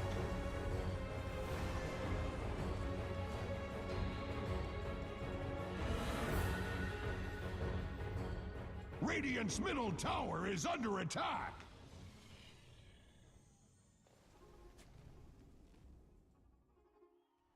Radiant's middle tower is under attack!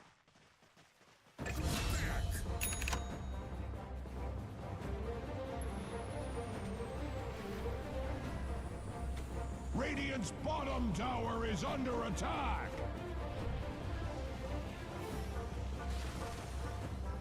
Mega kill!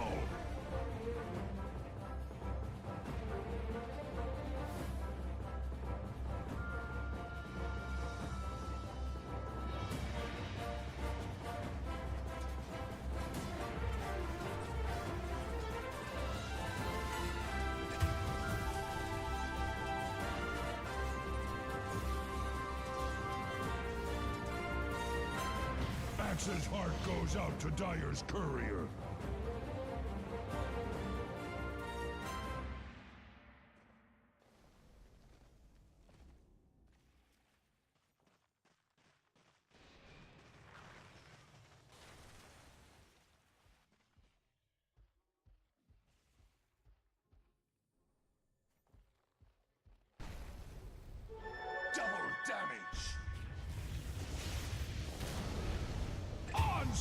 of all! Your desolation and the world's are one.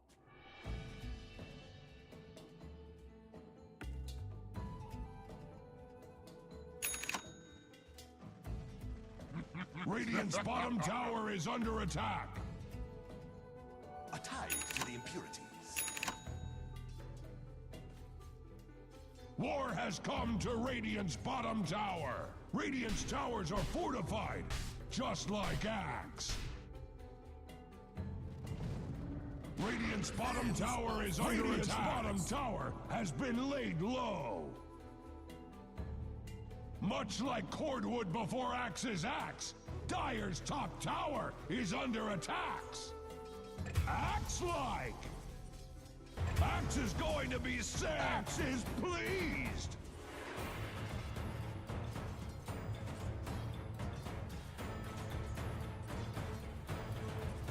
Double kill! I think I'll keep the light if you don't mind.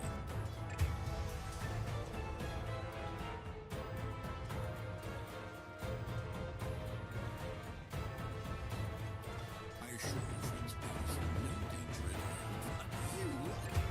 You're just an artist, unappreciated in his own time.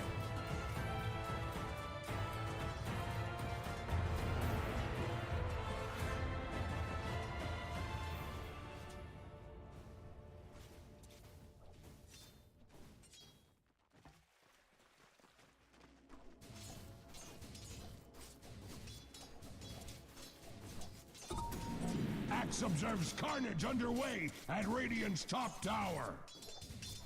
Puny Radiant hides behind their fortifications.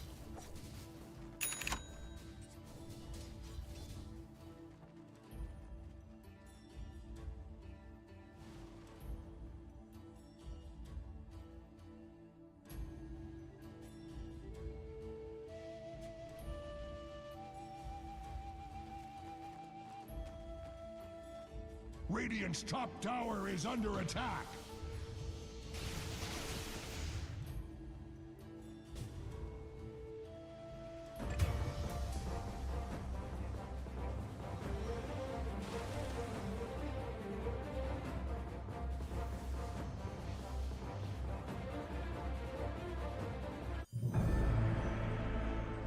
The red mist spreads at Radiant's middle tower. Axe is pleased! Double kill! Radiant's top tower has fallen! Radiant's middle tower is under attack! Killing spree! Double kill!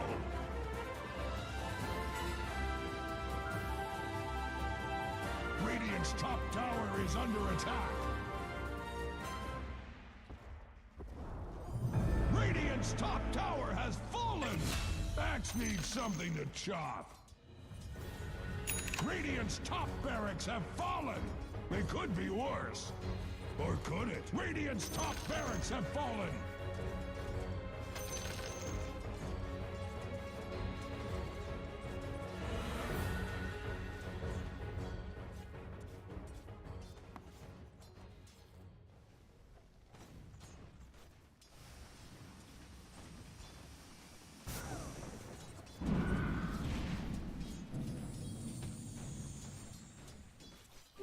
I travel light.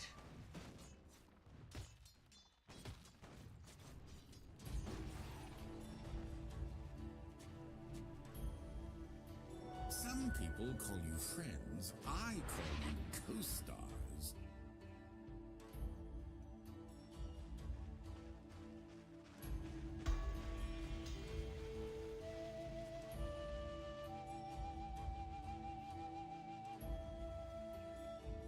Look into my eyes.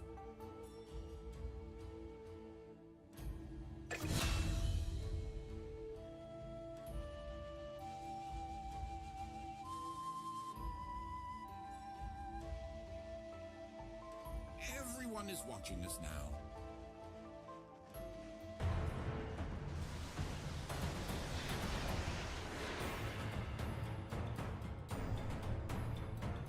Killing spree!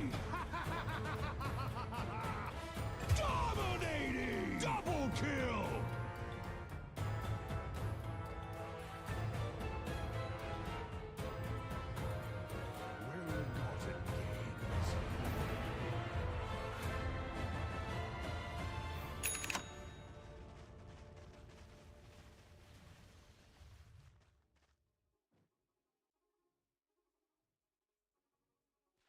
No, cry about it.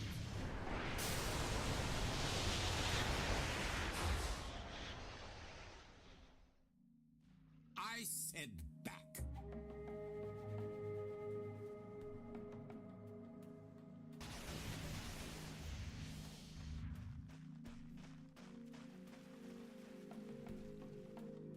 Time for taming.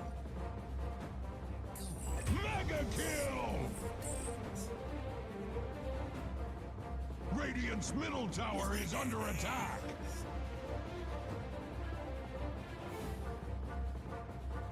Unstoppable! Double kill at Radiant's middle tower. Radiant's middle tower has fallen. Do not blame Axe. Radiant's middle tower is under attack.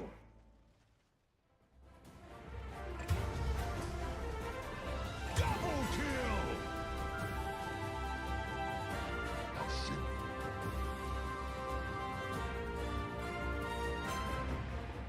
Radiant's bottom tower is under attack!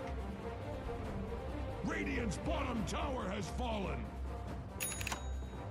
Radiant's bottom barracks are under attack! Time to channel not to pick sides, but Axe's favorite Radiant bottom barracks have fallen! Ah! As Radiant's middle tower falls, Axe's middle finger Radiant's middle barracks are under Radiant's attack. Middle barracks have fallen. Radiant's middle barracks have fallen. The Dire now have mega nice racks.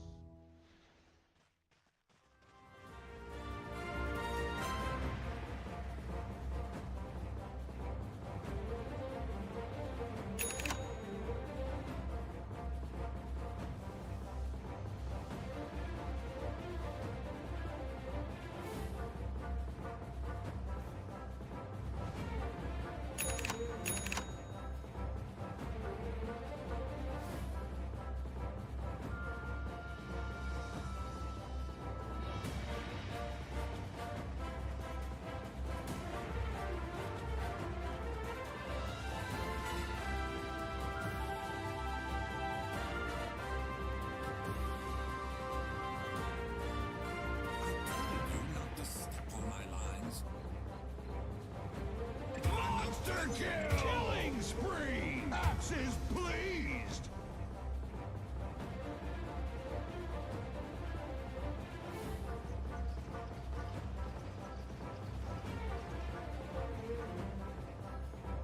The red mist spreads at Radiant's middle tower. Radiant structures are fortified.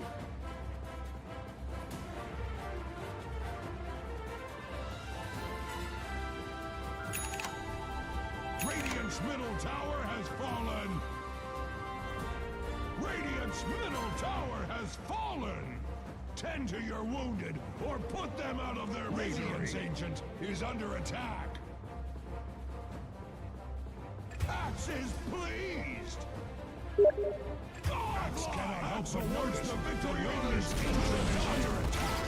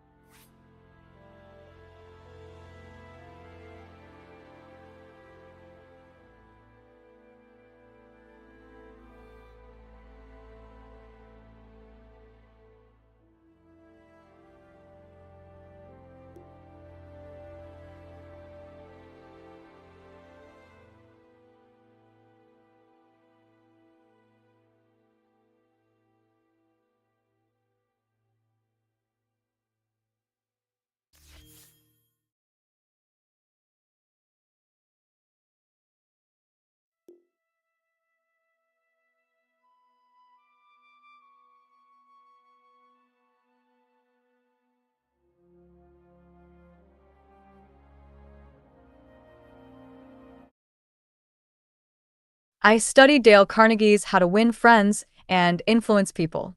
And in a lot of ways, it worked.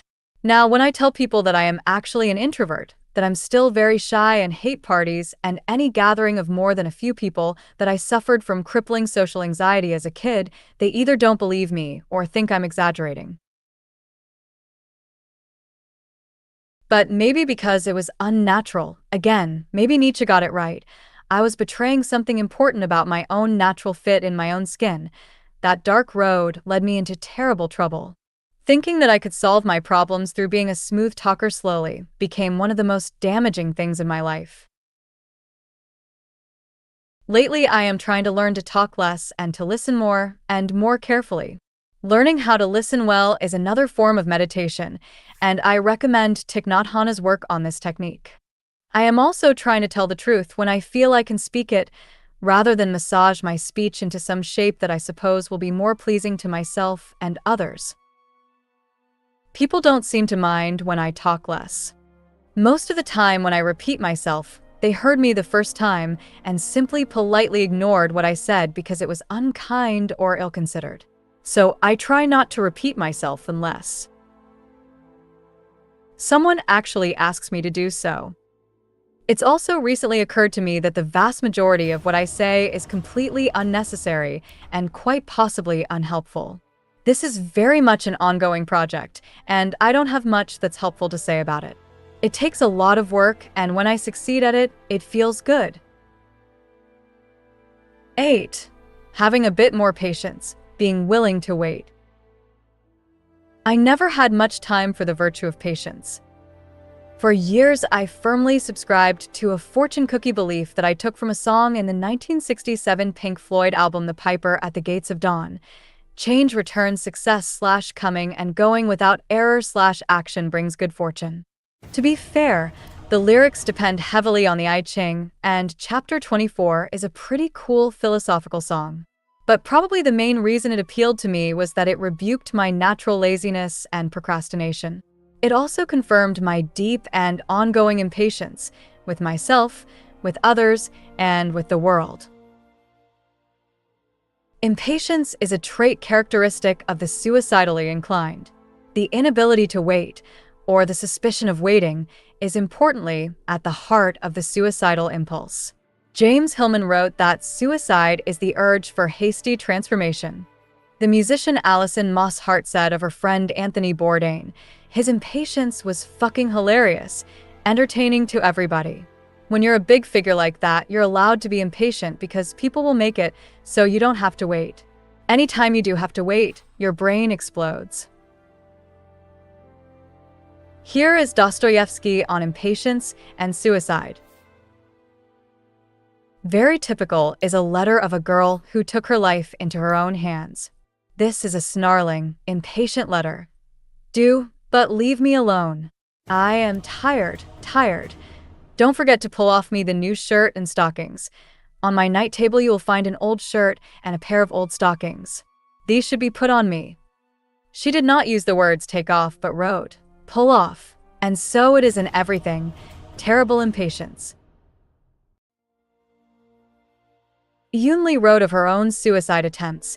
You're impatient with yourself, with your work, with others.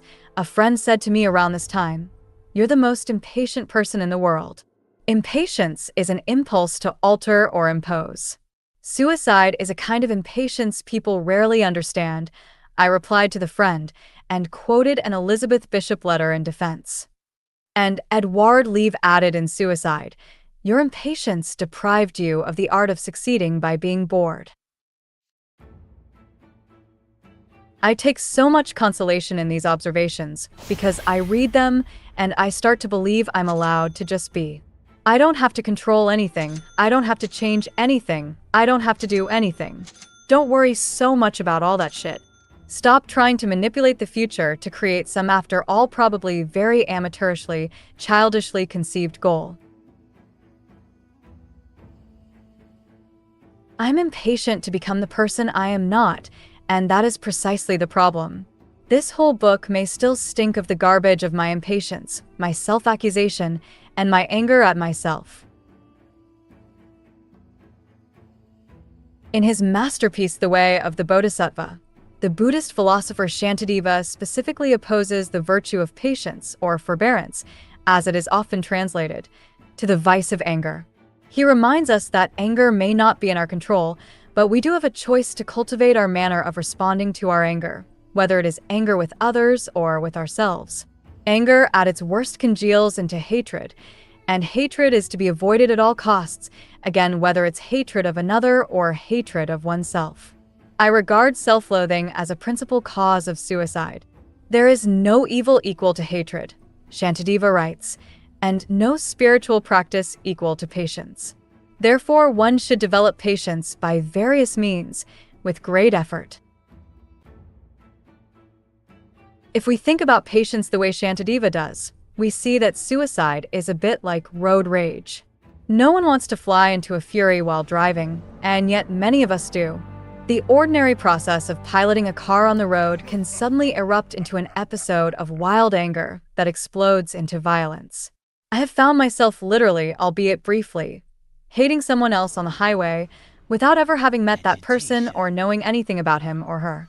And this is just how impatience relates to hatred, and how patience may liberate us from anger. Some trivial incident suddenly fills me with psychic road rage at myself and all of life, and I just want to kill myself.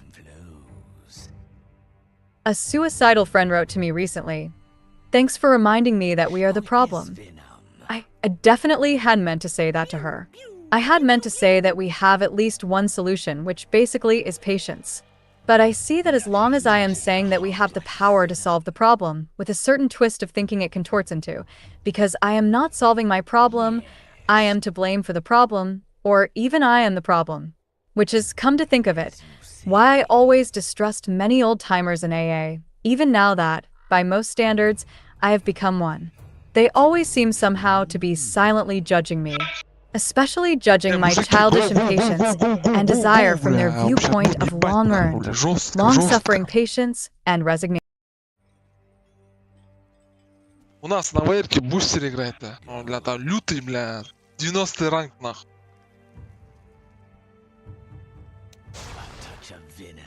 Yes, bro. Real miracle. Violet that plague our enemies.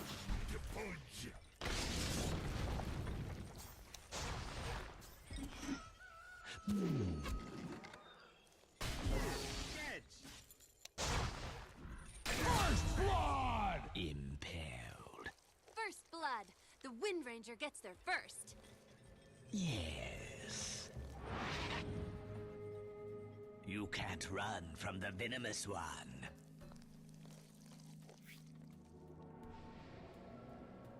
Ooh, ah.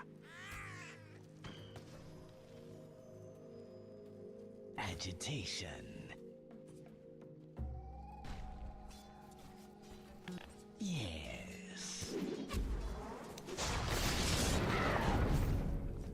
Yes.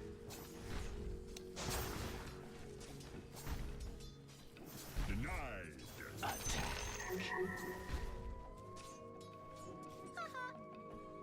A touch of venom.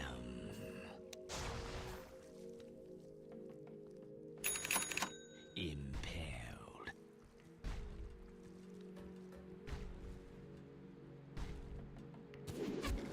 Going.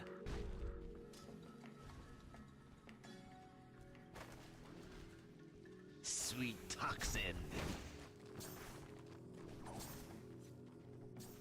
A plague on our foes.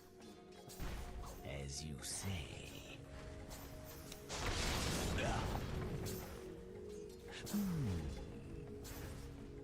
My loyal ward.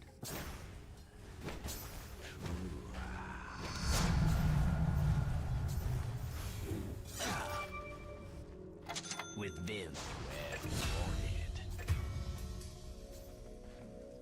Double kill! Quick as venom.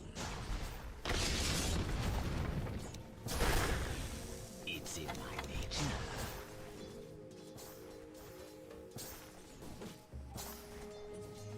Attack! Toil for my efforts. It's not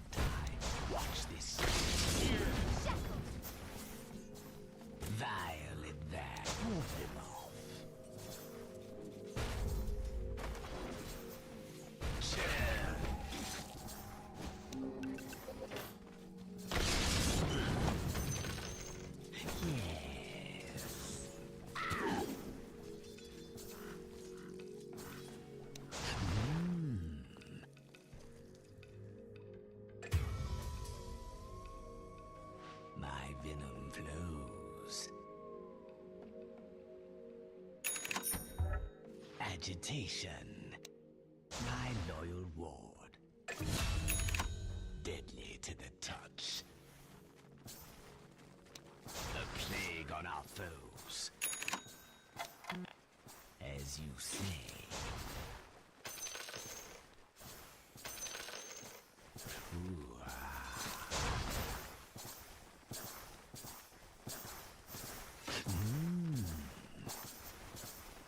Payment due. Toxic attack.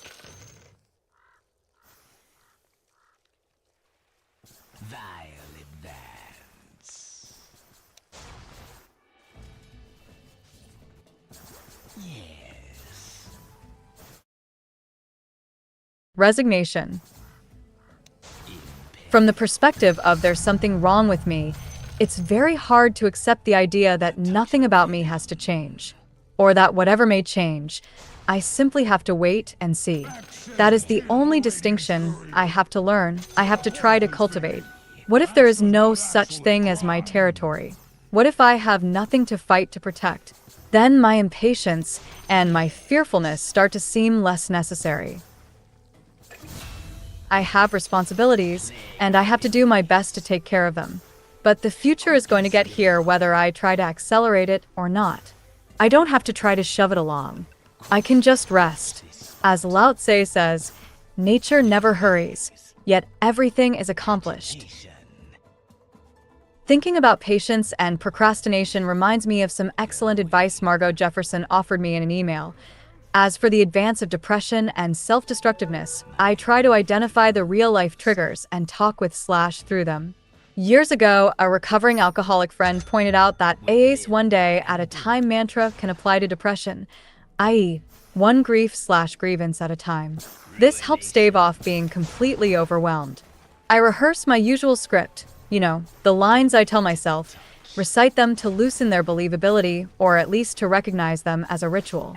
Self-destructiveness is trickier. If it takes the form of a real-life action, I try not to act. Self-destructive actions are one of the few things procrastination helps with. If need be, I retreat and shut down with comforts at hand. Easier if you live alone, I admit. Sometimes I take notes so I can talk it through with my therapist. I have a couple of friends with the same susceptibilities, and sometimes talking, naming the thing to and with them is helpful. Reduces self-excoriation. 9. Trying to do one thing at a time and to relax into routines. This last technique is related to reducing my cost of living and learning to be patient. Just as it would be silly for me to recommend exercise, it would be a bit silly of me to advise against multitasking or being on my phone when I am doing things that don't require a phone. I welcome routines I used to rebel against, like doing laundry and folding the clothes every evening, or watching an hour of TV on the computer with Amy at night before going to sleep, or trying to live on a schedule. I used to have an active contempt for schedules and budgets. A budget is really just a financial schedule, because I thought they showed a lack of imagination, and because I thought I was too good for such mundane things. Really, probably, I was afraid of them because I suspected I didn't have the willpower to keep myself on a budget or to keep to a schedule. And multitasking was, for a time, a real problem for me. What is a more obvious symptom of a problem with impatience than trying to do different things at once? I was a waiter throughout college, but I was never a very good one because I have trouble organizing myself. It takes a lot of self-discipline and patience to be a good waiter. But I always justified my multitasking as the skill of what good waiters call consolidating. That is, you don't leave the kitchen with just one item, you leave with a full tray. You don't go to the bar for just one beer for just one customer. You make sure you've lined up as many drinks as you reasonably can. You don't come back to the kitchen with just one dirty plate. You bring back everything you have room to carry. But consolidating doesn't mean doing everything at once. Just the opposite, in fact. It means focusing on one goal or need and being willing to wait until you can maximize the effort involved with that goal. It means looking at the big picture rather than responding to the little instantaneous demands that can otherwise pull you in different directions. It means learning to do one thing at a time. Quick as venom. I don't know whether this list will be helpful to anyone else who reads it. As Nietzsche teaches us, we all have our own strengths and weaknesses, and they very much contribute to our psychological well-being or distress. But having this list has helped me a little. It reminds me that I do in fact have the aspiration to thrive, and that I can do things that take me in the direction of flourishing and away from killing myself. Sweet toxin. Let's talk a little bit more about dying. The suicidal person may be in a privileged position with respect to the question of life or death, because she is thinking about it more than other people tend to do. Jean Amory put it this way: a question not answered, but almost fearfully posed. Don't the suicidal know better? Not just about life, but also about death. I myself am in that I will die, Heidegger wrote. That is, to be you is to recognize that there will also be not you. You are confronted with a vast and bewildering array of choices about what to do with yourself, how, and when. Heidegger called this the consciousness of possibility, taking the idea from Kierkegaard, which was a German, technical-sounding way of saying that you are free, and that freedom is both difficult and painful. Your acute consciousness of your freedom is intimately tied to your awareness of the fact that every minute of every day, you are quite literally running toward your own death. You won't always have all these choices. In fact, you have no idea when it might suddenly come to an end. And you might be thinking that the best way to deal with the frightfulness of your freedom is to just hasten your own death. Especially if, like me, you are feeling inadequate to the tasks posed by all the choices you have already made that have created responsibilities, anxieties, and failures that are conditioning your future as you imagine it. At the very least, the suicidal person is no longer pretending that she is immortal. In desiring death, we may think she is taking her life for granted, but one thing she most certainly is not doing is taking her death for granted. The opposite, much more common case, Heidegger says, is understanding death as something that only happens to the they. Death happens to everyone but you. Furthermore, the way we avoid talking about dying or discuss it purely in abstract terms interferes with our ability to recognize that it is an essential aspect of making sense of our own lives. Dying, which is essentially and irreplaceably mine, is distorted into a publicly occurring event which the they encounters. A touch of venom. This habit is so common and pernicious, Heidegger goes on to argue, that we even often try to convince the dying person that he will escape death and soon return to the tranquilized everydayness of his world. This is also a sophisticated way of deceiving ourselves about the fact of our own imminent death, of our own inauthenticity. Thich Nhat Hanh argues the same position in No Death, No Fear, that the awareness of death should refocus our attention on the experience of life. This standard Buddhist belief is worth remembering because we really do like to avoid thinking about the fact that we are going to die. Even sometimes when I am longing for death, I still don't want to think about death itself, as much as I want to think about getting out of life. In one of his few meditations on death, in The Gay Science, Nietzsche is characteristically dazzling in his synthesis of these two positions, of the need to focus on life, which also somehow requires us never to forget about death. The thought of death. It gives me a melancholy happiness to live in the midst of this confusion of streets, of necessities, of voices. How much enjoyment, impatience and desire, how much thirsty life and drunkenness of life comes to light here every moment. And yet it will soon be so still for all these shouting, lively, life-loving people. How everyone's shadow, his gloomy traveling companion, stands behind him. It is always as in the last moment before the departure of an emigrant ship. People have more than ever to say to one another.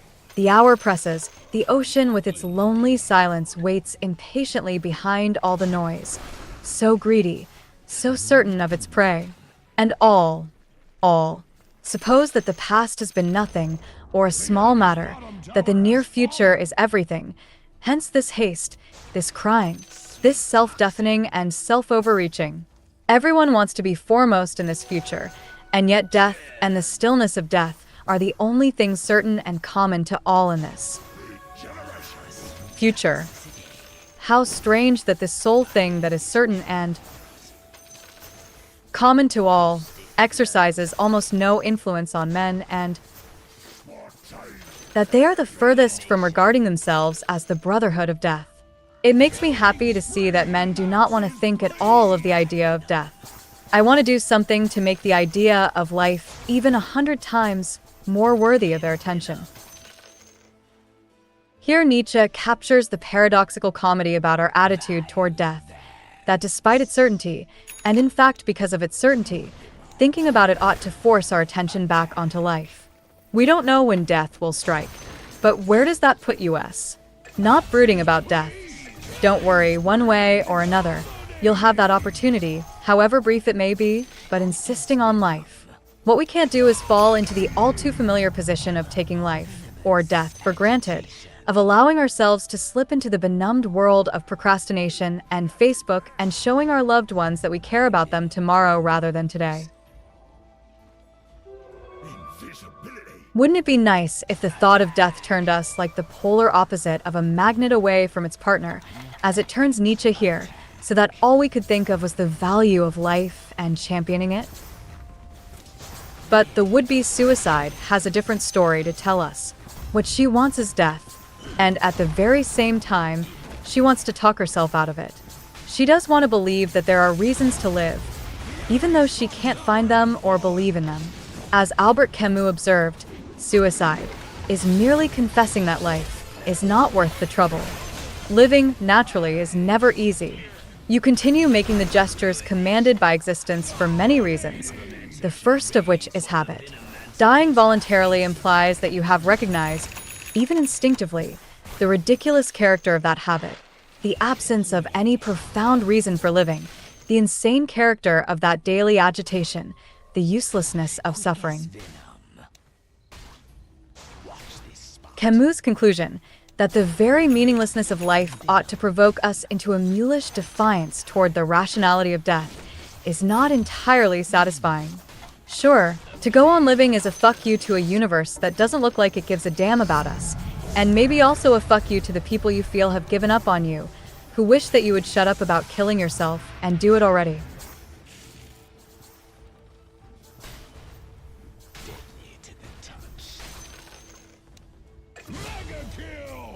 But when Camus insists, one must imagine Sisyphus happy. We wonder if that happiness may derive from the fact that Sisyphus knows the judgmental gods are watching him, with frustration and grudging respect, push that damned boulder one more time back up the mountainside. As Camus says, there is no fate that cannot be surmounted by scorn. They can't break him. But since the universe doesn't know that he is telling it to screw itself, and since he is still stuck here suffering, Camus' solution is a bit like an irritable French waiter refusing to quit his job just because he dislikes his customers so much. The customers don't know why he's grumpy, if they notice him at all, so he's punishing who? But stubbornness is important when it comes to the question of staying alive. Of all the books written by people like me, authors who have wrestled with the threat and the appeal of suicide, one particularly stays with me, in part because of the author's insistence on the merits of being stubborn. Sarah Davis's A Time and a Time. Sarah Davis is a pseudonym. Her real name was Rosemary Manning 191188, and she was mostly known as a groundbreaking lesbian author and a writer for children. She also wrote under the pseudonym Mary Voyle. A Time and a Time chronicles her two attempts to commit suicide, among other things, and one reason I'm drawn to the book is that she didn't die by suicide in the end. Like me, she's a writer and an attempter, but her story has a happy ending. That almost was not the case. Her second attempt, with an overdose of barbiturates, nearly succeeded, and she spent several days unconscious in a hospital bed before waking up. Of the experience, she noted, "I can say nothing about my brief acquaintance with death, for though I must have been very close to his doorway and am a true revenant, I have brought back nothing." Me too, I want to add.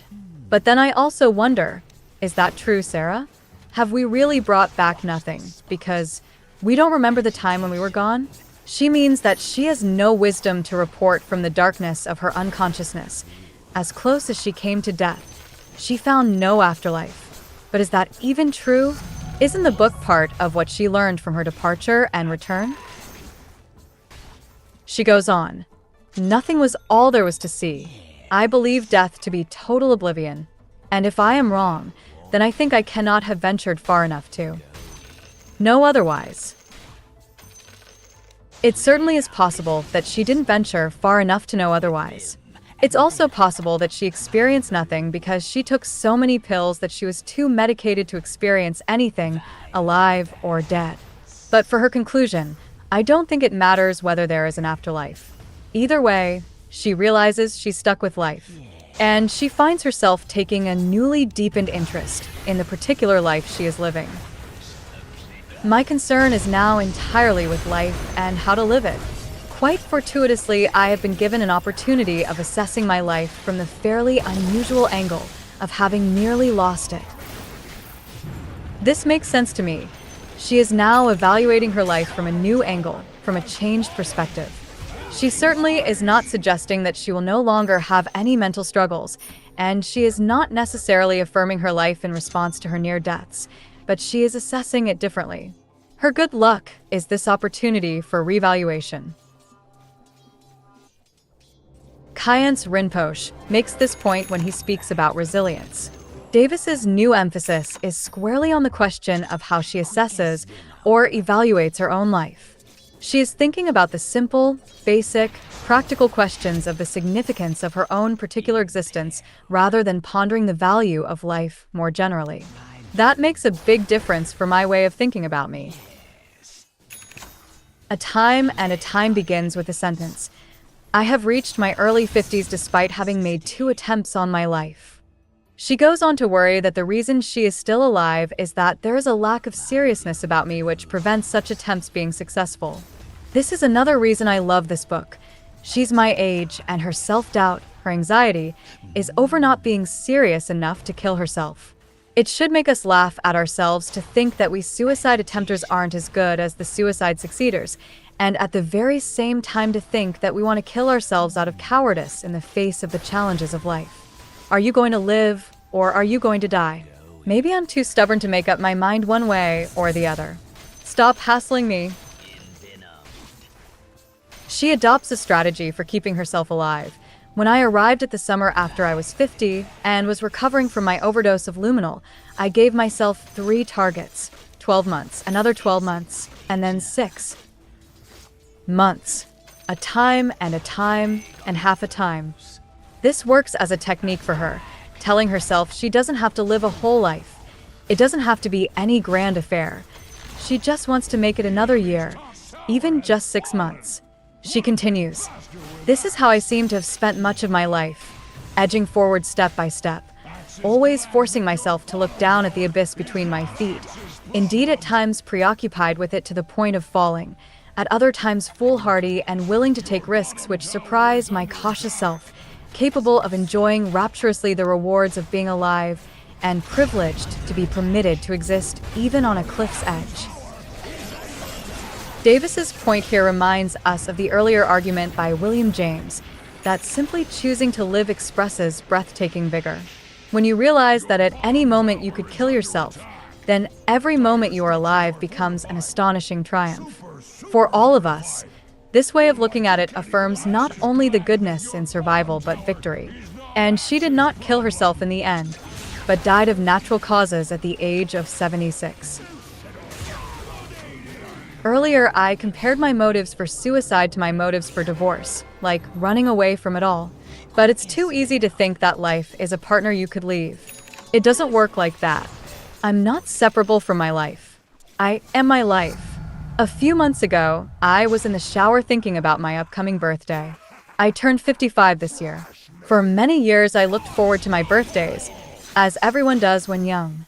Then in my late 20s, I entered the dreading birthday stage, judging myself for not having completed my PhD, for not having made $1 million, for not having written a novel, and so on. This stage lasted a long time, as the things I had failed to achieve accumulated. Then there came the stage of both judging myself and actually regretting the fact of getting older. Looking older, finding myself less energetic, less quick to rise from the couch, discovering aches and pains I didn't have before, noticing my sex drive decreasing. My math skills and my memory seemed to deteriorate. I thought my modest boldness, my confidence, whatever ease I had in the world, which was not much, was waning. I am still in this stage, and it will continue until I die. When I tell older friends that I'm feeling old, they smile and say, just wait.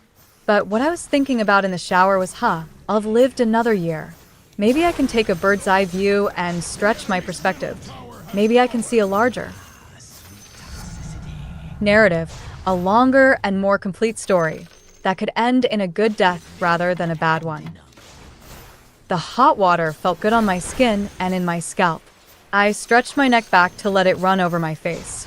It is funny that despite all my self-destructive desire and effort, I find myself all the way at 55. I can also say, good job, Clancy. Maybe I can do it again. And I have found pleasure in life itself, in just being here, in the world, even though, yes, at times, I stand like Davis at the edge of the cliff. Many more times I have felt wholehearted gratitude that I have my family, my profession, and my little home in the world as I understand it. I did it. Another year. Let's see about 56. A time and a time. That goes for you, too. As David Foster Wallace consoles, we can cry all we want, and we can change our minds, and that doesn't make us frauds. Letting myself change my mind may be a step toward a healthier, more realistic authenticity. Maybe slowly I can let this whole suicide thing go. Maybe I'm starting to learn, if not how to live, at least how not to kill myself. Not to get all sentimental on you at the end of the book, but look at us, here we are together, we made it. We don't want to die just yet. Acknowledgements. Bottom tower has fallen. X likes. Amie Barodale, Zeli Martin, Margaret Martin, Portia Martin, Ratna Martin, Kali Martin, Susan Golom, Denise Oswald, Lisa Lucas, Dan Halpern, Vicky Modi, Pat Barodale, Darren Martin, Pat Martin, Bill Martin, Alicia Martin, Rebecca Martin, Margaret Link, Joe Link, Matt Link, Tim Chulfar, Adam Cooper, Andrew Solomon, Chandi Chibigins, Desirel States, Dristi Chawla, Reetika Kalita, John Kaag, Mansi Fascist, Grace Keterman, Ajay Dolario, Jonathan Franzen, Daji, David Benatar, Wayne, Vogt, Diane Williams, Dale Kaer, Toshi Coleman, Jim Lowery, Margot Jefferson, Peggy Bottin, Zon Draper, Enrico Gnolotti, Lori Voloce, Sydney Harvey, Bros Buboc, Gwen Noth, Ben Yoshnov, Alex Watson, Rita Kotari, Kronti Sharon, Amit Chowdhury, Shumana Roy, Adrian Miller, Ellen Rochenbush, David Napier, Hari Haran, Sharon Berry, Tanya T., Reiko Castoro, Carol Hay, Debulin Umfert, Blair Moody, Robert C. Söleman, Kathleen Merhiggins, Bim Hankinson, Shanyei Shegal, P.L. Lamarche, Tatiana Kostachka, Adam Bear, Raffle Krolzady, Joe Clock, The Touch of venom. editors of I'm Still Here at Epic and Huffington Post, the editor of The Drunks Club at Harper's, the editors of Big Mother at Harper's and The Believer, the editor of Our Little Tragedy at Tricycle, Daniel Soar, my students, and the many people who have spoken with me in psychiatric institutions or emailed me about their own suicidal thoughts and attempts over the years. Thank you. Appendix I. Tools for Crisis. Remember, you don't have to live forever. You just have to get past this moment of panic, and things will get easier. If you truly have to, you can always kill yourself tomorrow. Wait a day. If you can, call or text a friend or two. You don't have to tell them everything, just reach out, just a hi, please text me back, and if the first doesn't reply, try a couple more. Consider any of the following. Go for a walk to someplace less claustrophobic feeling, just to get some fresh air in your lungs. Just stall yourself long enough for a stroll, a glance around. Visite tab/suicideandstuff.com. https://livethroughthis.org. For some terrific videos and podcasts, or read some of the stories app. These I find are especially helpful. Flip through the interviews in Appendix 2. Consult a mental health care professional. If you are afraid of a 72-hour hold, discuss that concern with a professional up front. Turn to Chapter 11 and read whatever grabs you there, perhaps especially my list of 9 habits that are helpful to me. Read this article of mine, which is not long, is hopefully funny, and has helped people, they tell me. Make it through to another day. https://highline Huffington Post com/articles/and/life in the psych ward/. Watch this YouTube video, which really helps me. https://www.youtube.com/watch v=mvfckog7dw. If you're in the United States, call the National Suicide Prevention Lifeline at 800-273-8255 or the National Mental Health version of 911 at 988. Be aware that they may send emergency responders, so if that's not your wish, you'll need to address that with them. Visit twarmline.org. If you're in the United States, text SAVE to 741,741. You'll get a text back in at most a few minutes. They'll assign a person you can chat live with.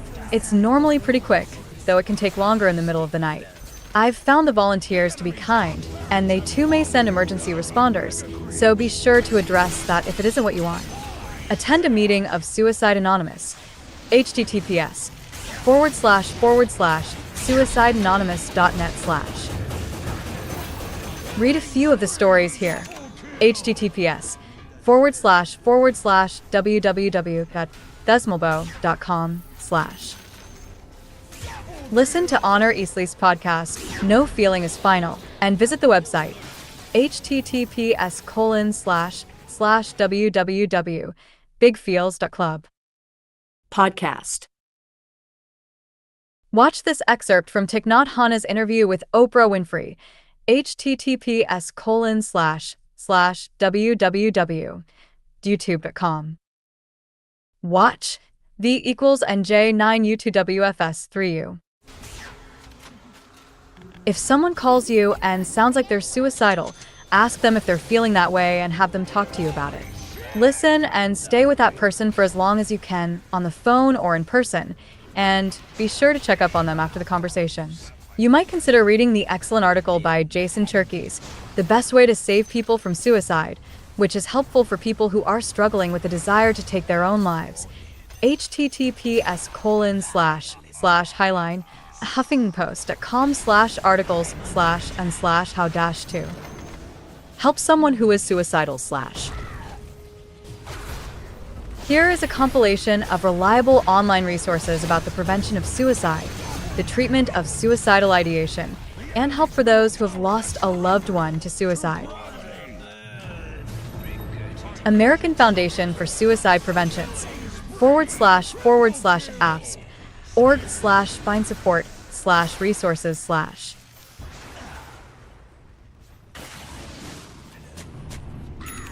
National Institute of Mental Health on Suicide https://www.nih.gov/health/topics/suicide-prevention. Index SHTML. Society for the Prevention of Teen Suicide Ape //www.cisa.org/. Centers for Disease Control and Prevention on Suicide https://www.cdc.gov/violence prevention/suicide. Resources.html. Action Alliance for Suicide Prevention //Action Alliance for Suicide Prevention.org/resources. Suicide Prevention Resource Center //www.sbrc.org/. Suicide Awareness Voices of Educations //save.org/.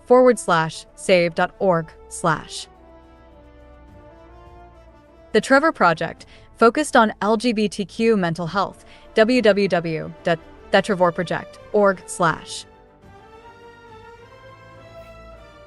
The Ethics of Suicide Digital Archive, a vast compilation of thinking on suicide from great philosophers and other writers throughout history and world culture, https://ethicsofsuicide, libutah.edu/.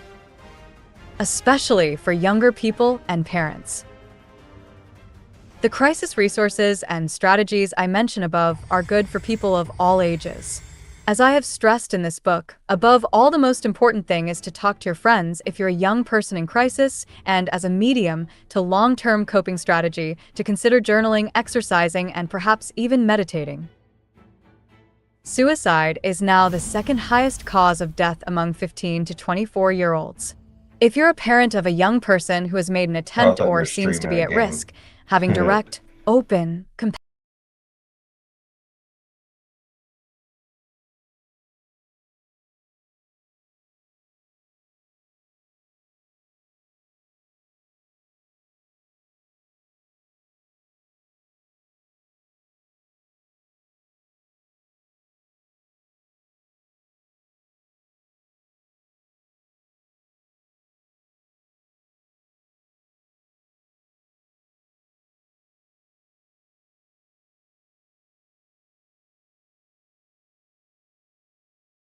compassionate conversations has been shown by almost every study to be the most effective approach.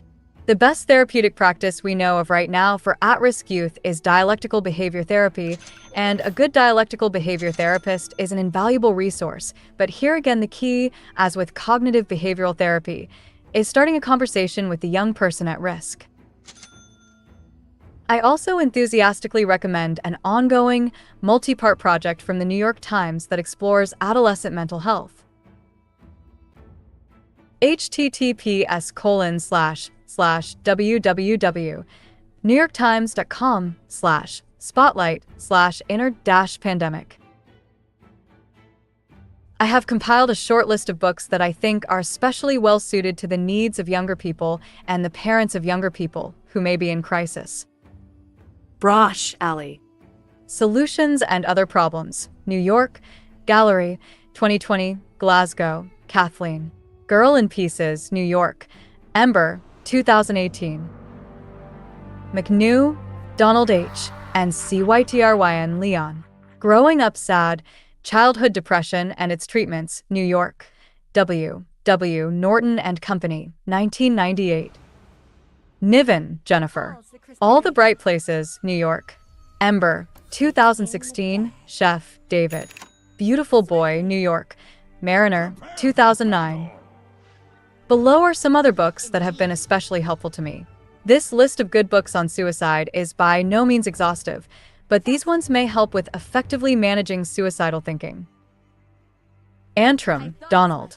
One Friday in April, A Story of Suicide and Survival. New York, W. W. Norton, 2021. Kodrin, Pema. When Things Fall Apart. Boulder, Colorado. Shambhala, 2016. Yes. Davis, Sarah. A Time and a Time. An Autobiography. London, Calder and Bayars, 1971. Hillman, James. Suicide and the Soul. Woodstock, New York, Spring, 1965. Jameson K. Redfield. Night Falls Fast. Understanding Suicide. New York. Vintage, 1999. Joyner, Thomas. Why People Die by Suicide. Cambridge, Massachusetts. Harvard University Press, 2007. Lee Iyun. Dear Friend, From My Life, I Write to You in Your Life. New York. Random House, 2018. Where Reasons End. New York. Random House, 2019. Nyatang, Tit. You're Here. Boulder, Colorado. Shambhala, 2010. Rilke, Rainer Maria. Letters to a Young Poet. New York. W. W. Norton, 1993. Rinpoche che Dzongsar Khyentse. Living is Dying. Available at https://www.siddharthasintent.org. Publications /livingisdying/ Schneidman, Edwin S. The Suicidal Mind. New York, Oxford University Press, 1996. Solomon Andrew, The Noonday Demon. New York, Simon & Schuster, 2001. I think any of these will help. And again, if you are in immediate danger, please call 988 or text 74174 or contact a mental health care professional. The rest of us need you to stick around. Appendix 2. In case of emergency. Interviews on staying alive. A new friend wrote to me not long ago and told me that she had attempted suicide and that she knew the thoughts might return, but that for the moment she felt firmly rooted in the world. I like that expression, firmly rooted in the world. It captures more and more how I have come to see the ability to go on living despite the struggle. We can establish roots. We can find psychological or spiritual nourishment in our everyday lives. We can make a home for ourselves in this weird, confusing mess that is life. That said, there are times when we feel rootless, when we feel like we are drowning or falling through space, with no safe tether or helping hand we might seize. There are times when we're right on the edge of killing ourselves, or even in the process of planning an attempt. My admittedly ambitious hope for this book is that someone who is thinking about suicide might pick it up and find that she need not act on the thought, or that the urgency of the thought has diminished a bit. I also hope that the book may help people who are approached by a friend or acquaintance who is feeling suicidal. If someone does reach out to you for help, you should know the 6 steps recommended by the American Foundation for Suicide Prevention, one of the leading organizations in the world working on the problem of reducing suicide. Its good advice is proven to help, and I have used it myself to help people. The AFSB principally recommends that we have an honest conversation with the person who is feeling suicidal and 1. Talk to them in private. 2. Listen to their story. 3. Tell them you care about them. 4. Ask directly if they are thinking about suicide. 5. Encourage them to seek treatment or contact their doctor or a therapist. 6. Avoid debating the value of life, minimizing their problems, or giving advice. There is no way for me to do that in a book. And certainly, I am not trying to give you any advice about your life, other than, well, if you are thinking of attempting suicide, don't do it just yet. But what I can do here is share with you some interviews I've conducted with people who are experts on the subject of suicide, who I've sometimes mentioned in the body of the book, and those conversations are below. In all these interviews, my goal was to find advice that would help a person who is actively considering suicide. Maybe glance through them if you are in a desperate place. These people know what they're talking about, and their words can help.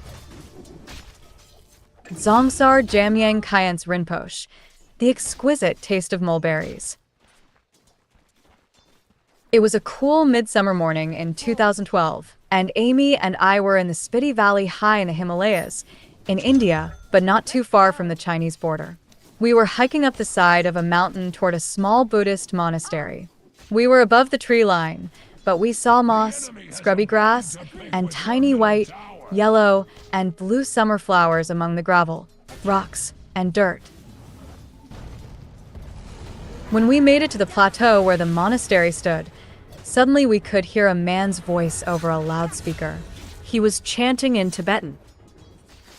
"That's Rinpoche's voice," Amy said, and she started walking faster.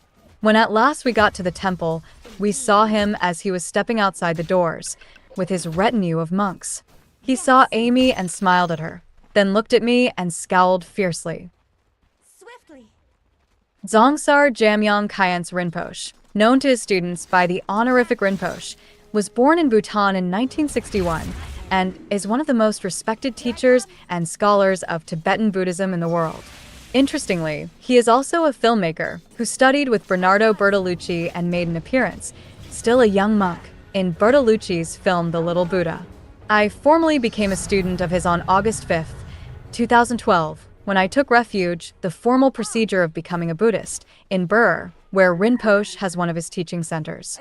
On the same day, Rinpoche married Amy and me, while good-humoredly reminding us that Buddhists do not really have a marriage ceremony. One of my students once told me, if you'd fallen in love with a woman at Barnum and Bailey, today you'd be a circus clown. And maybe that's true.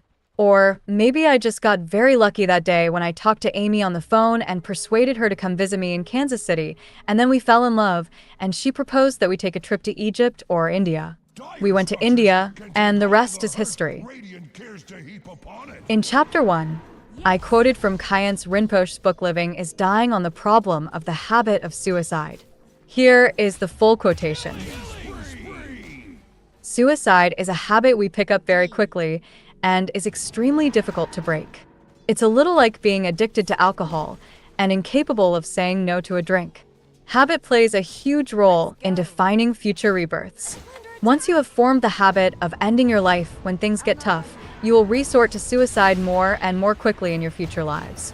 Buddhists who have studied the teachings on karma and reincarnation should know this. Of course, this argument will not work if you are not a Buddhist and have no belief in reincarnation. Neither will it work if you think that death is the end of everything. On other, more literal versions of this view, many Buddhist philosophers claim that committing suicide once means you will commit suicide 500 times more, either in the bardo, between your earthly lives, or in your future lives. I find this view very helpful, not just because I am a Buddhist, but also because it allows me to think about suicide as less a choice I'm making than a choice I'm not making or not entirely. I have a lot of bad habits, and those habits are things I work to change. Let's take my habit of looking at the phone when I'm playing with my 3-year-old son. We are playing together, having a nice time, using his cars as characters, or assembling some Brio train track on the coffee table. He takes a break for a moment to get another car, or to bounce on his little trampoline. Almost without knowing I'm doing it, I've reached down to my phone on the end table next to the sofa to look at my email or skim the New York Times. It's almost like a reflex action unless I set up strategies so that I don't do it, like putting my phone on the charger in a different room or reaching for my phone and then stopping myself and going to join my son. Similarly, I've realized that for me, suicide is like a knee-jerk reaction that I have to a certain kind of panic. But that means I can set up strategies to avoid it. It means, yes, you have this bad habit, Clancy, but it is a habit, it's not a reasonable choice, and like any bad habit, you can change it. Every time you don't try to kill yourself, you're doing a little good thing to break the habit. And anytime you do try to kill yourself, even if it's a half-hearted attempt like duct taping a laundry bag around your head, yes, sigh, I have tried this. You are reinforcing the habit. You are making the habit still worse. But as we all know, breaking bad habits is hard. Recently, especially because of the rise of suicides among young people, especially during the pandemic, Rinpoche has been speaking more about suicide. Question, Rinpoche, can you tell us a bit about your experience with suicide? I have been greatly disturbed by the growing number of suicides, particularly among youth. Question, Rinpoche, what general advice can you give to someone who is feeling suicidal? I want to remind everyone of a simple truth that we so often forget, how wonderful it is just to see things and to hear, to smell, to taste, and to feel things. This is called living. Question, but Rinpoche, there is so much struggle and suffering in life. Mightn't it just be easier to end it all? Of course there is struggle in life. But this life is what we have right now, even when it's not perfect. We don't know what's in the netherworld that we'll encounter after we die. What if we can't see, hear, feel, or taste things there, even though we are conscious of them? We probably won't be able to handle that because we really don't like uncertainty, and we just don't know what's in that netherworld. Question, lots of other people seem to do just fine. Is it unfair that some of us are miserable and others are prospering?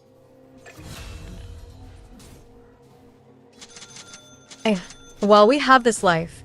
We can appreciate the simple things it offers even when matters seem painful and unfair, like seeing your own peers wearing business suits and ties and looking ridiculous driving BMWs and directing internet startups while you roam about, scraping up a few bucks here and there. Question what if the pain is just too much? And what about self-loathing and self-contempt? There's a lot you probably won't feel good about, but there are things you can do. And remember that things change. You may go through 5 years of pain, but the 15 years after that may be very happy, joyful, and cheerful. Question I struggle with the thought of suicide, and so do many people who ask for my advice or help. Is there some specific action we could take to help us with the thought of suicide? I wish some of you could watch an Iranian film called Taste of Cherry, in which a man who tried to hang himself from a tree suddenly discovered the wonder and beauty of life when the branch broke, and he savored the exquisite taste of mulberries. Question Rinpoche.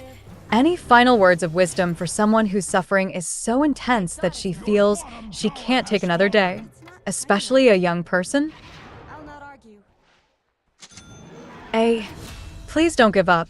Discover what this life can offer, and appreciate the small but wonderful things in life, like just what you can see, hear, feel, and taste. DSCREL, stage. All it is distraction. Many people, when they are thinking about suicide, Google the subject. They may find Reddit forums discussing suicide and the desire for suicide, or they may find sites that address the various ways of killing oneself. People are, quite naturally, often looking for the easiest and least painful way of doing it. They will also find resources they can contact, by phone or email, to help them deal with the crisis, and they may find stories of people who have attempted suicide and live to tell the tale. I very frequently and very happily get emails from people who tell me that they were Googling suicide and came across an article of mine on the subject and then changed their minds. At a certain point, I thought to myself, but what about all those people who don't read a long article? All those people who might need and be saved by a survivor's account, but aren't going to suffer through thousands of words by a rambling middle-aged white male philosophy professor? Then I thought, we need a site or sites that tells the stories of all these survivors at different lengths, of different ages, and from different backgrounds, so that we can reach and help as many people as possible who are at risk. Then I found Disrael, stage, and her wonderful site Live Through This, https://livethrowthruththis.org/.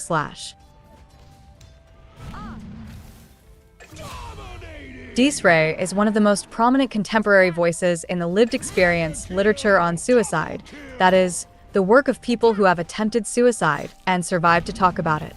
Disrae has done the selfless, laborious, painstaking work of reaching out to dozens and dozens of suicide survivors from every possible background and chronicling their stories, in their own words, for just the purpose I was talking about above. That reading the story of someone who has attempted suicide and will tell you about how they got through that makes you, for reasons none of us completely understand, feel better and much less likely to kill yourself, and it reconnects you with others. Maybe it's because we feel less alone. Maybe it's because see light at the end of the tunnel. Maybe it's because we realize we have nothing to be ashamed of. As Philip Lopate notes, commenting on the benefits of reading literature generally, it allows us to be more understanding about human frailty, about error, tragic flaws, and therefore makes us more forgiving and more self-forgiving. Recently, a graduate student who was helping me with this book, worrying that all this suicide stuff might be getting to her, wrote, "It is actually helping me. I can't remember why I used to want to die." All these people and stories show you that they didn't deserve what was happening to them, and nor does anyone else ever. So this is giving me actual first-hand experience on why it is important to talk about it. It helps. Naturally, this was a great comfort to me. Anyway, it works, and one of the best people making it work right now for others is Disrael. Stage. Question, how did you come to work on suicide? When did I start this? It's been my whole life. One of the first memories I have is losing a family friend to suicide. I remember asking my mom, how old was I when this friend died? And she said, maybe 2 or 3. It just registered as this thing that I don't know exactly what it was. I think it might have been the way that people talked about it. My own grandfather specifically, there was very much this feeling of the wife he left behind and his beautiful daughter, and he did it in his garage on his weight. Bench. And that's one of... But I got depressed for the first time when I was 14. Suicidal thoughts for the first time. I started cutting myself for 9 years. Down you go. Down. Tower has capitulated to superior The ice force! wolf's bite. Axe brought his thesaurus! Ha ha! On.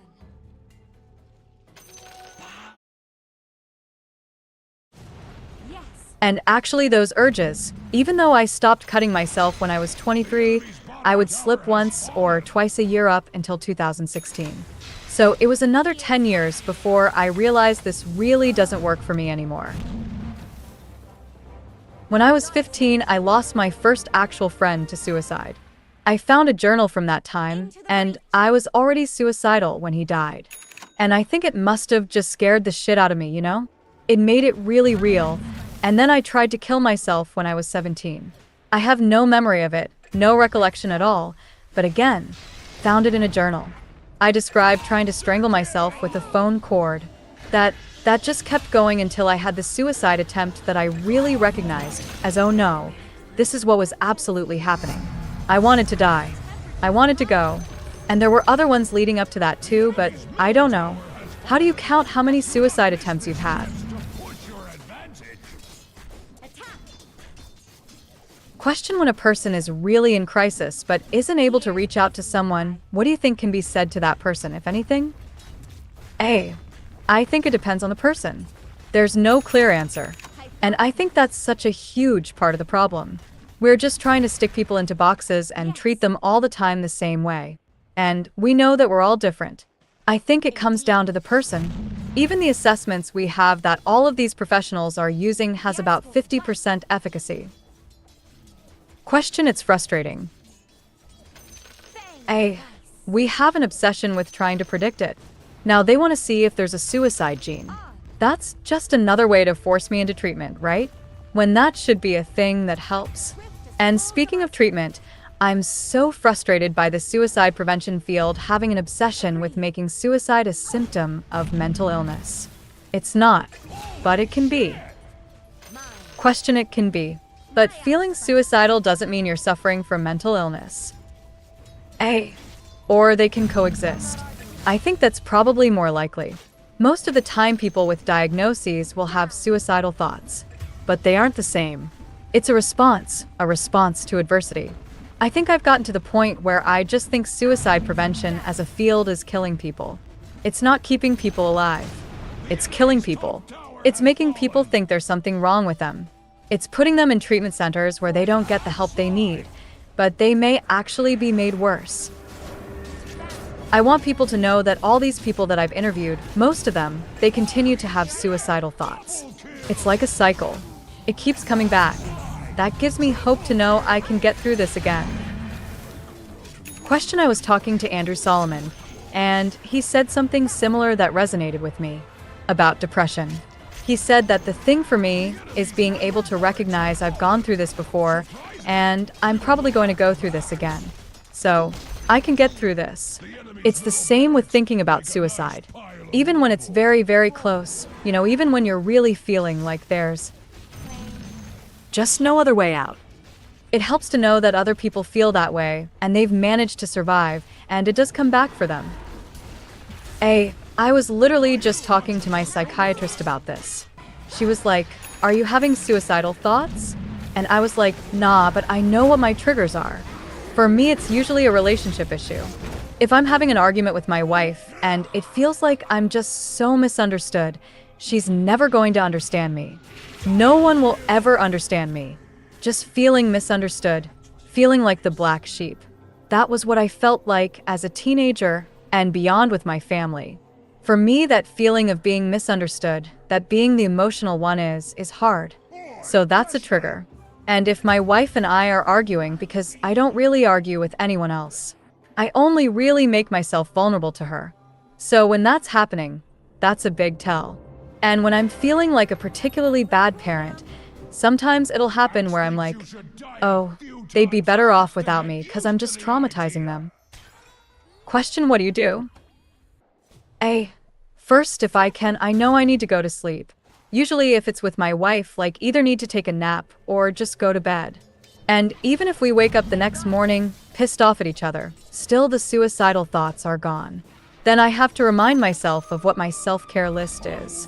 I remind myself, okay, Desiree, what do you need? What is going to distract you? What is going to bring you some joy?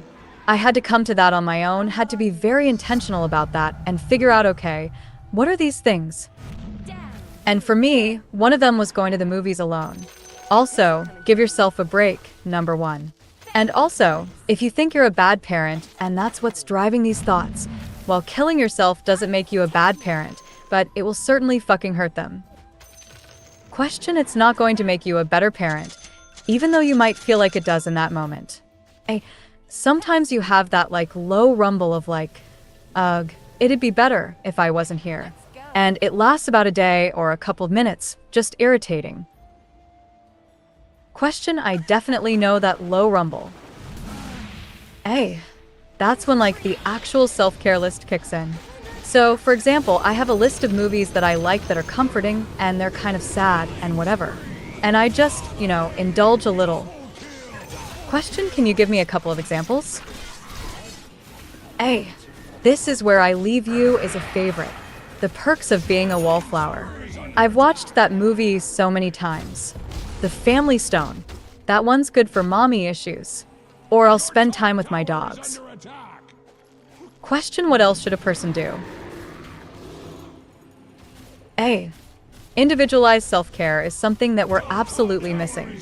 Also, I always get people who are like, I'm suicidal or my friend's suicidal, and I need to go see somebody, but what do? I've had terrible experiences in therapy. I'm like, what does your therapist specialize in? Have they worked with suicidal people before? Have they worked with people who hurt themselves? Did you ask them in advance about their policies on hospitalization? I didn't learn how to do that until I was 32, 33. I had to tell someone the other day because she was talking about having obsessive suicidal thoughts, which is a version of OCD that I didn't know existed until last year. And it's like, you're not actually suicidal. You're just constantly afraid that you're going to kill yourself. So I explained, you cannot walk into a therapist's office without knowing where they stand on this, or you'll be instantly hospitalized. Question, you're just going to get hospitalized before you even leave the office? Right. So we need to think and talk about how you find a therapist. Question, maybe the most significant survival technique that any of us can develop is having a therapeutic relationship with ourselves. This is this education piece. And being able to say, you know what, I'm going to have to be the one who owns this mental situation of mine. And until I own this mental situation of mine, it's going to continue to victimize me. But at some level, you're the one who has to take responsibility for that, because no one is going to do it for you, at least for now. Question, it's hard to know who else to trust with your mental health. Have you had a good psychiatrist? Yes. One psychiatrist in particular validated me. I said, I don't want to go on an SSRI because it gives me sexual side effects. It makes me feel like a zombie. And she said, sounds like you could be resistant to SSRI. And I said, wait, that's allowed? I can just say no thanks? Not for me. And I also had a bipolar diagnosis at the time, which turns out I'm not bipolar. It's ADD. So she made a little list of medications and explained each one, and she was like, what do you think? And I was like, what do you mean? Question, that's a good psychiatrist. And she was like, I mean, I can write you the scripts if you want, and you can go do some research and you can fill it or not. Or we can talk about other options. And I thought, this is so weird. Just having agency. having it be a collaboration, able to take responsibility over my own care. Question: it's sometimes easier to turn that over to someone else. A. People don't want to think about their mental health all the time, like fucking obsessed with this.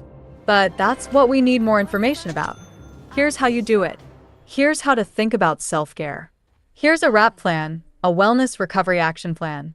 This is how you personalize it. Think about your self-care. Think about your triggers.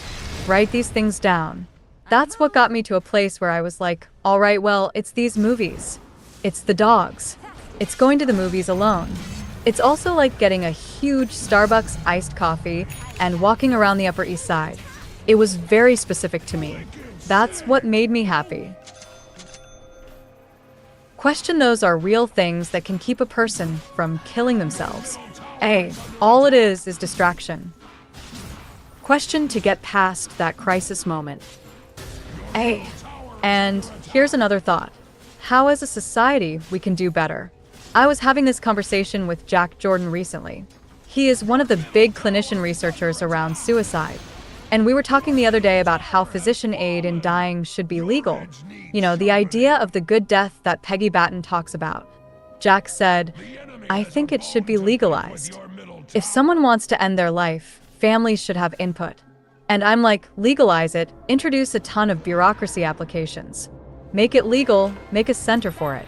At such a center, they would tell you, if you're in crisis, you'll feel, all right, this is a valid decision that I can make. I can choose to end my life. And I better fill out this application. That's distraction. This is maybe the one time bureaucracy could save lives, because a bunch of paperwork could get a person past the crisis point. Question: and there is statistical evidence that shows once medical assistance in dying is available, and most people don't use it? Question: the fact that you do have an exit helps you to see that you don't have to take it. I've been thinking about this aid in dying thing and how I think it could save a lot of lives and like being able to choose how to go. Even if no one agrees with you, you can say, this is what I'm doing, I'm going, so I would love for you to be there. And then all of a sudden, how many fewer people would die scared? Andrew Solomon. Both kinds of memory are impossible. In 2001, when Andrew Solomon's The Noonday Demon, an atlas of depression was published, I was living in Austin, Texas, with Rebecca before she became my wife. I had returned to the University of Texas to finish the PhD that I had left incomplete when I joined my brothers in the jewelry business for 6 long, harrowing years, from 1994 to 2000. The book was immediately recognized as one of the most important works on depression to appear in decades. When I read the book, I felt like someone else had described my own personal experience. It was a revelation, really. I had read many articles, short stories, memoirs, and books written by other people from the depths of their depression, but for me and thousands of others, no one had ever before captured so well exactly what it felt like to be depressed. When I asked the great contemporary writer Margot Jefferson about her own struggles with depression, she told me that she, too, first learned to accept and manage her struggle with depression when she read some early work of Solomon's in The New Yorker. I'm sure this is true of many people. Andrew has since become one of the leading champions in the world for people struggling with depression and suicide. His writing in The New Yorker and elsewhere, which I can't recommend enthusiastically enough, has also been revolutionary for our contemporary cultural thinking about what it means to have a family. We spoke over Zoom on a warm day in December 2020. Question: Andrew, when a student or a reader comes to you and says, I don't think I can keep on going, what do you say to that person? Agreed. I do have people come to me and say that. I also have people come to me and say that they've been considering suicide and found my work helpful. To quote somebody, I don't remember who, suicide is a permanent solution to a temporary problem. I tend to tell people that. And that depression is extremely common and much more common than most people have realized. If you write a book about it, you discover how common it is because everyone you meet talks to you about their depression. It's immensely common, but it is in most cases treatable. I've often said to people that I do believe in a right to suicide in certain cases. When someone has genuinely intractable illness, whether physical or mental, but there are many steps between feeling like killing yourself and confirming that you have a genuinely intractable condition and that your life is intolerable. And I say that one of the sad curses in the experience of depression is that while you're in it, it feels permanent. It is difficult to remember that you ever felt better, and it's difficult to believe that you will ever feel better. But the reality is that you have felt better in the past, and you are fully capable of feeling better again.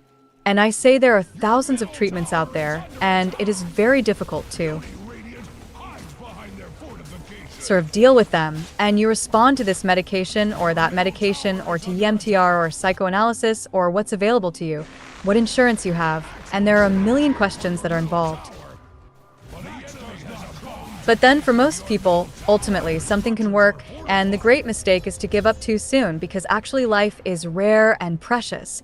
And if you can pull yourself out of the depression, then there are many good reasons to stay alive. Axe-like. Question: I sometimes think that being depressed is a little bit like when you're really cold.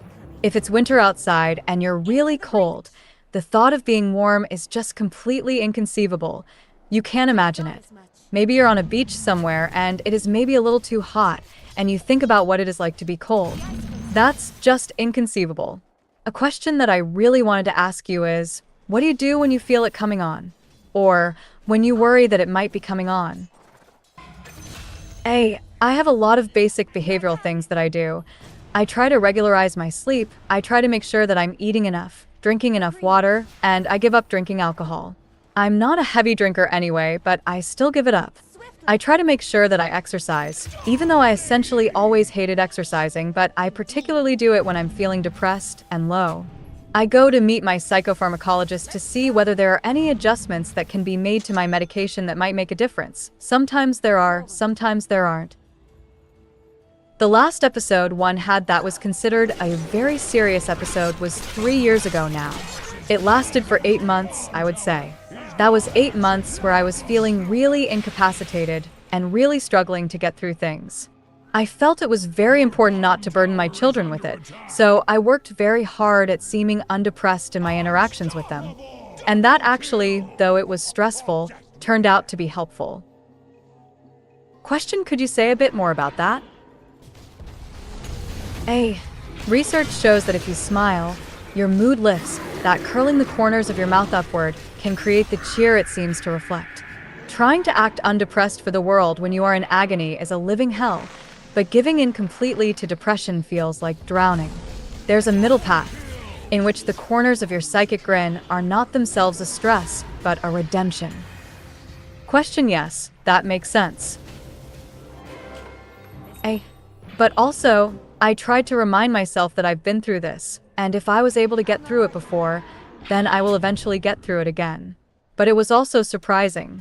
I remember in that particular episode, despite having written my book and despite having had various episodes and so on, I remember having dinner with a friend, and I said, "Do you feel like..."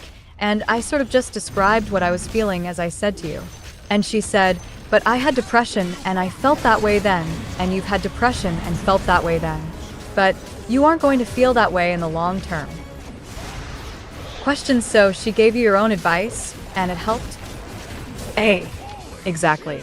The other thing I do is that I try to cut off contact with the larger social world of New York that I can find fun when I'm feeling more up, and to limit myself to a relatively small number of people, but to be very open with that small number of people and say that I am wrestling with this now so that I have their support and their comfort. Part of what I do even when I'm not depressed is to try to put in place structures so that when I am depressed, there will be people who would be confident to give me advice. People I love who can give me reassurance, and people I hire for their wisdom in these areas, and to try to have all of that in place and to be very direct when it happens. Question: recently a friend was asking me, what do you think you actually do that is keeping you from committing suicide right now or trying to commit suicide? I listed these structure kinds of things. The most banal sorts of things, my family, paying bills on time, exercise, and all these like very ordinary simple things. But I worry about teenagers and college-age kids. For a teenager or a college-age kid, everything that you and I might rely upon is less accessible to them. they are not necessarily in a position to put those kinds of structures in place. On this subject, please also see the resources for young people and parents in Appendix I.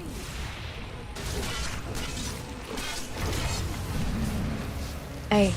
The worst episodes of depression are your first and your last, because in your first you don't know that you can get through it, and by the time you get to the fourth time that you've been depressed, even if you emotionally feel like, I'm in a desperate place from which I'll never recover, intellectually at least, well, I got through this last time. I'm not sure if I'm up for all these months of it, but I guess I'll get through it again. But then you get to the point where it happens over and over and over again, what I think of as a Virginia Woolf pain, where you think, I actually just can't do this anymore. And that's where I think people tend to commit suicide. Obviously, everyone commits suicide in their last episode of depression because you cannot have any more episodes after you've killed yourself. But I tend to think that the most dangerous stages are that first stage, which is what you're talking about with these college students. And also, I'm less bewildered by it than I was. I'm no less anguished by it, but I don't feel like, what on earth is happening to me? I don't recognize myself. Who am I? That ties into a thing that I've said a lot in the book, which is that I think one of the most important things you can do is to incorporate your depression into your life narrative. When you do that, when you have another depression, you think, oh, it's this thing, and it happened to me 5 years ago, and I guess I got 5 years that were okay, and now it's happening, and here's how I dealt with it last time. A lot of people get depression, and then they never want to think about it again once they get out of it because it was so awful, and there's the will to escape. And those are the people who, ironically, I think, are the most subject to the horrors of their own depression because it isn't in their life narrative. And when it recurs, as it almost inevitably does, they don't know what to do with it, and they're left completely high and dry. I guess the first episode thing, it's really tough. I think it's helpful to say that to people and to say to them, I've had it a bunch of times. Many people have had it a bunch of times. It's happening to you for the first time, and it doesn't make any sense, but when you emerge from the worst of it, you'll be able to find some rational ideas to put around. Question: I can imagine a lot of people responding to that way of thinking about it, incorporating it into our life narrative. There's a great reassurance in something making sense. In the book, you mention that you have this sometimes quieter, sometimes louder suicidal narrative that is running through you. You say you might see a subway train coming and think, oh, maybe I should jump in front of this one. I wonder if you have any thoughts about dealing with that way of thinking. Well, there are a few pieces to that. One of them is that I've been in the sometimes burdensome but ultimately fortunate situation of always being aware that if I were to do that, it would be very damaging to other people. For many years, I knew it would be very damaging to my father, and now I know it would be very damaging to my husband, especially to my children. Having children raises the guardrail up to the chest level, and I can't just lean over and jump off in the way that at one point I felt like I could. And there have been times certainly when I felt like, you're not allowed to think that anymore. Even before I had children, I had to have a real conversation with myself and say, okay, no, you'll be traumatizing people. But children of people who've committed suicide are traumatized through their whole lives. So for me, if I wanted to think of having children, which I very much did, I thought I had to recognize that in having that wish, I was closing down a possibility for myself. But obviously there are many people who know all that and get to the point of such desperation that it's unbearable to stay alive for another minute. And I don't wish in any way to sound as though I'm passing judgment on those people. It's not that I think it's selfish and irresponsible the way people say. I think it reflects profound despair and also often a distorted way of thinking in which you don't recognize the damage that you will cause because your mind has shifted to the point where you feel that you're only a burden on everyone. Question: you might even think you're doing them a favor by eliminating yourself. That's how distorted your thinking can become. But I find it always reassuring to know that the possibility is there. I frequently think, okay, if I can get through today, then I can always end it all tomorrow, and I can't commit going through the next 6 months, but I think I can commit getting through lunchtime tomorrow. And then at lunchtime tomorrow, I think I can do one more afternoon or one more day or one more week, and whatever it is depending upon what my actual state of mind is. My mother was diagnosed with cancer when she was 57 and she died when she was 58, 18 months later. I'm now 57, and for a long time I had a magical thinking idea that if my mother has died at this age, then I was going to die at this age, too. I passed that through various kinds of work, but a piece of me keeps me thinking, what if I only have another year? And I definitely have got a mix of feelings that it would be a terrible tragedy. I have so much to live for. There's so much I want to do.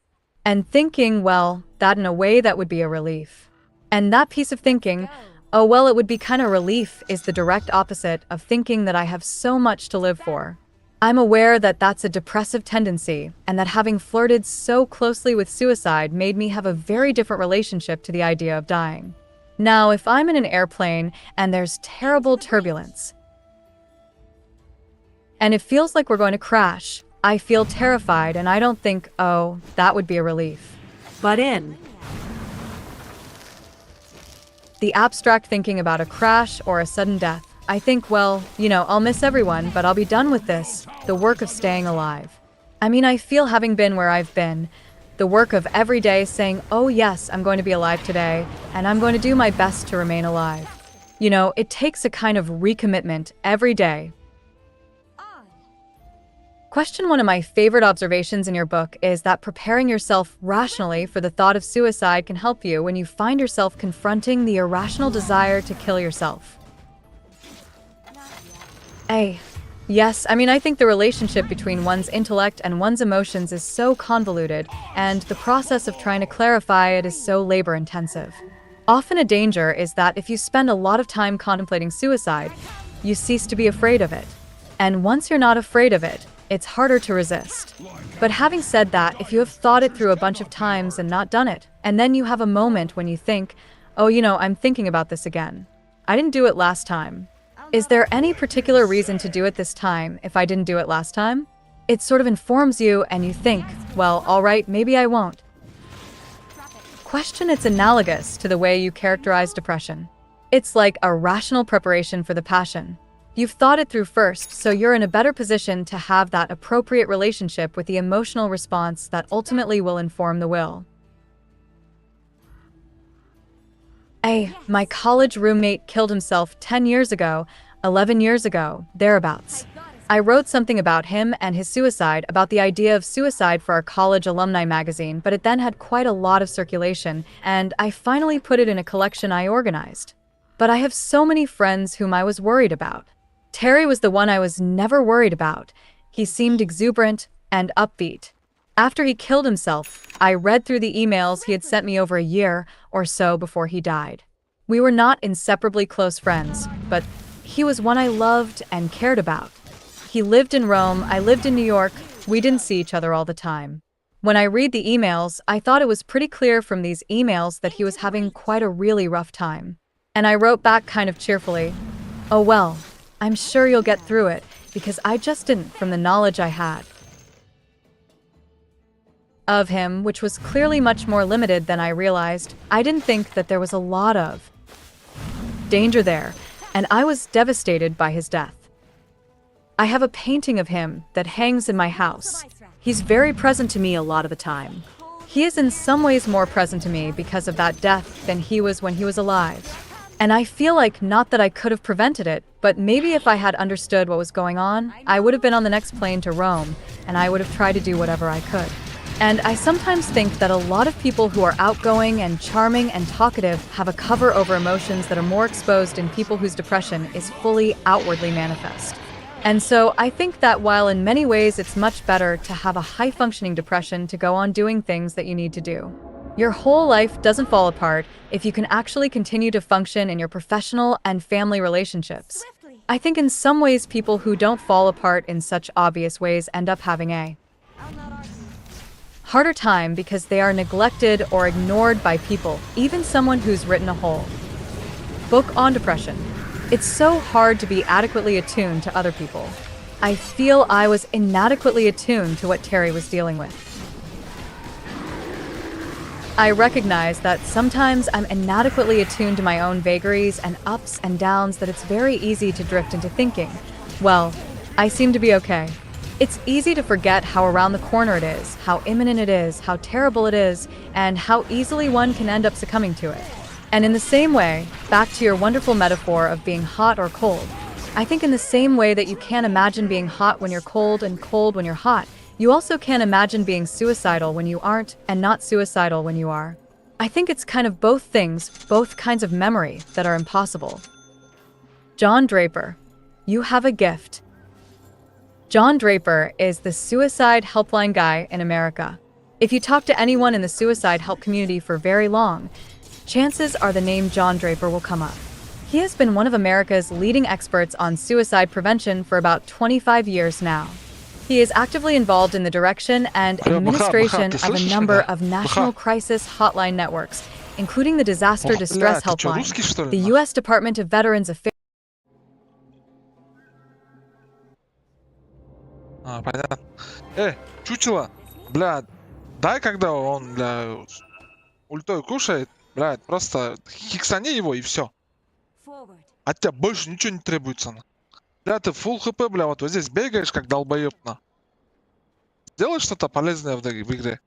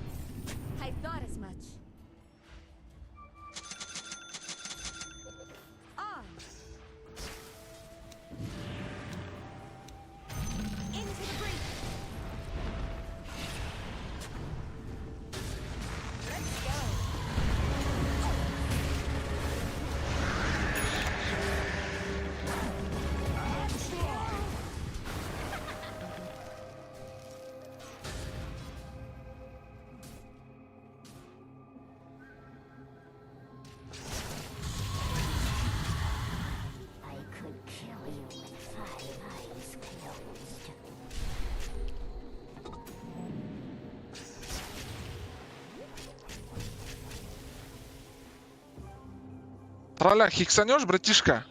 Ты игру выиграешь нам. Соло.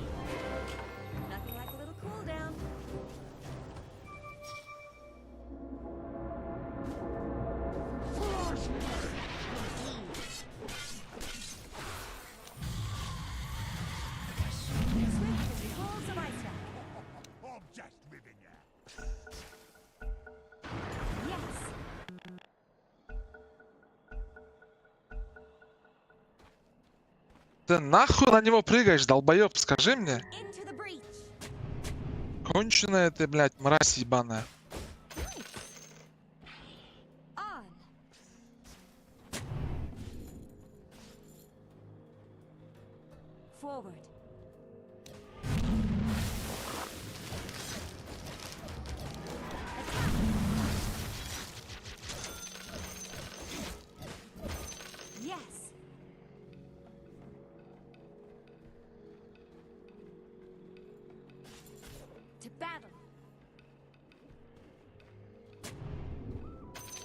Надо пруджа ёбнуть.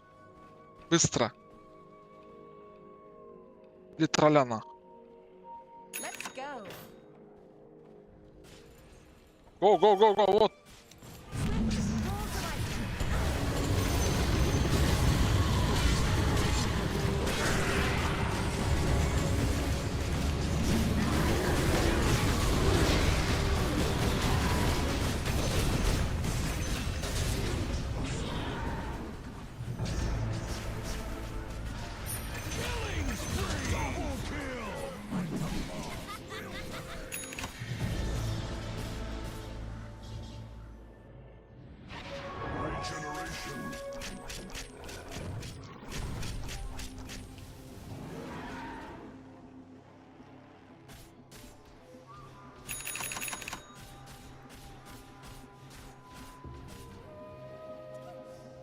БХ, дай, блядь, хекс, блядь, в тролля, пожалуйста, я ёбну за блуторну. Просто хиксани его.